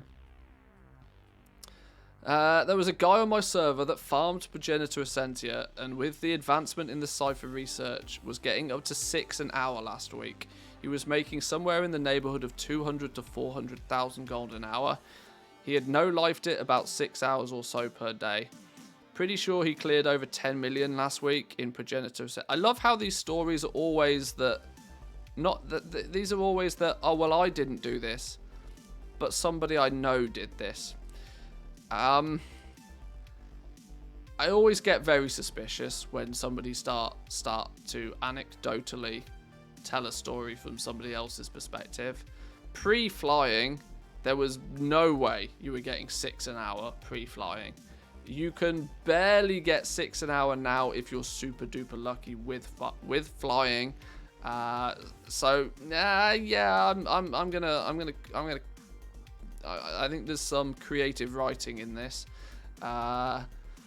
200 to 400k an hour would still mean that if you were doing 6, you would still have to be selling them for 50k each. There's like, you'd have to be selling them for more than 50k each to get 400k an hour. This is I smell a smell on this one, and it smells like bullshit. I'm going to be honest. It smells like a massive exaggeration. And I think it was incredibly exaggerated to emphasize this last sentence. But gathering was and still is extremely profitable at this point, way more profitable than crafting. I think this was exaggerated to emphasize this point. But yeah, I smell a smell on that one. Conveniently not something that they did themselves, and so they can't back it up with any sort of screenshots or whatever. But either way, of course, with prices declining, these numbers are going to continuously fall, but it certainly remains viable as a gold making method as well as crafting. Yes, absolutely.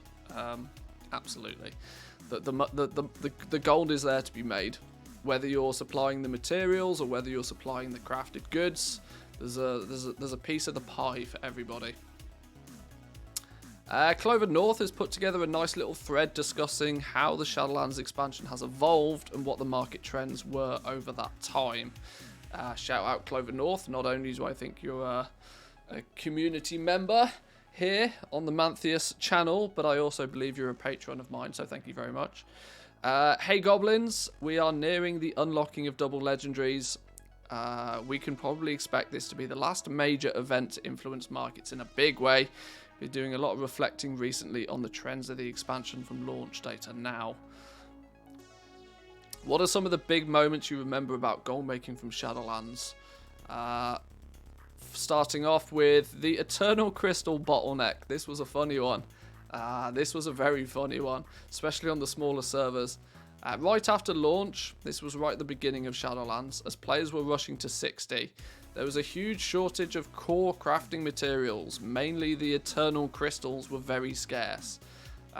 The only accessibility for these was a Tortoise Rare in Bastion, which was a one-time kill only, by the way, as well. The last stretch of leveling enchanting required crystals. 32 of them, I believe, if I remember it rightly. So for those who are willing to shell out for them on the auction house, they had a monopoly on enchanting on the smaller servers. This was ridiculous at the beginning. This was actually ridiculous. The shortage of Eternal Crystals right at the beginning. I was lucky. I leveled my enchanting on the first day of the expansion. Day 1, I leveled enchanting because you didn't need to be level 60 to do it.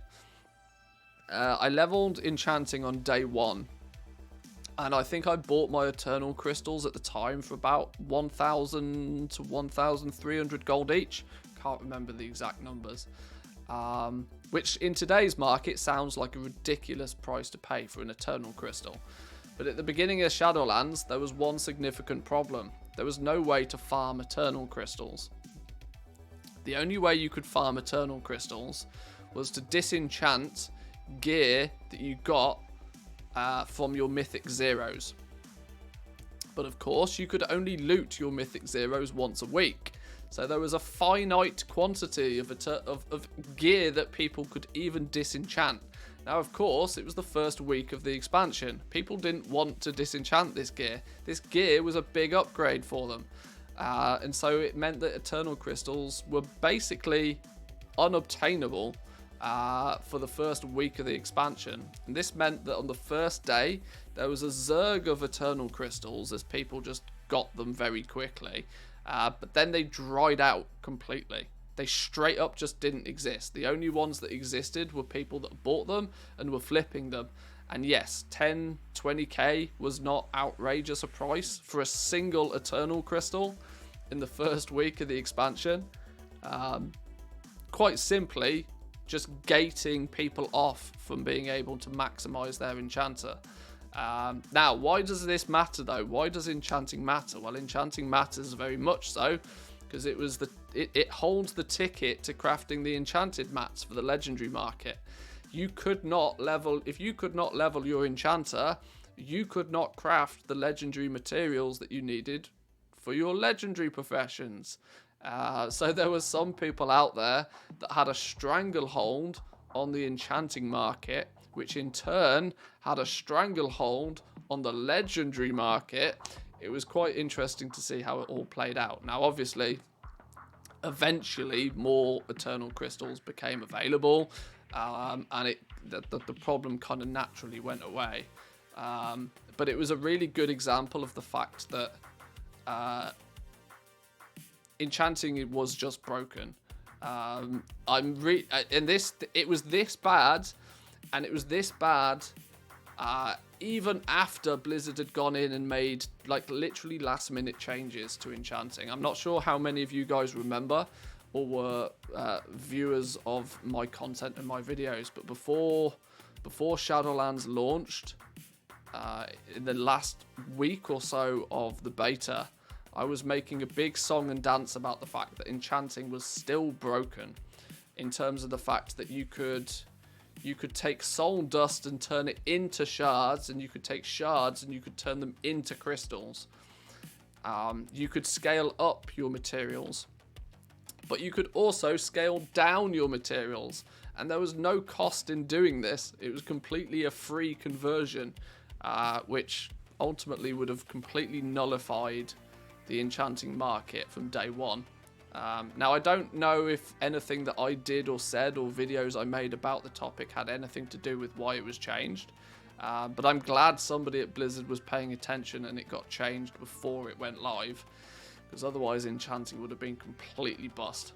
It makes sense for you to take a rare material and turn it into a less rare material, and that material into a basic material, but it makes no sense going the other way.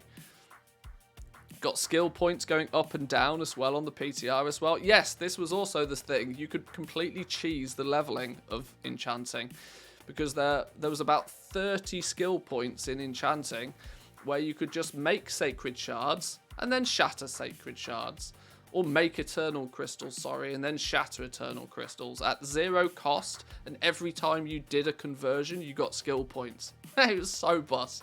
It was so bust, but luckily most of it at least got changed before the game went live. I think you still at the beginning it's been changed since. I think at the very beginning you still got skill points for leveling it up, but it was quite funny.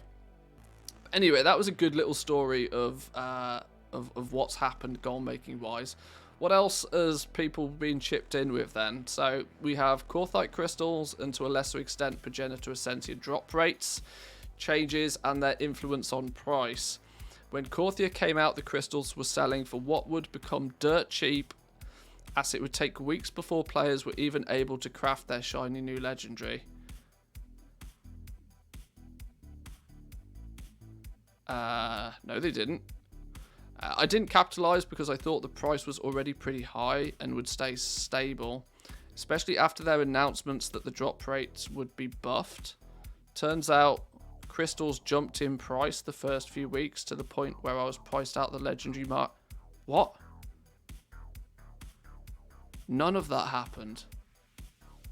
None of that happened. When Korthia came out, the crystals were selling for what would become dirt cheap, as it would take players weeks. No, that didn't happen. Korthite crystals were outrageously expensive to begin with. We're talking like 2,000 to 3,000 gold a piece expensive to begin with. It took, and they stayed that way for so long that Blizzard had to step in to drop the price. 9.1.5 maybe. Possibly.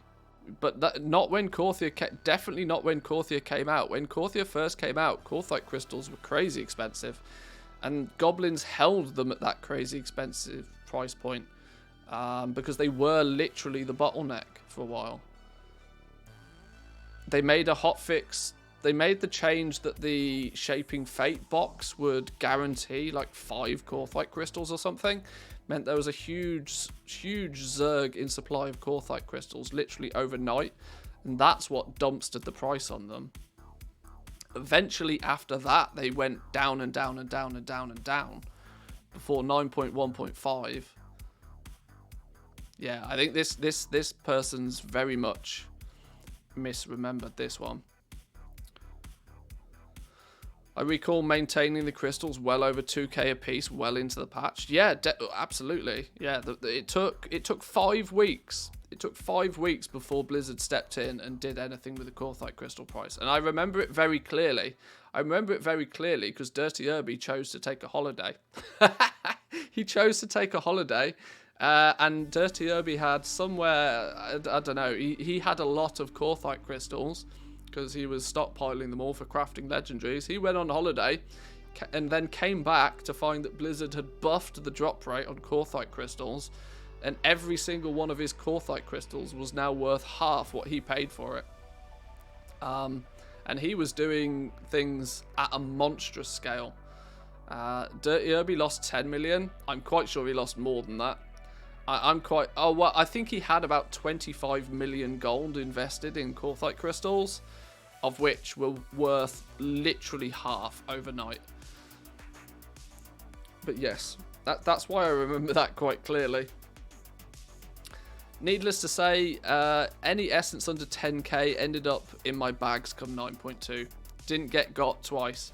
I don't think you got the first time. I think you've remembered something wrong there, but either way, yes, essences under 10k at the first part of 9.2 was a gold mine for some. The Undermine Journal chart for that event is the definition of a map price falling off a cliff. Oh, I bet it does. I bet that's funny to look at, actually. We'll do a spectral squirrel moment. Korthite crystal.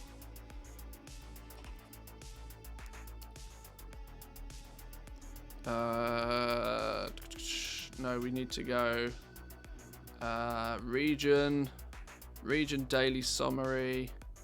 Let's go all time.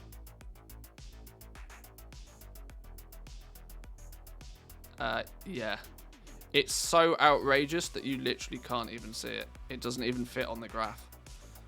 This was Korthite crystal, 3,000, 2,000, 3,000, 2,000, 3,000, 2,000. They were holding steady for like 2,000, 1,500 gold. And then Blizzard made the hotfix. Boom! Within the space of a few days, they were worth like 300 gold a piece. It literally fell. Look at the quantity available. Boom! Skyrockets. Blizzard's like, everybody have a Korthite crystal. Yeah. This is what happens when Blizzard don't test things and balance things at the beginning. Very rarely do they actually have to do this, though. Very rarely do they have to actually step in and make a change. But, yeah, remarkable. And then we had 9.2. The price slowly coming down, the quantity going up as people tried to dump them all before 9.2. Smart goblins bought a bunch of them during this period of time. Then the price went up again. The price kept going up. Oh my god, everybody's selling rank 6s. And then rank 7s came out.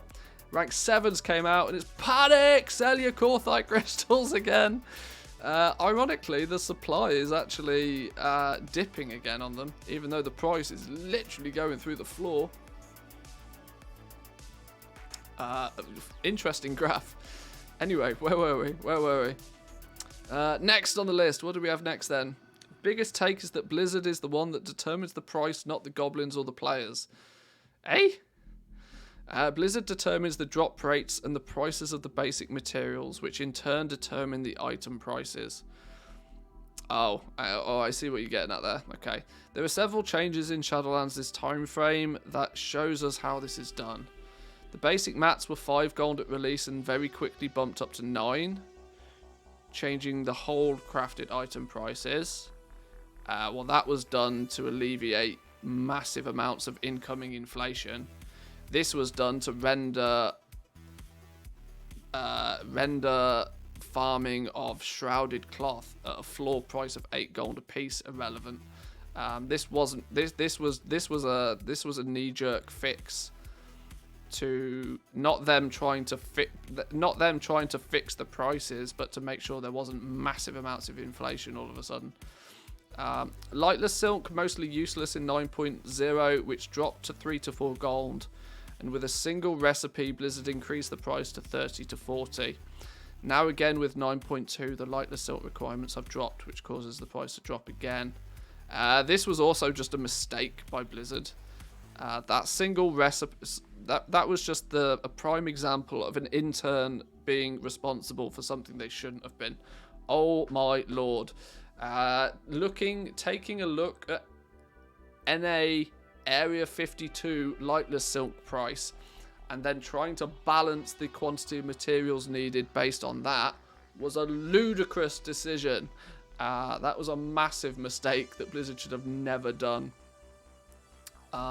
There was no reason lightless silk was useless in 9.0 anyway. It'd just been massively bot farmed because of the strength of the BOEs in 9.0. So yeah, this was an interesting time for sure. My God, those people that bought that lightless silk in mass. I think once again, I think Dirty Irby was streaming when we kind of put 2 and 2 together on the fact that you were going to need 400 lightless silk to craft a single item. And I think he got persuaded to buy literally the entire auction house of stock for like 2 to 3 gold a piece. Madness. Welcome in, Sham. Welcome. Speaking of BOEs, should I go post the one I looted last night in the raid? Yes, you probably should. You probably should. Get it sold. The Corthite Crystal drop rewards were abysmal at 9.1 launch, which caused not enough supply for the demand. Again, Blizzard buffed the drops rewards, which determined the item's prices. Yeah, Blizzard are not scared to step in if something. These are 3 separate examples of where something changed, but the interesting thing here is that they were changed for different reasons. This was changed. The vendor mats were bumped up to 9 gold. This was a change made to prevent huge amounts of initial inflation because of all of the farming that was going on. This one was changed, in my opinion, incorrectly. It's almost as if instead of it being 400, it should have been 40. It's like somebody fat-fingered the 0 quantity. So this felt like more of, rather it being a calculated decision, it felt more of just a straight-up mistake that was then hard to go back and fix. And the Corthite Crystal situation was the fact that at the very last minute, they upped it from needing 2 of the things from 1 of the things to 40 of them, which I genuinely also think was a bit of a mistake, which they had no choice then but to go back and rectify. People were less than impressed paying 200,000 gold with 150,000 gold of crafting cost for legendaries, like months into a patch. Once again, the biggest lesson for me is to get into the markets early. Yes, knowledge is power. Knowledge is power. Every single major market in Shadowlands that I entered, I was late, yet still made a killing. But people who got there before me made even more. I regret not getting into cloth Legos as I had the capital to do it. The prices of silk increased and it was awkward. I decided to do it now, and it's a pain to catch up on everything. But I always do this. Decide I'm not going to get into a market and then a couple of months later change my mind. I would have easily made a couple of million gold if I went through the cloth legendaries earlier. From the recent trends, I can only add that before 9.2, prices of leather were really high, but since they changed how the leather drops in the new zone, and it's now easier to skin, plus a lot of people are playing, thus prices dropped basically back to normal. Also, when you get flying, has some influences on prices and herbs and ore, since it's obviously easier to farm with flying.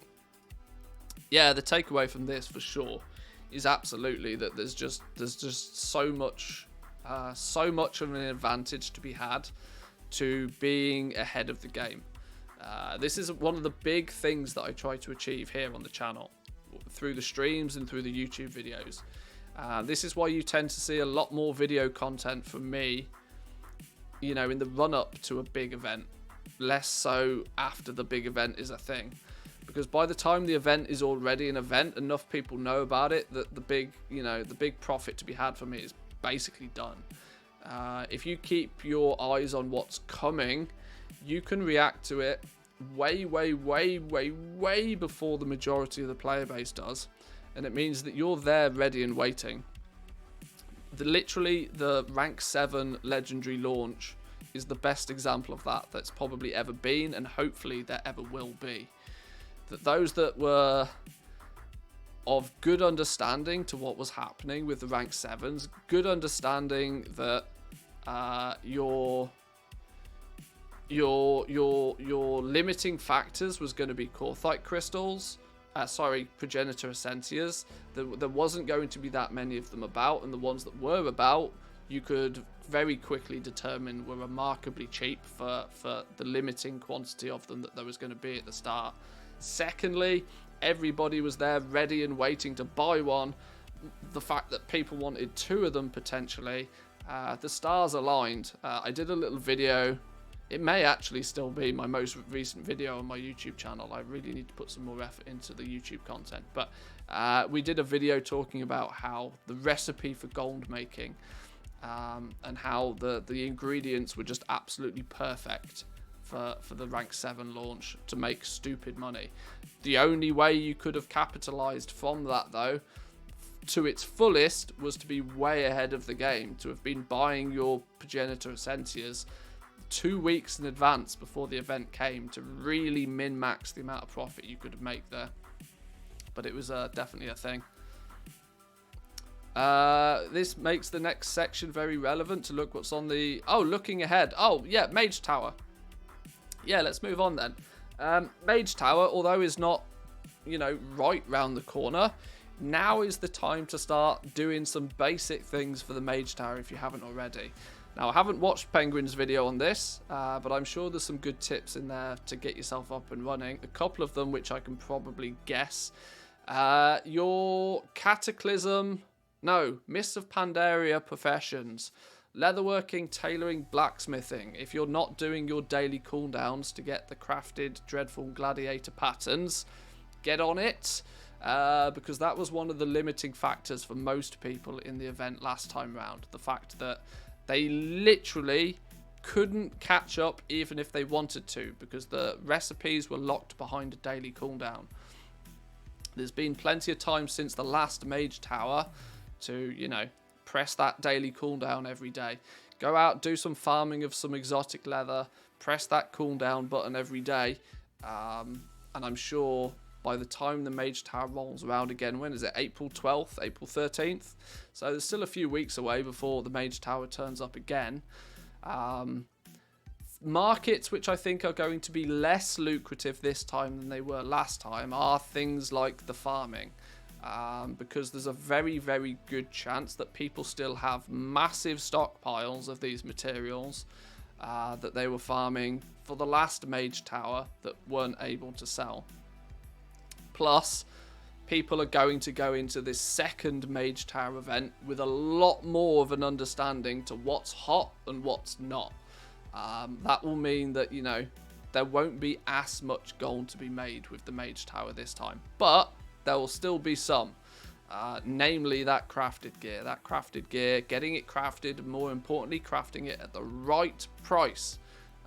A little bit closer to the time, we might dive into this and have a little bit of a look around, a poke about, see what's up and running. Alternatively, make sure you check out Penguin's videos. I'm sure there's some good advice in there as well. This may get overshadowed by the next expansion announcement. Well, the next expansion is going to be announced. They announced an announcement They announced that there's going to be an announcement of the new expansion on the April 19th. So a few weeks away still. But that will obviously start getting the hype train going. We'll start getting people thinking about what's coming. And I would hope, of my very limited, my limited information on this, I believe that even friends and family, that Blizzard have 3 testing phases for any new expansion that they release. Friends and family is the first thing. Friends and family is basically Blizzard employees and very select people that Blizzard employees invite to look at things. That's like, it's usually locked behind NDA. It's usually, there's nothing public about that. It's very, very sort of secretive, and very hush hush, very, very small quantities of people that get to know what's going on with that. Once friends and family is a thing, when they go public, the first time they go public, they usually, or at least what they did in Shadowlands, and I think they did this in both in BFA and Legion, is they will start giving the big streamers, the content creators, people that have eyeballs on their content, alpha access to the new expansion. That's what I expect to come very soon, if not at exactly the same time that this announcement of the new expansion goes live. I'm pretty sure that Blizzard are going to want to get this out there as fast as possible. I'm going to be honest now, some people disagree with this, but 9.2 for me feels like, and has felt like, a very placeholder, keep people's attention, give them something to do for a couple of months kind of patch. It didn't feel like proper content. It felt like something that was kind of put together very quickly, ship it out there, keep people content considering they've not had anything to do for 8 months, and let's hopefully keep them busy for the next 8 months while we get going with the next expansion.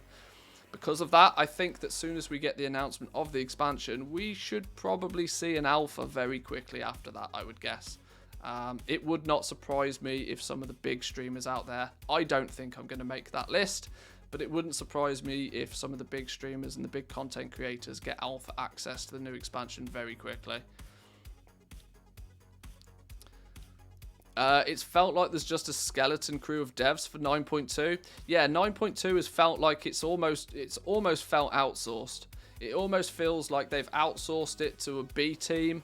B team has had access to the code for the previous patches, and they've just done a bunch of copy pasting, given it a new lick of paint, a couple of new quests, and then let's just ship it. Let's get it out there.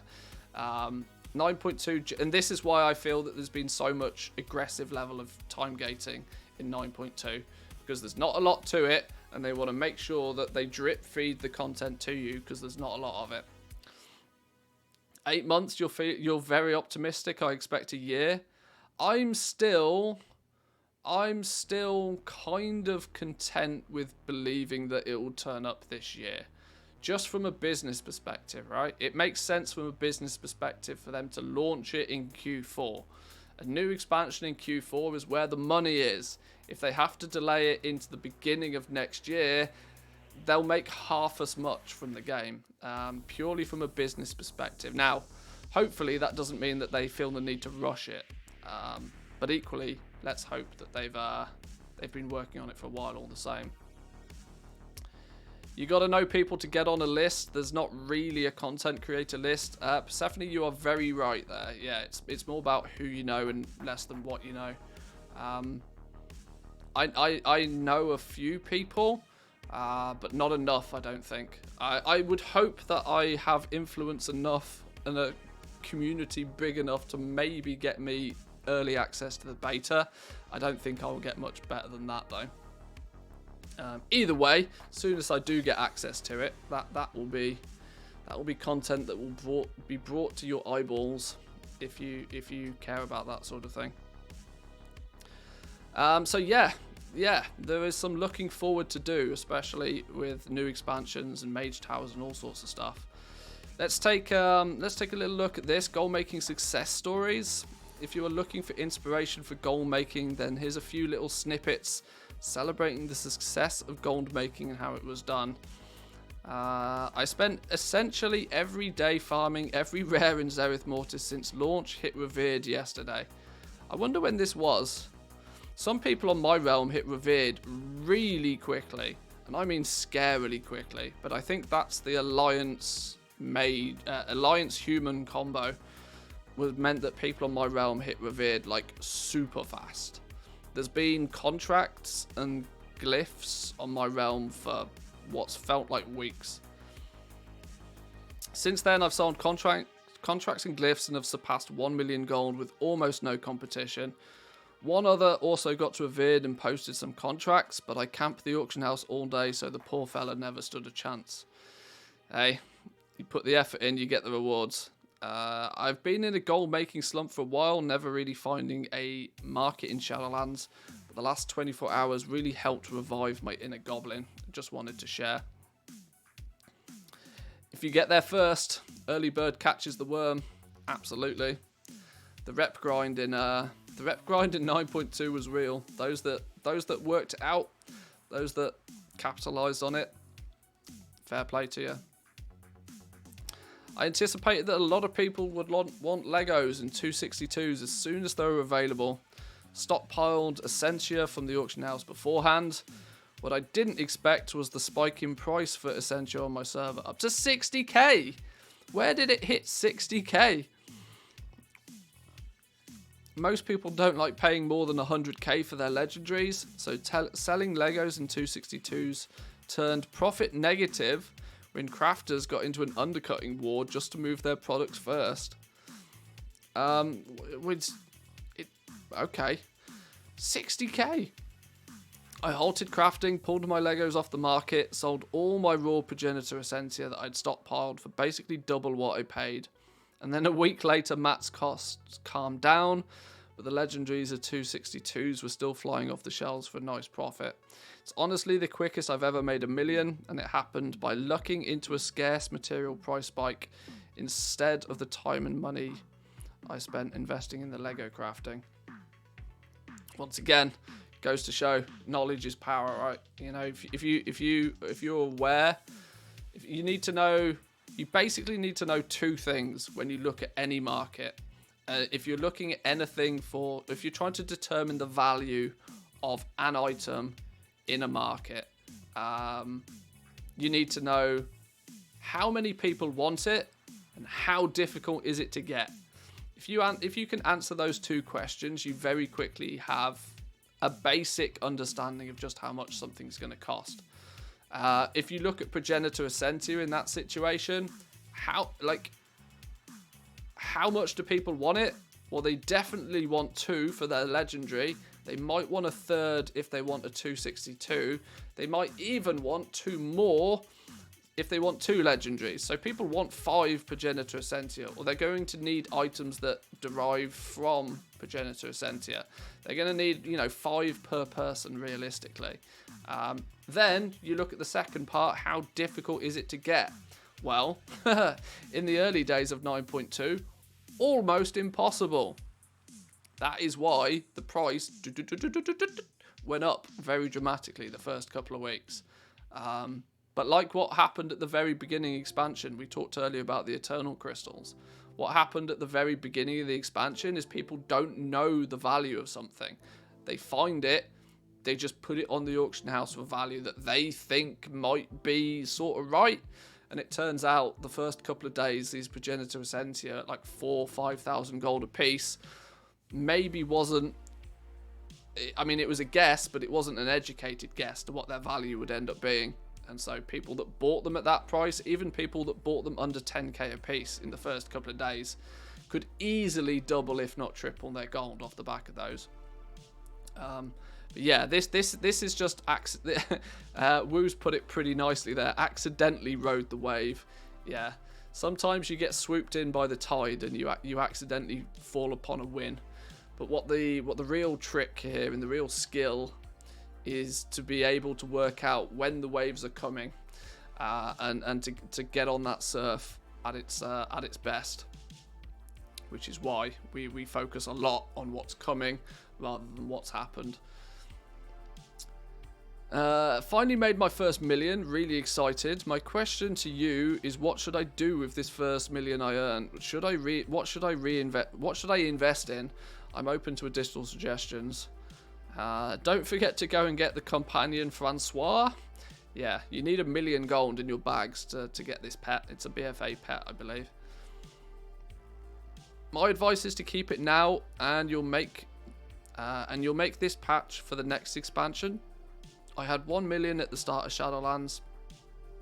By investing in the Legos, enchanting the first days, etc., I made roughly 30 mil out of it in the first 3 months. Same thing as you've been doing before, but just more of it. The first million's always the hardest and the longest. Yeah. It's good that you're willing to look for something to invest your gold in. But I do agree pretty heavily with this.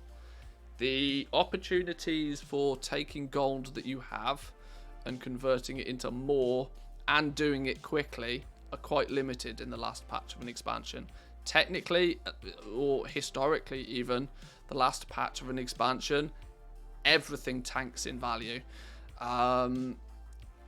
Mainly because people just want to get rid of it before the expansion ends. Now, I know that we're nowhere near the actual end of the expansion yet, but that's the direction that it's going. There'll come a point where, you know, the margins will get super skinny. People will clean out their bags, all their characters, all of that sort of stuff. That's a long way down the line. We've still got 9.2.5, which we technically don't really know anything about, but I'm not expecting much from it. They've certainly not content-wise anyway. I'm still quite high of the opinion that they might open the floodgates with legendaries in 9.2.5. We currently, right now, this entire 9.2 has been all about the memory of Unity. Getting that double legendary. We finally unlocked double legendaries this week.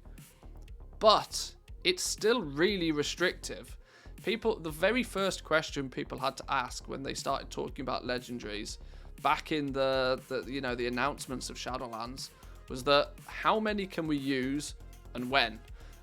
People wanted to know if they can use more than one legendaries, and they wanted to know it fast. It was like literally the first thing that people thought about. And Blizzard deliberately were kind of like, well, we'll talk about that in the future, knowing full well that they were probably going to drip feed this ability to us and call it content. I reckon 9.2.5, I'm still calling it now. I reckon they'll open the floodgates and just go, you know what, most of you have done the raid, most of you have done your Mythic Plus for now. Just go crazy, do what you want with the legendaries. I think they'll make it that you'll be able to equip 2 legendaries, but you'll be able to pick whichever 2. Because there are some that do kind of look as if they pair together quite nicely. From the initial design concepts, it looks like they were designed to be paired up. Now, you know, having to use the Covenant one just kind of feels like, right, well, we need to put something in the middle, and this feels like the something in the middle before we get the actual ultimate, just use 2 legendaries and go for it. But we'll see. But yeah, some good little goal making successes there. Whether they were 100% deliberate or accidental, making gold is always good, alright? So yeah, there we go. There was the WoW Economy weekly wrap up. This was number 219. If you want to dive deeper, a lot of the content for this tends to be pulled from either the WoW Economy subreddit or the accompanying Discord server that they have, so you can check those out over there. And of course, we have to give a final big shout out to Samadan for taking the time and effort to put this little report together. Now, do I read the comments? Are they going to be spicy? Are they going to be meme-tastic? What do we think? I'm always skeptical about these comments. I've had enough frustration today with that stupid jumping puzzle. I'm not sure if I've got the energy in me for comments. They can't be that spicy, right? What could there possibly be from this? I mean, I guess the Progenitor Essentia and Legend it's going to devolve into, legendaries are too expensive, isn't it? I bet. Should we investigate? Let's have a look. Where do we start with? Somebody said, I spent every day farming every rare... Oh, this was the dude that got revered nice and quick. This is the anti-community mentality. It doesn't even occur to them that they are a cancer. This period of time has encouraged people who, in previous generations, would have hidden in shame to boldly shout out their shortcomings. What? Oh, I guess this one person has taken offense to this last paragraph, isn't it? Oh, Jesus.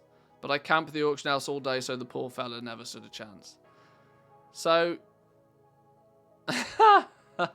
okay, all right, sure. Yeah, you're the cancer because you put way more effort into something than somebody else did. Consolation prize, anybody? Okay. Oh my God, this is where it's going, is it? Oh God. And it's all Blizzard's fault. They create this toxic system. One of my favourite things about MMOs is the economic game, but hardly any more in WoW. The new auction house should have been first in, first out, with a mandatory minimum undercut of X percentage. Yeah, we spoke about that earlier. It genuinely doesn't matter. It's still going to be a case of he who puts in more effort wins. Even in this scenario, it then just becomes a race to the bottom on price again. E.g., he who puts in more effort wins. Oh God, can't be any worse than the comments you read on the WoW Economy subreddit. Oh, I don't know. You know, the Wowhead comments are a level up. They are genuinely a level up. Instead, we get this no-lifer quagmire. I honestly don't know if these people are bots or some cybernetic hybrid monstrosity. Alright, sure. Fine. I agree. A minimum 2 to 5% undercut would have solved the problem of 1 copper undercuts. No! How does that solve the problem of 1... Hang on, let me read the rest of the sentence. And not created the nightmare of cancel... No! No! I can't believe how wrong you are. A minimum 2 to 5% undercut would not have solved the problem of 1 copper undercuts. You're exponentially increasing the problem. You're just saying that instead of there being lots of small undercuts, fuck this, Jazz, let's just go to the floor real quick now.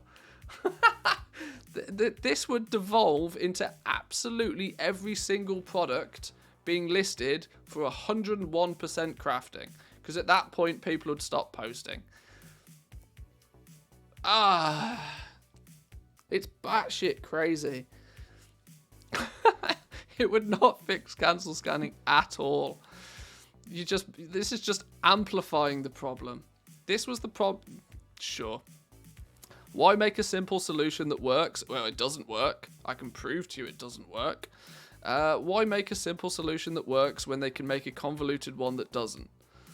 I used to enjoy the auction house, but not in its current state, because I want to do more in the game than sit on a Brutosaur next to the mailbox.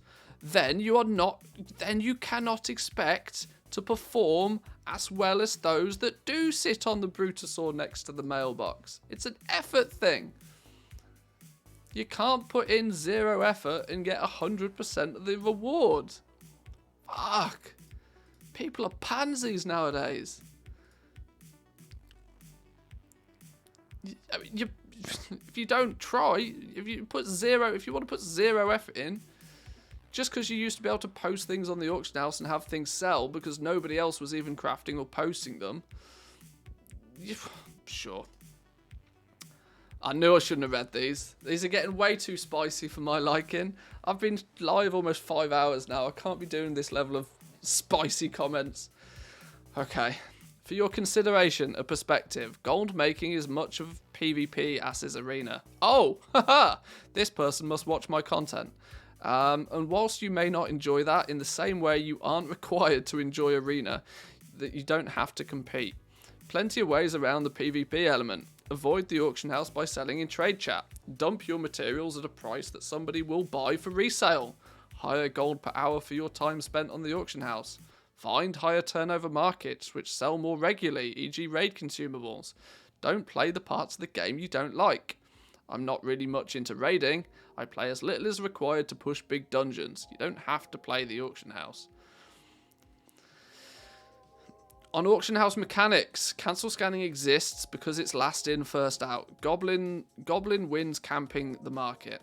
First in, first out causes the undercut plague. Goblin wins for 1 copper cheaper as they're still camping the market. As a consequence of the 5% minimum, would just make prices more variable. Race to the bottom. Less average sale price, but then fat goblins just pick it all up nice and cheap, raise the prices again, and then take all the profit. Here the fattest goblin wins in the end as they have the resources to move the market. End result, concentration of resources with fewer goblin hands. Wicked problem with the real world, which the real world solves with price regulation and service provisions by governments for essentials, e.g. legendaries, and anti-monopoly laws to stop people doing fat goblin market buyouts. Wow. Rarely do I read a wowhead comment that's actually constructed, you know, in the right fashion. You got to look at, if you're going to throw out some random idea to change something that you dislike, you have to also consider that what are the problems with the change that you've just implemented. Who is it actually affecting? Is it just benefiting you, or is it actually a general overall better for everybody situation? And this is true. The goblin who puts more, the person that puts more effort in wins. This is how the economy is driven in the game. Like I was talking earlier though, the reason why this has become so much of a thing in Shadowlands is because more so than ever is the really, really powerful reasons in the game for you to spend the gold that you make. Shadowlands is miles ahead of any expansion we've ever had for incentivizing you to spend your gold on stuff. Legendaries are literally the biggest culprit for this, for sure, which is also emphasized by the fact that it is a rich get rich system. I don't agree with how the legendary market is played out generally, but you play the game that's presented to you. Everybody has the same opportunity to play the game in a similar fashion. But yes, the big goblin will always win when it comes to the auction house because they're willing to put more time and effort in. If they're more willing to keep their auctions ahead of yours, then they're going to win. Just like the player that gems their gear and enchants their gear and farms the highest item level gear and gets the most optimal gear in, you know, to do the content that they enjoy. In an arena situation, the guy that goes in with ungemmed, unenchanted, you know, and zero knowledge is going to get dumpstered on. But sure. Whew. My lord, my lord. These type of people drive me batshit. There's so many ways to make gold that doesn't require you to sit on the auction house. Yeah. Yeah, exactly. Exactly.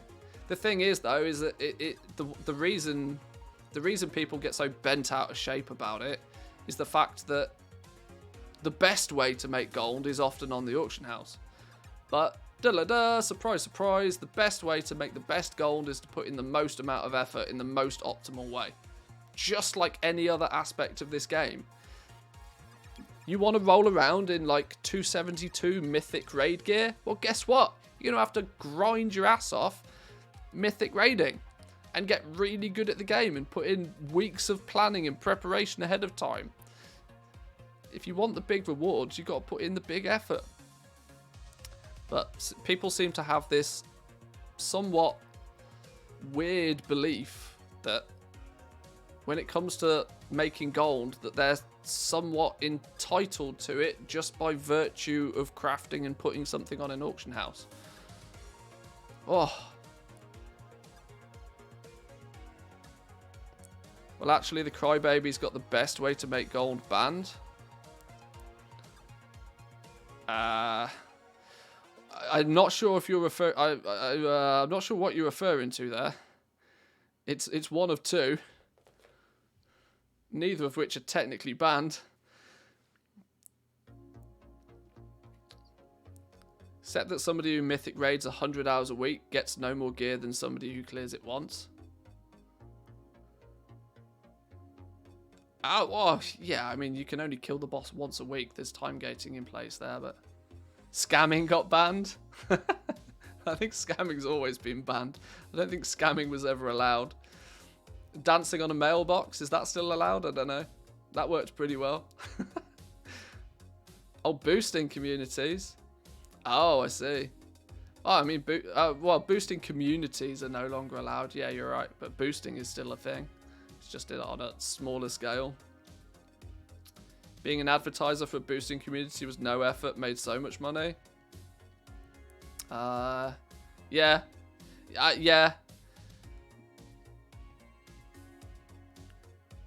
I assume you meant pretty stacking.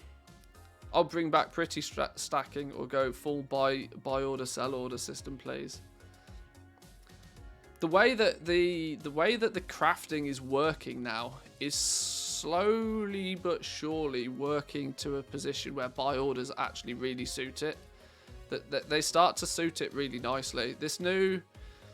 I'm not going to read the rest of these comments because they're going to drive my brain actually mental.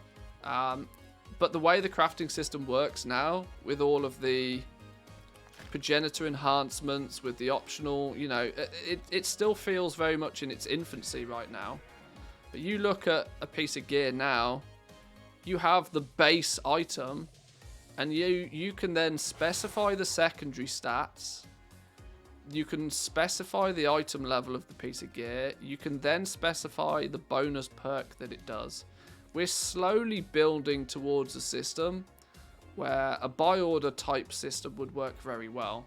Somebody could place, you know, a buy order for a very specifically piece of like a specific, you know, they could want a 262 with double haste with, you know, a certain enhancement on it. That it's kind of working that way. It would be nice to maybe see something like that in the future. Because currently there's no really, short of just crafting one of every single possible items right now, which is ludicrously expensive to do and incredibly risky because you're making 10 times more bits of gear than you probably should do. There's no, apart from for your own personal use, there's no really way to take much of an advantage of this system currently. I knew people making 100 mil a month advertising, they just ran multiple battle nets and would hit a macro every 5 minutes on each account. Yeah, but I mean that had to go for good reason. Nor do I really think they were making 100 mil a month unless they were doing it at some serious scale. The people who were making 100 mil a month from boosting were not the people advertising. They were the people who were running it at the top level, who were taking that 10% slice off every boost that happened just by virtue of having running the community. They were the people that really made out like bandits. The people advertising, sure, it was a good amount of gold for doing not a lot. The people that actually did the boosts, which are realistically the only ones that are left now, the people who are actually geared to the teeth, knew the strategies, and were pushing forward, they're the ones that were getting the short end of the boosting stick, I think. They had to put in all of the time, all of the effort for arguably the smallest slice of the pie overall.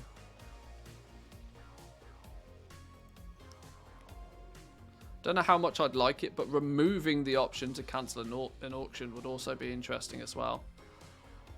It would be interesting, but it still plays its hand into the big goblins because, well, if that's going to be the case, then I'm going to do 12-hour listings. I'm going to do 12-hour listings, and I'm going to craft 50 of an item, and I'm still going to post a brand new one every 5 minutes. And you'll still find a way to basically hoover up 90% of the sales. Biggest stock then wins. Yeah, see, this is the thing. Without dramatic change to how the system works from a fundamental level, you can't really just tweak one aspect of how it is now and expect a big outcome to change. You really have to change it from a fundamental level, because there's always going to be a loophole with an open market. You can't have an open market and start putting, you know, restrictions in play, because somebody will still be able to take advantage of it. Gonna start a WoW anarchy party, tax the rich, burn the auction house. Yeah, hey, what about we just get rid of the auction house? Direct trade everything. Just get rid of the auction house. If you want something, you ask for it in trade chat. It could be a thing. It could be a thing.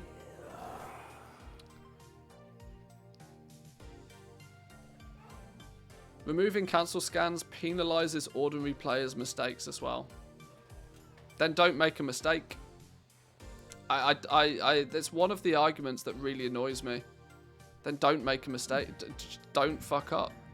And if you fuck up, own the fact that you fucked up. You know, be responsible for your own actions. The closest thing you could do is just have a threshold window. You know, a 2-minute threshold between when you post something and when it actually goes live for people to buy it. So that if you have made a mistake, you can cancel it at that point. But then once it goes live, it's live. But that, like I said, that still lends its hand to the people that just can craft massive inventories of stuff.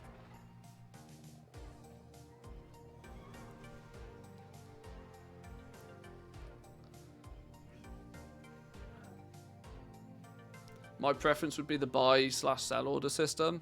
I think that's the closest system that... I don't know how easy it would be to build it on top of what we already have. It would probably need significant work to retrofit a buy order system into the game right now.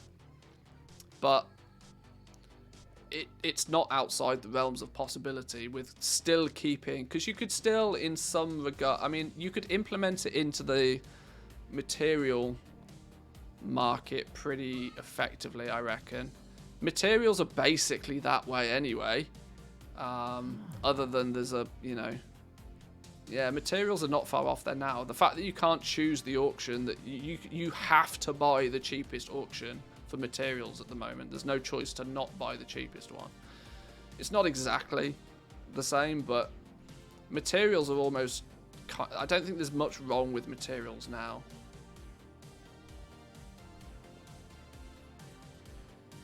The auction house overhaul was relatively recent and took like 14 years to happen. I really don't see them making any fundamental changes anytime soon. Let's also not forget the reason they changed the auction house was mostly because of the server load it was generating. The reality behind it was that they weren't really that bothered with what was going on in the auction house in the first place. What they were concerned with greatly was the amount of strain it was putting on the servers.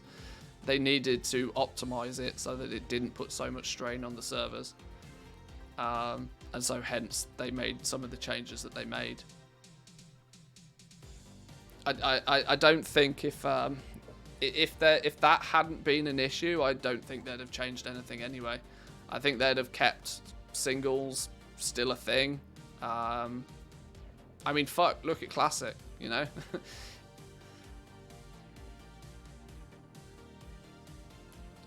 1,200 stacks of ones.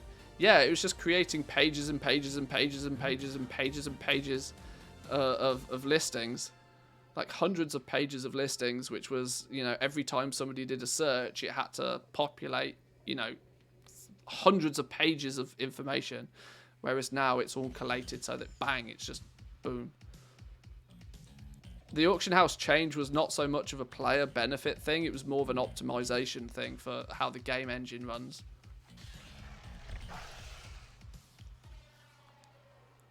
You can't place a buy order for Corium to get people farming though.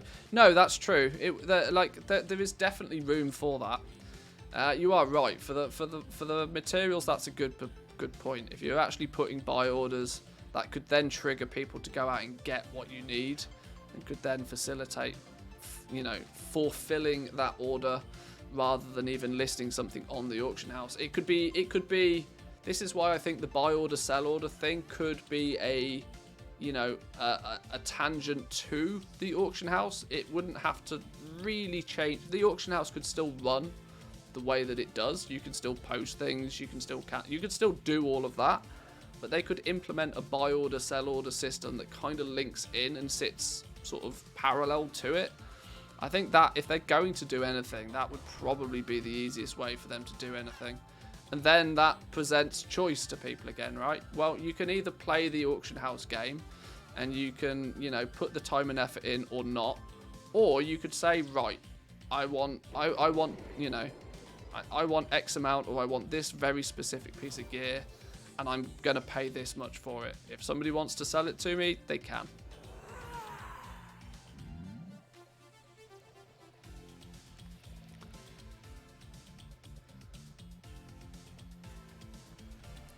The argument was always that they couldn't change it because it was too woven into the server's code. With the rework, it should be decoupled from...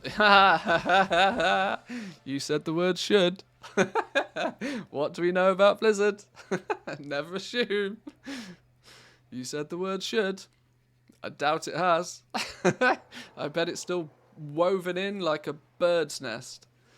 But yes, you are right. Anyway, boys and girls, at this point, I'm just rambling. I need to go get myself some food. We got some stuff done today. We didn't quite, unfortunately, get the schematic that we were trying to get, but we can try again another day. There were plenty of days. We did actually pick up 4 new schematics by the looks of things. We powered through that goddamn awful jump puzzle. Christ, I am never doing that again. That genuinely gave me a headache for about 20 minutes. It's gone now, but whew, that was painful. But we'll be back tomorrow. We'll continue on tomorrow. We will maybe tomorrow is going to be, because tomorrow is going to be the last day before, you know, before double legendaries. More importantly, tomorrow, not necessarily for the stream, but we'll be able to start getting a sneak peek of just what might happen. You know, we get the luxury that NA playtests these things for us. Next time we're going to do some jump puzzles whilst reading Wowhead comments. Oh, literally my eye twitched just reading that. Yeah. But yeah, we'll start our preparation for this, what I feel to be probably the last big reset day, at least for me, anyway.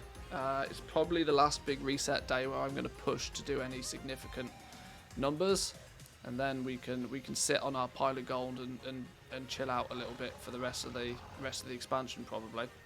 But enjoy the rest of your day, boys and girls. If you haven't already, make sure you hit that follow button.